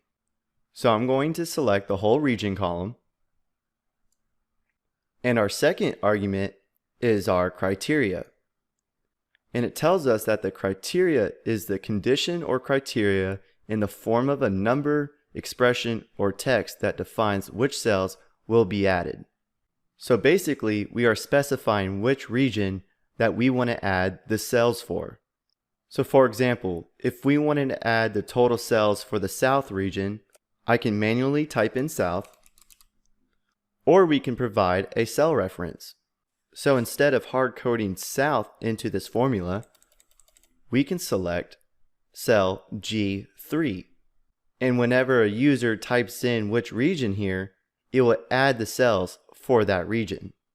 And then the last argument is the sum range, which are the actual cells to sum. So for this argument, we want to select the cells column because these are the cells that we want to sum. And if we click OK, right now our answer is 0 because in our formula, we are referencing cell G3 for the region and we haven't specified the region yet. So if we want to sum all the cells for the North region, we can type in North and it will calculate the total cells for the North region. And if we want to change the region, all we have to do is click inside this cell and we can type in a different region. And then it will give us the total of cells for that region. So that's the SUMIF function, only using one criteria. But what if you wanted to apply multiple criteria? For example, let's say you wanted to add the total cells for the South region, but only for the month of April. Well, instead of using the SUMIF function, we can use the SUMIFs with an S function. so we can state multiple criteria. So I'm going to select the cell where we have our function in, and then I'm going to search for the SUMIFS function. I'm going to delete this out of our formula, and then double-click the SUMIFS function. I'm going to open up the function's argument window to get a better understanding of how this function works. Now it tells us that the SUMIFS function adds the cell specified by a given set of conditions or criteria. So it sounds kind of the same of the SUMIF function, but here we can add multiple criteria. So the first argument for this function is the sum range, which are the actual cells that we want to sum. So I'm going to select the cells column because those are the values that we want to sum. And our second argument is criteria range 1, which is the range of cells you want evaluated for this particular condition. Well, our goal is to sum the total cells for a region, but within a specific month. It doesn't matter which order you put your criteria in. You can do the region first or the month first. I'm just going to do the region first, so I'm going to select the region column. In our third argument, criteria 1, we are stating the criteria for our first criteria range. So our first criteria range was the region column, and for our criteria, I'm going to select our region cell reference, G3. And currently this criteria shows that it equals south because we have south written in this cell. And for our criteria range 2, the cells that we want to evaluate is the month column, and the criteria for that range, I'm going to use the cell reference F3 for month. And right now this criteria shows that it equals 0 because we have nothing written in this cell yet. So if I click OK, right now the total cell shows 0 because our month is blank. But if we type in April for the month, we should get the total cells for the South region only for the month of April. And the total comes out to $6,577. Now to double check, just to make sure if our function is calculating correctly, I'm going to come over here to our data, select the drop down for region, and only show South. And then I'm going to select the drop down for month and apply a filter to only show April. And if we select these cells, come down to our status bar, our sum shows $6,577, which is the exact same value that our function calculated. Now I'm going to clear these filters, come up to the Data tab, and click the Clear command. So the reason why I wanted to show you the SUMIF and the SUMIFS function is to build a basic understanding how we can perform calculations based on certain conditions that we specify. So this was kind of like a preview to the database functions that we will be discussing in the next few videos, and then you'll be able to see the advantages and disadvantages between the two. But I believe knowing how to use the SUMIF and the SUMIFS function is a very important tool to know how to use in Excel, and it can be very useful to your spreadsheets. Alright, now that we have a basic understanding on what the SUMIF function does and how it works, it is time to introduce Excel's database functions. And the database function that we will be working with is the dsum function, and D is short for database. So to begin, let's duplicate this SUMIF setup for our dsum function. I'm going to select these cells, Control C for copy, come over here and Control V for paste, and then change this heading to dsum. Alright, for this example, we are going to try to achieve the same results that we got using the SUMIF function, but this time we are going to be using the dsum function. So once again, our goal is to sum the total amount of cells for a specific region. So let's click in cell L3 and start to insert our function. we have to type in the equal sign and then D sum. I'm going to give this function a double click and then come up next to our formula bar and click the FX button to open up our function arguments window. And Excel states that this function adds the numbers in the field or column of records in a database that match the conditions you specify. So very similar to the SUMIF function, we are trying to sum a range of cells that match a specific condition. But one of the differences between these functions are the arguments. So the first argument is the database, which is the range of cells that make up a list or database.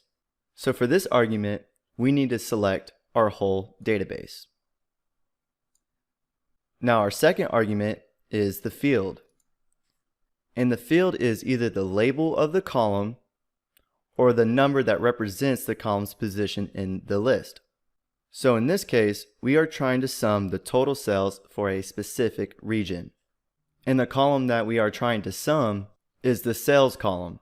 So for the field argument, we can either enter a 3 because the sales column is in the third column in our list, 1, 2, 3, or we can just select the column heading, which is sales.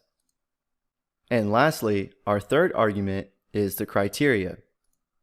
And the criteria is the range of cells that contains the conditions you specify. The range includes a column label and one cell below the label for a condition. So what does that last part actually mean? So up here in our SUMIF and DSUM setups, there are reasons as to why we actually have these column headings in our setups: month, region, and total cells. The first reason is that it's organized and easy to read.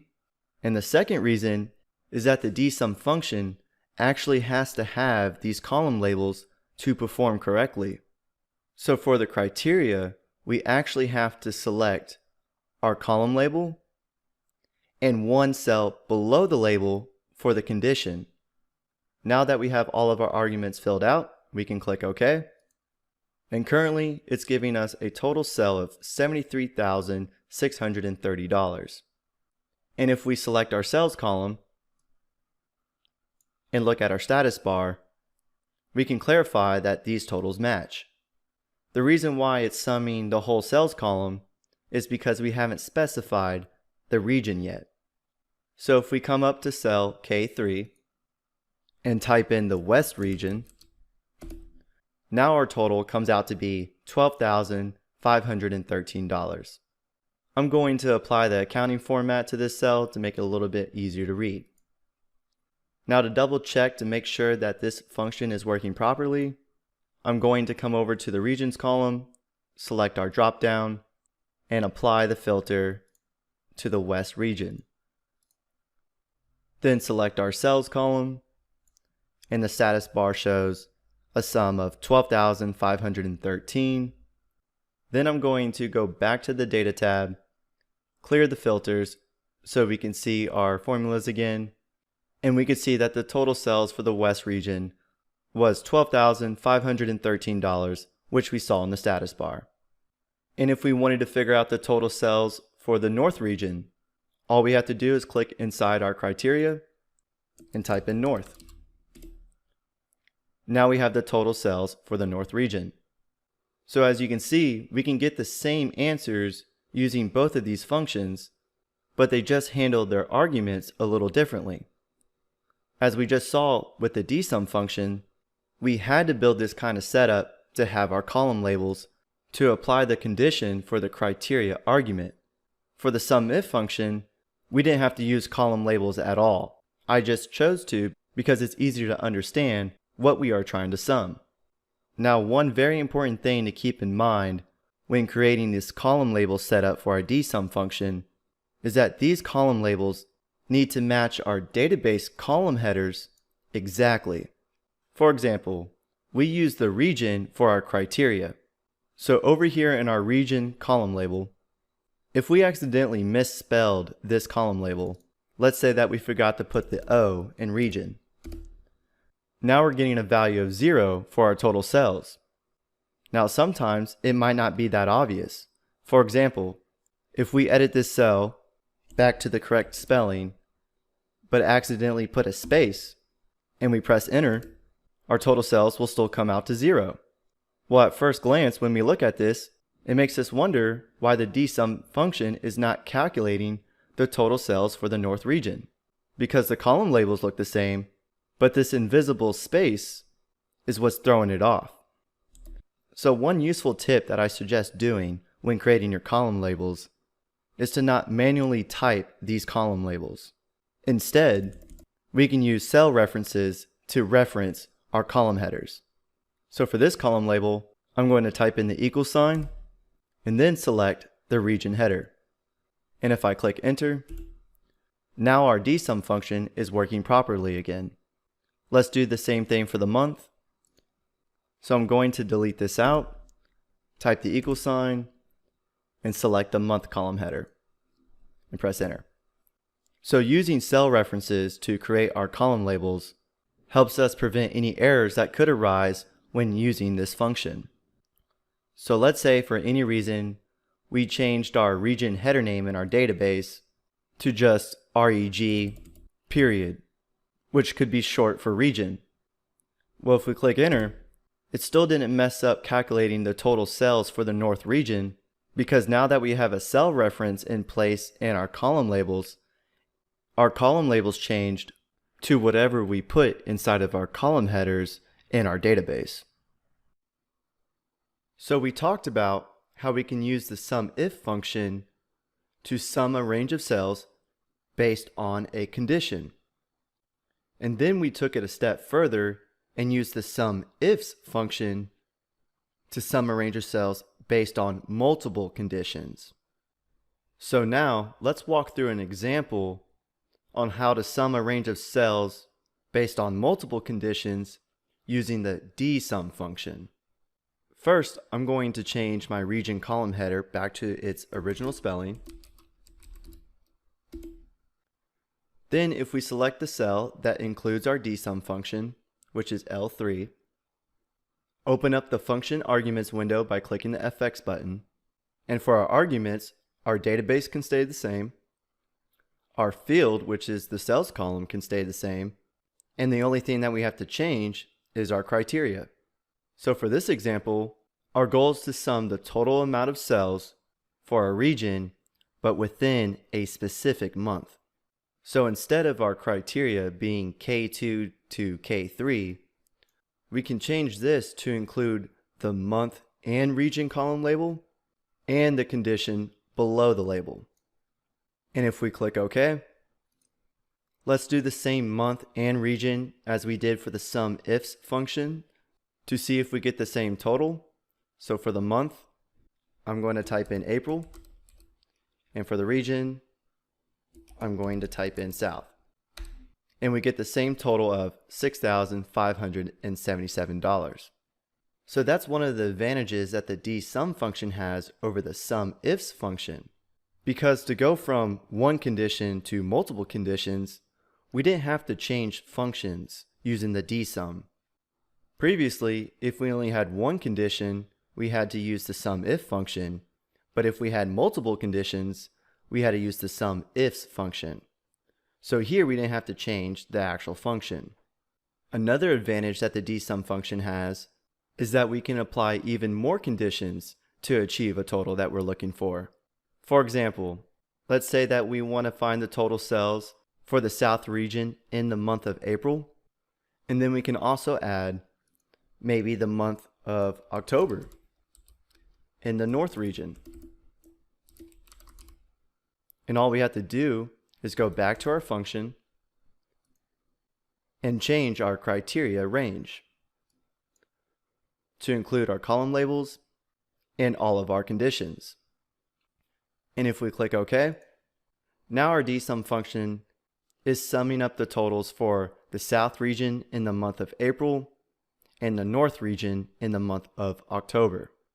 To really see the advantage of the dsum function over the SUMIFS function, let's try to achieve this same total with the SUMIFS function. So let's match the dsum setup for our SUMIFS setup. So I'm going to put October here and north here. All right, and then we can go to our SUMIFs function, open up our function arguments window, and then by looking at these arguments, how are we going to tell Excel how to sum the total sales for the South region in the month of April and the North region in the month of October? You may be thinking we can add another criteria range and then give it a criteria. For example, if I scroll down here, and for criteria range 3, we can select our region column. And for its criteria, we can select North. And then for criteria range 4, we can select the month column. And for its criteria, we can select October. And you can see that our result is 0. So this is not going to work, because what this function is looking for now is a single record or row in our database that has a region of South and North and a month of April and October. And not one record or row could have both of these months or both of those regions. What would work if you had multiple criteria ranges in SUMIFs, we want to sum the total sales of the South region in the month of April for the employee last name of Brown. That's how the SUMIFs function works. But it's still possible to get the same total as the dsum function using the SUMIFs function. Let me show you. I'm going to cancel out of this. And what we could do is combine multiple SUMIFs. So up here in our formula bar, we can type in the plus sign, and then type SUMIFs, open parentheses. Now it's asking for our sum range, which are the values that we want to actually sum, which is the sales column. Then comma for the next argument. And the criteria range, the cells that we want evaluated, is the region. And then for the criteria for that region would be the North. And then for the criteria range 2 is the month column,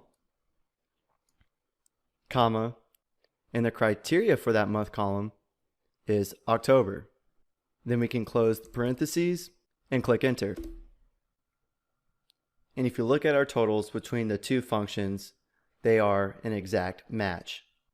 But hopefully you realize that depending on what your needs are, can determine which function you need to use. For this case, it was a lot less complicated and more efficient to use the dsum function instead of adding two SUMIF functions together. And just by looking at this formula, we can tell that it took a lot more time to write this formula and to figure out how we could calculate the total that we were looking for. So keep in mind, when you are working inside of Excel, there's always going to be multiple ways to achieve the value that you are looking for. Now, some ways are more efficient than others, but it's very important to know how to use Excel efficiently, because you can save a lot of time and increase your workflow. Alright, so before we move on to the next section, there is one more function that I want to discuss, which is the subtotal function. Now, earlier in the course, we discussed how we could sort and group a column and then use the subtotal command. But the subtotal function is a little bit more versatile, and let me show you what I mean by that. So to start off, I'm going to insert a few rows here at the top of our spreadsheet to add some space for our subtotal. So I'm going to select row 1, then use the Excel shortcut key Control+ or Command+ if you're on Mac to insert some rows. And then right above the last name column header, I'm going to put a label saying total sales. And then in the cell right next to it is where we will place our subtotal function. So to insert our function, we need to start off by typing in the equal sign, and then we can start typing our function name. So sub Then I'm going to double click the subtotal function. And right off the bat, we can tell that this function is a little bit different than others. This function is providing us a drop-down list of many other different functions. So let's click the FX button to open up our function arguments window.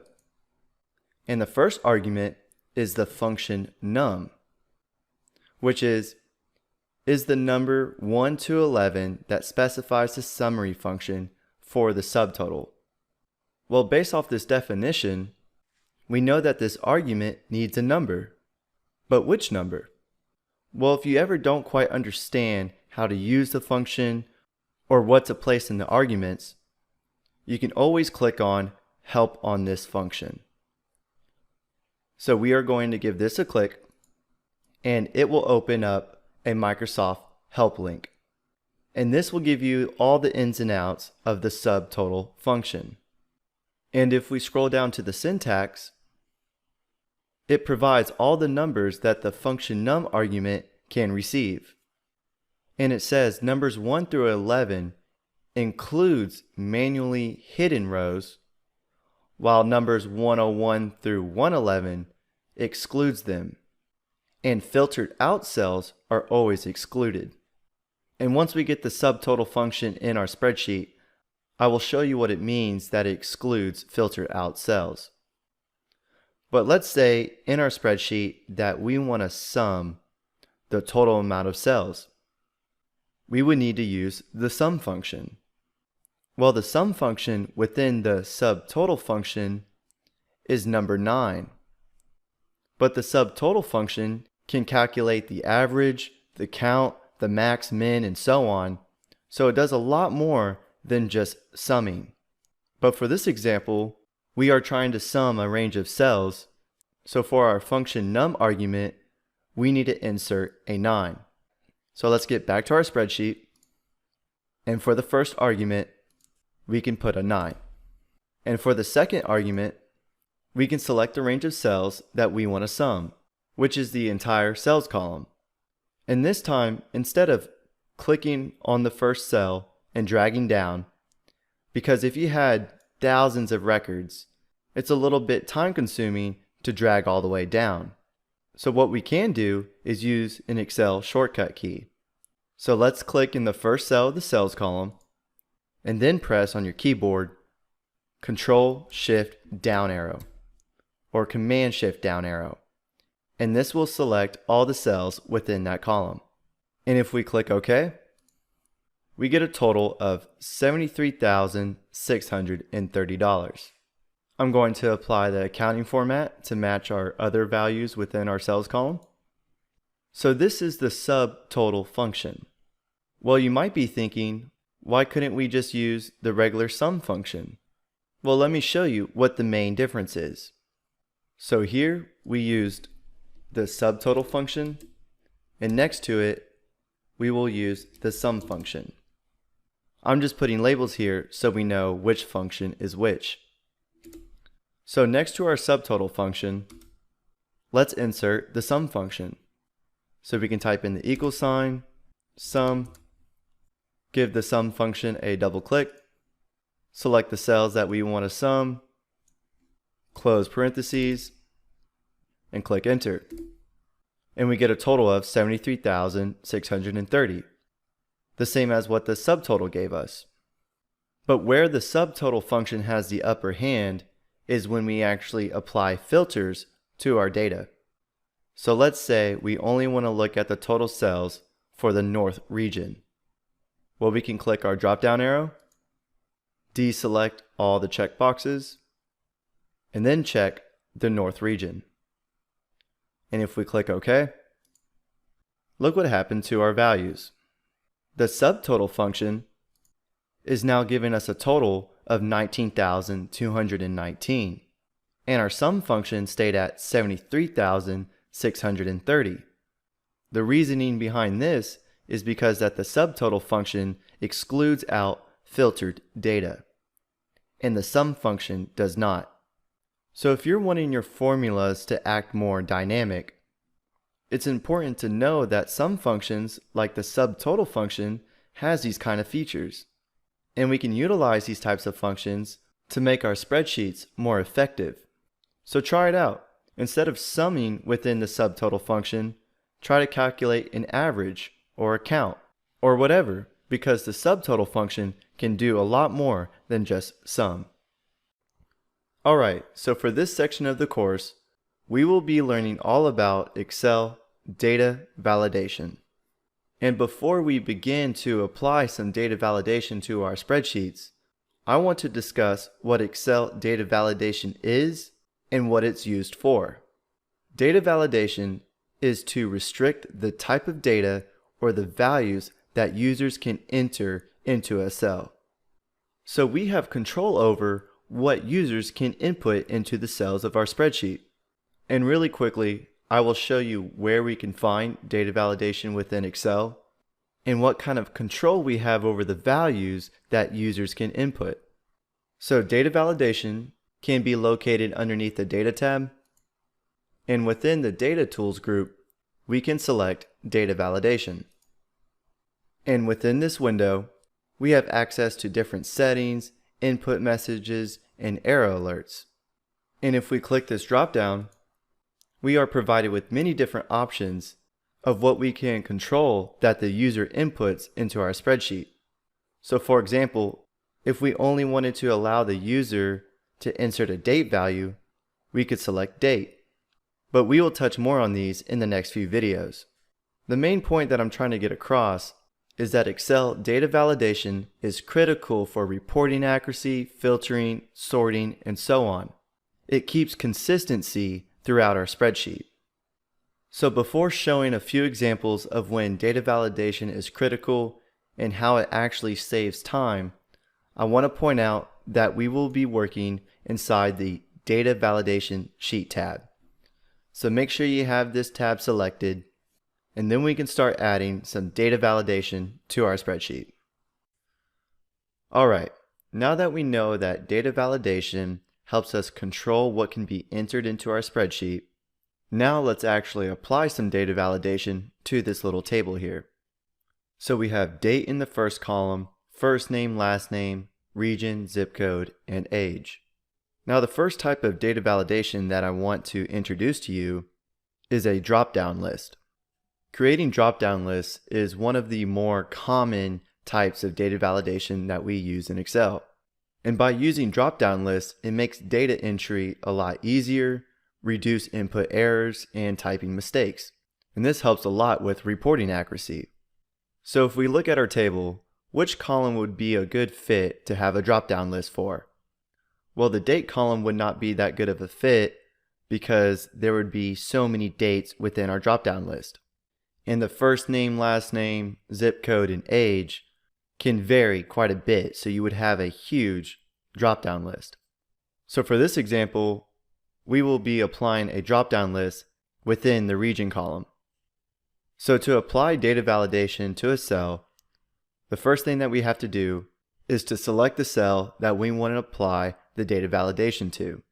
So let's click in cell E3, and then we can come up to the Data tab and select Data Validation. Now to create a drop-down list, we have to click this drop-down arrow and select List. But we have to tell Excel what to include in our list. So that's what this source box is. In here we can start typing what we want to include in our list. Let's just use the same regions that we have been working with, which is North. And to separate the values, we have to put a comma. And then we can do South, comma, West, and East. And if we click OK, and if you notice, there's a little drop-down arrow that showed up in our cell. And if we give that a click, we have our 4 options: North, South, West, or East region. We can select any one of these and it will input it into the cell. So if I select West, now West is in that cell. And if I try to input anything else other than those 4 options, it will give me an error.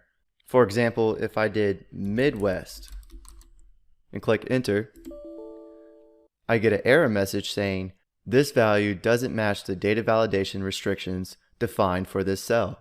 So once again, this really helps with reporting accuracy because we are controlling what the user can input into our spreadsheet. Now if I click cancel, it will put the last value that I had in that cell. Now let's go back to data validation and take a look at our source again. So if we click data validation, here in our source, we manually had to write in these values to include them in the drop-down list. Well, sometimes it might not be just 4 items. We could have 20 to 50 items within our drop-down list, and editing the values within this source box can be a little tedious. So instead of actually typing these values in the source box, we can pull values from our spreadsheet itself. So let's walk through on how to do that. We can click cancel to get out of this, and then somewhere in our workbook, either on this spreadsheet or another spreadsheet, we can start entering the values that we want in our drop-down list. I'm just going to come over to column L and then start typing in my values into these cells. So we have north, south, west, and east. Alright, now that we got these values in place, we can click our cell again, go back up to data validation, move this window a little bit so we can see our values, clear out our source box, and all we have to do is select the cells in our spreadsheet that have our values in them. So we can come over here, select our cells, and click OK. Now if we take a look at our drop-down list, it still has all of our values. And the neat thing about this is if we change one of these values where our data validation is pulling from, it will update our drop-down list. For example, instead of north, we can put northeast. And if I click enter, come back to our drop-down list, now our drop-down list includes northeast. I'm going to undo that action by pressing Ctrl Z as in zebra. Now there's one other way that we can pull values from our spreadsheet to include in our drop-down list, which is creating a named range. So to create a named range, all we have to do is select the cells that we want to include in our name range, then come up to the name box next to our formula bar and give it a name. And let's type in regions. Click enter. Now those 4 cells have a name of regions. So if we go back to our cell where our drop-down list is, then come up to data validation, instead of the source being L3 through L6, we can just type in the equal sign and then type in our named range, which is regions. And if we click OK and take a look at our drop-down list, our regions are still there. So depending on your needs, there are multiple ways to include values in our drop-down list.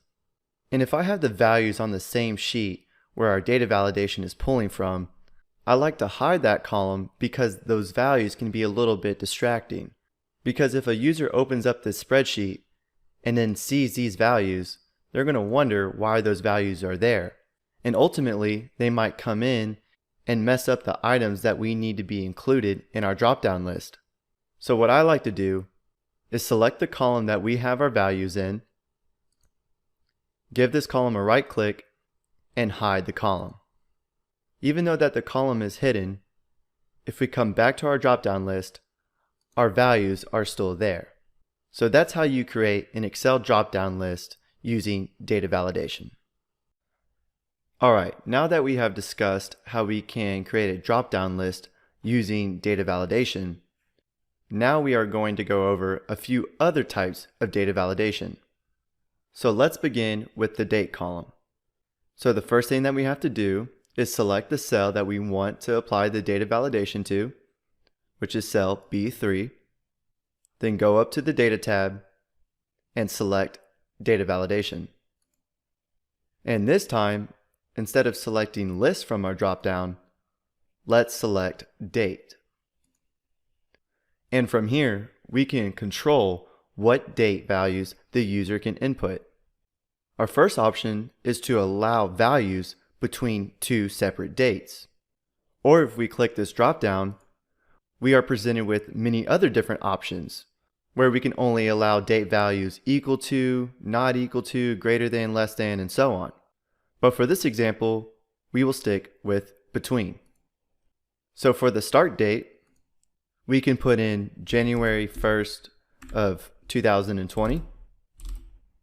And then for the end date, we can put in December 31st of 2021.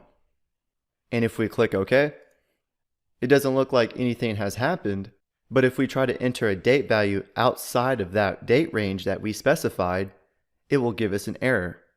For example, if I did May 25th of 2019, so this date is before January 1st of 2020, if I click enter, we get an error saying this value doesn't match the data validation restrictions. And if we click retry and put a date value within that date range, so maybe April 19th of 2021, and click enter, that date works because that date value is between January 1st of 2020 and December 31st of 2021. So that's a data validation. Another column that we could apply data validation to is the zip code, because usually zip codes are in a 5-digit format or a 5-digit - 4-digit format. So if we had users inputting data into this spreadsheet, we would want to make sure that the zip code is formatted correctly and prevent any errors while entering the data. So let's click inside cell F3, then click on Data Validation, and then in our drop-down menu, we can select Text Length. And just for this example, let's say that all the zip codes that we input into the spreadsheet will be a 5-digit format. So the text length would have to be equal to 5. So in our first option, instead of it being between a certain text length, let's select this dropdown and then click on equal to. And then for the length, we could put 5. And if we click OK, and if we put in a zip code of 78542, we don't get an error message because that zip code has 5 digits. But if we accidentally came in and put a 6-digit zip code, we would get the error message. So this really helps to prevent users from accidentally inputting the wrong data. We can click cancel. And just as one more example, we could apply data validation to the age. So let's select cell G3, come up to data validation, and this time in our drop-down list, we can select whole number because an age won't have a decimal, right? So let's select whole number, and let's say that everybody within this spreadsheet should be greater than or equal to the age of 18. So we can select our data drop-down arrow. So we only want to allow the age to be greater than or equal to 18. So we can come down here and select greater than or equal to, and then for our minimum box, we can put 18. And if we click OK, and if we insert 19, we don't get an error message. If we put 18, we still don't get an error message because it's greater than or equal to. But if we put 17, we should get the error message, and there it is. So those are a few types of data validation that you can apply to your spreadsheet. And as you can tell, it can really help control what the user can input into your spreadsheet. In the next lecture, I will be discussing how we can add custom messages and alerts to help guide the users to know what to put into the cells. Because if you have data validation in place in your spreadsheet, and if a user tries to input a value and get an error message, they might be confused as to why not they can't insert that value. So that's where the custom messages and alerts come into place. Okay, so now that we have some data validation rules applied in our spreadsheet, now we can add custom alerts and messages to our data validation to help guide users to know what values that these cells can contain. For example, let's change the date in the date column. And let's say that we put in a date that doesn't fit our data validation rules. We get an error message. But this error message is not very specific, and the user might be confused why they can't put this date value in this cell. But we can add custom alerts to notify the user what these cells can contain. So let's cancel out of this and make sure that we have our cell selected. Come up to the Data tab and select Data Validation. Now in the previous video, we worked underneath the Settings tab, but we also have these other two tabs to add custom messages and alerts. So let's start with the Input Message tab. What the input message does is that once a user clicks a cell that contains a data validation rule, a little message box will pop up. And inside this message box, we can give a brief description of what these cells can contain, or provide any guidance that can help the user. For example, we know that in our date column that this cell can only contain a date value. So maybe in this message box, we can tell the user what kind of format we want the date to be in. We can give our message box a title, and I'm just going to put date. And then for our input message, maybe we can say, please enter date in mm/dd/YYYY format. And if we click OK, and if the user selects this cell, it shows our message box. Please enter date in this format. And if we click a different cell, that message box will go away. And if we click it again, it will pop back up. So that's how we can put input messages for our data validation rules. So this input message tells us what format to put the date in. But if we still put in a date that's not within our range, we will still get that same error message. But we can change that error message to be more descriptive. So let's come back up to the data validation button, select the Error Alert tab, and then from here, we can put an error message. So for the title, I'm just going to put date again. And for the error message, we can say, please enter a date between January 1st, 2020 dash December 31st, 2021.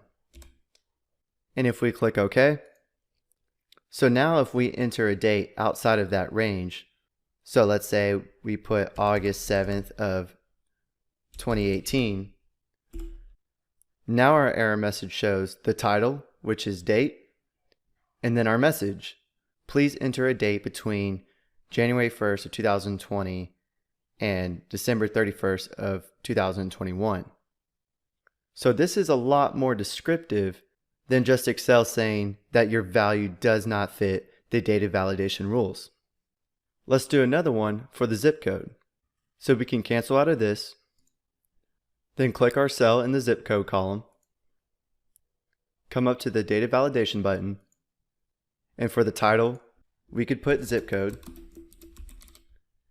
And for the error message, we can say, please enter a 5-digit zip code. And if we click OK, and if we try to enter a 9-digit zip code with the dash followed by 4 other digits and click enter, Excel says, please enter a 5-digit zip code. And we can click retry and only enter the 5 digits.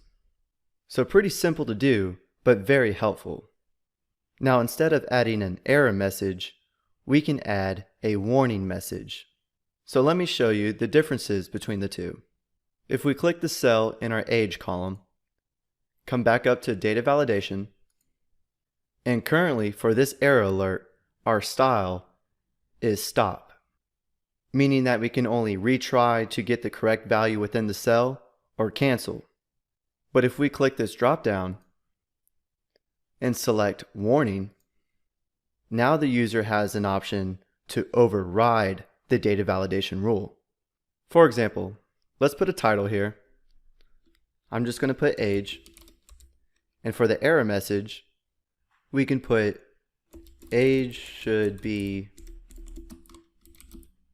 greater than or equal to 18.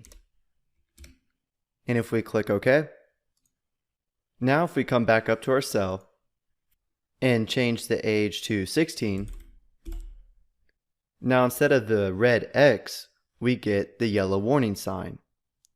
And it says that age should be greater than or equal to 18. And then it also asks us if we wish to continue. And if we select yes, we will override the data validation rule and put 16 in this cell.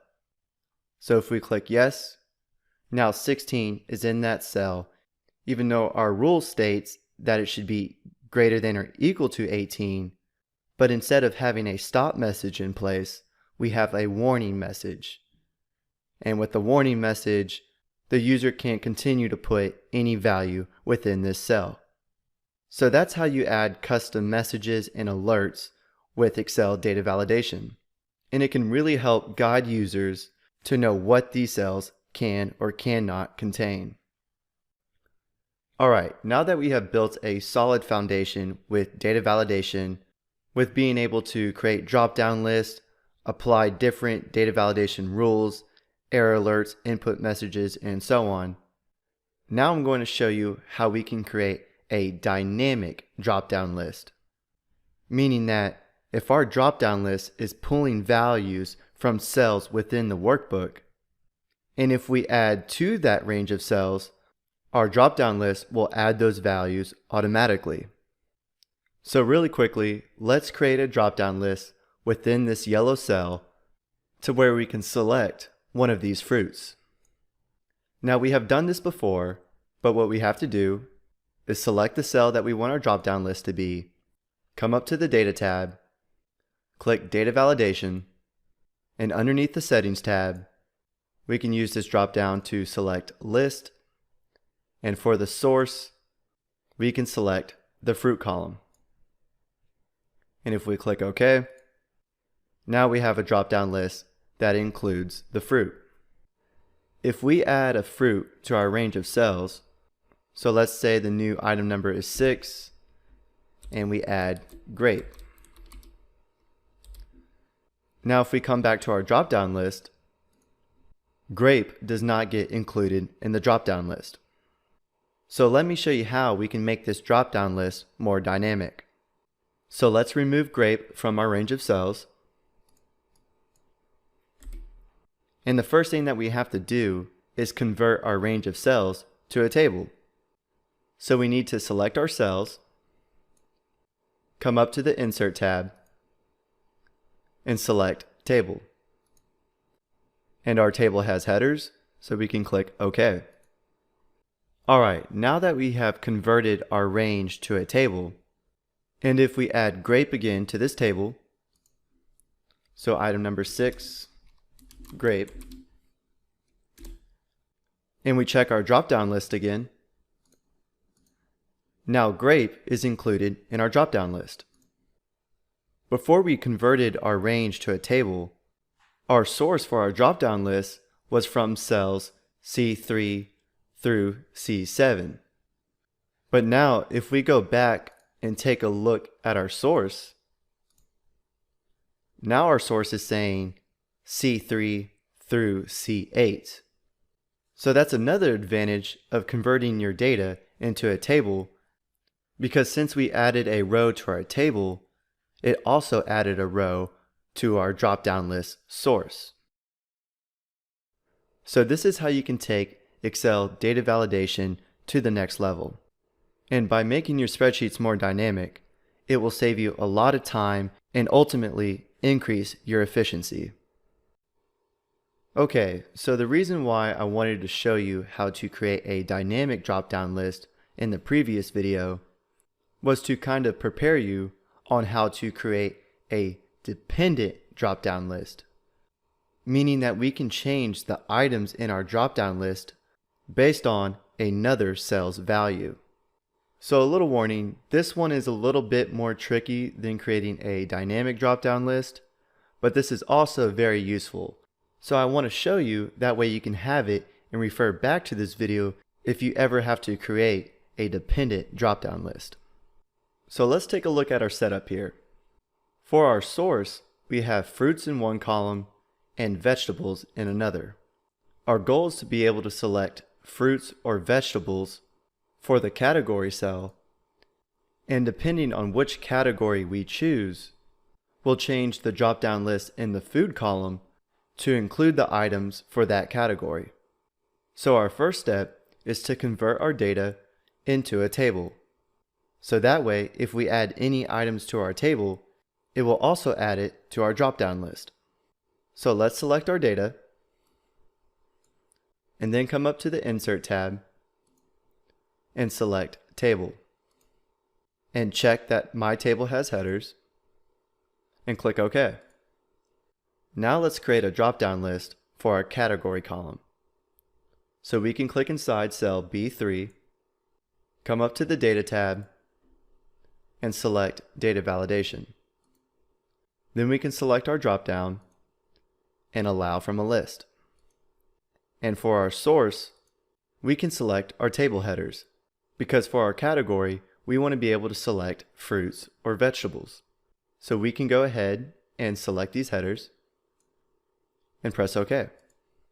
So now in our category drop-down list, we have fruits or vegetables. Now the next step is to create a name range for our table columns. Let's start with the fruits column. What we need to do is select all the cells within the fruits column, and then from here we can go up to the name box and type in a name, or we can go to the Formulas tab and select Define Name. We have to name this range exactly how it's spelled in the category column, so either fruits or vegetables. But since we're doing the fruits column, we need to type in fruits. And we can tell that this name range refers to Table 4, which is the name of the table on this worksheet, and it includes the fruits column. We can click OK. Now we have to do the same thing to the vegetables column. So we need to select all the cells in the vegetables column, come back up to the Formulas tab, and click Define Name. And remember, the name has to be an exact match to what's in our category column. And since we're in the vegetables column, we have to name it Vegetables. And once again, we could see that it refers to Table 4 and includes the vegetables column. And then we can click OK. Now it's time to create a drop-down list for the food column. Now before we create this drop-down list, I do want to mention that we will be using a new function, which is called the indirect function. And what the indirect function does is that it accepts text values and evaluates them as cell references. Just as a quick example, I'm going to click in any blank cell on this worksheet. And then I'm going to insert the indirect function. So equals indirect. Now, like I said, the indirect function accepts text values and then evaluates them as cell references. So for text values, we have to put quotation marks, and if I put B3, close quotation marks, then close parentheses, watch what this function gives us. If I click enter, it gave us the value of vegetables. Well, now you might be thinking, why couldn't we just type in equals and then click cell B3? to get vegetables as well. Well, you got to remember, inside of our indirect function, we didn't just click cell B3. B3 was a text value, not a cell reference, because we put it in quotation marks. But the function evaluated that text value as a cell reference. Well, the power of the indirect function can map text to a named range. So let me show you how we can utilize the indirect function to create a dependent drop-down list. And hopefully you can get a better understanding what the indirect function actually does. So I'm going to clear out these cells and then click the cell in the food column, come up to the Data tab, and select Data Validation. And then we can select our drop-down and then choose List. And now for our source, this is where we will use the indirect function. So let's type in the equal sign and then type in indirect, open parentheses, and then from here we can select cell B3 because the items in this list depend on what category we choose. And then we can close the parentheses. So I know this could be a little bit confusing, but basically using the indirect function in our source is allowing us to reference a named range. Now previously, when we created our first drop-down list, I showed you multiple options that we can use as our source. The first option was to manually type in the items, separating them by a comma, or we could select a range of cells within the workbook. And the last option was to create a named range for a group of cells and then use that name in our source. So that's basically what it's doing here. Right now, this source is telling us that it's equal to vegetables. And after we converted our range of cells to a table, we created a name range for each column. One was fruits and one was vegetables. So depending on what we choose in our category column, our source will change to either fruits or vegetables. So let's click OK and see it in action. So if we come up here in our drop-down list, currently the category is vegetables, so the items in our drop-down list are vegetables. We got avocado, bell pepper, carrot, corn, potato. Now if we change our category to fruits, now our dependent drop-down list has apple, banana, mango, pear, and pineapple, which are the values in the fruits column. And since that we have our range of cells converted into a table, if we add to this table, let's say for fruits we put grape, and for vegetables we put tomato. If we go back to our dependent drop-down list, now grape is added to the list. And if we change our category to vegetables, now tomato is added to the list. So that's how you can create a dependent drop-down list. I know it was kind of a lot, and it might take you a few times to actually get it down, but as you can see, this is a very powerful and dynamic functionality that you can add to your spreadsheets and increase your productivity.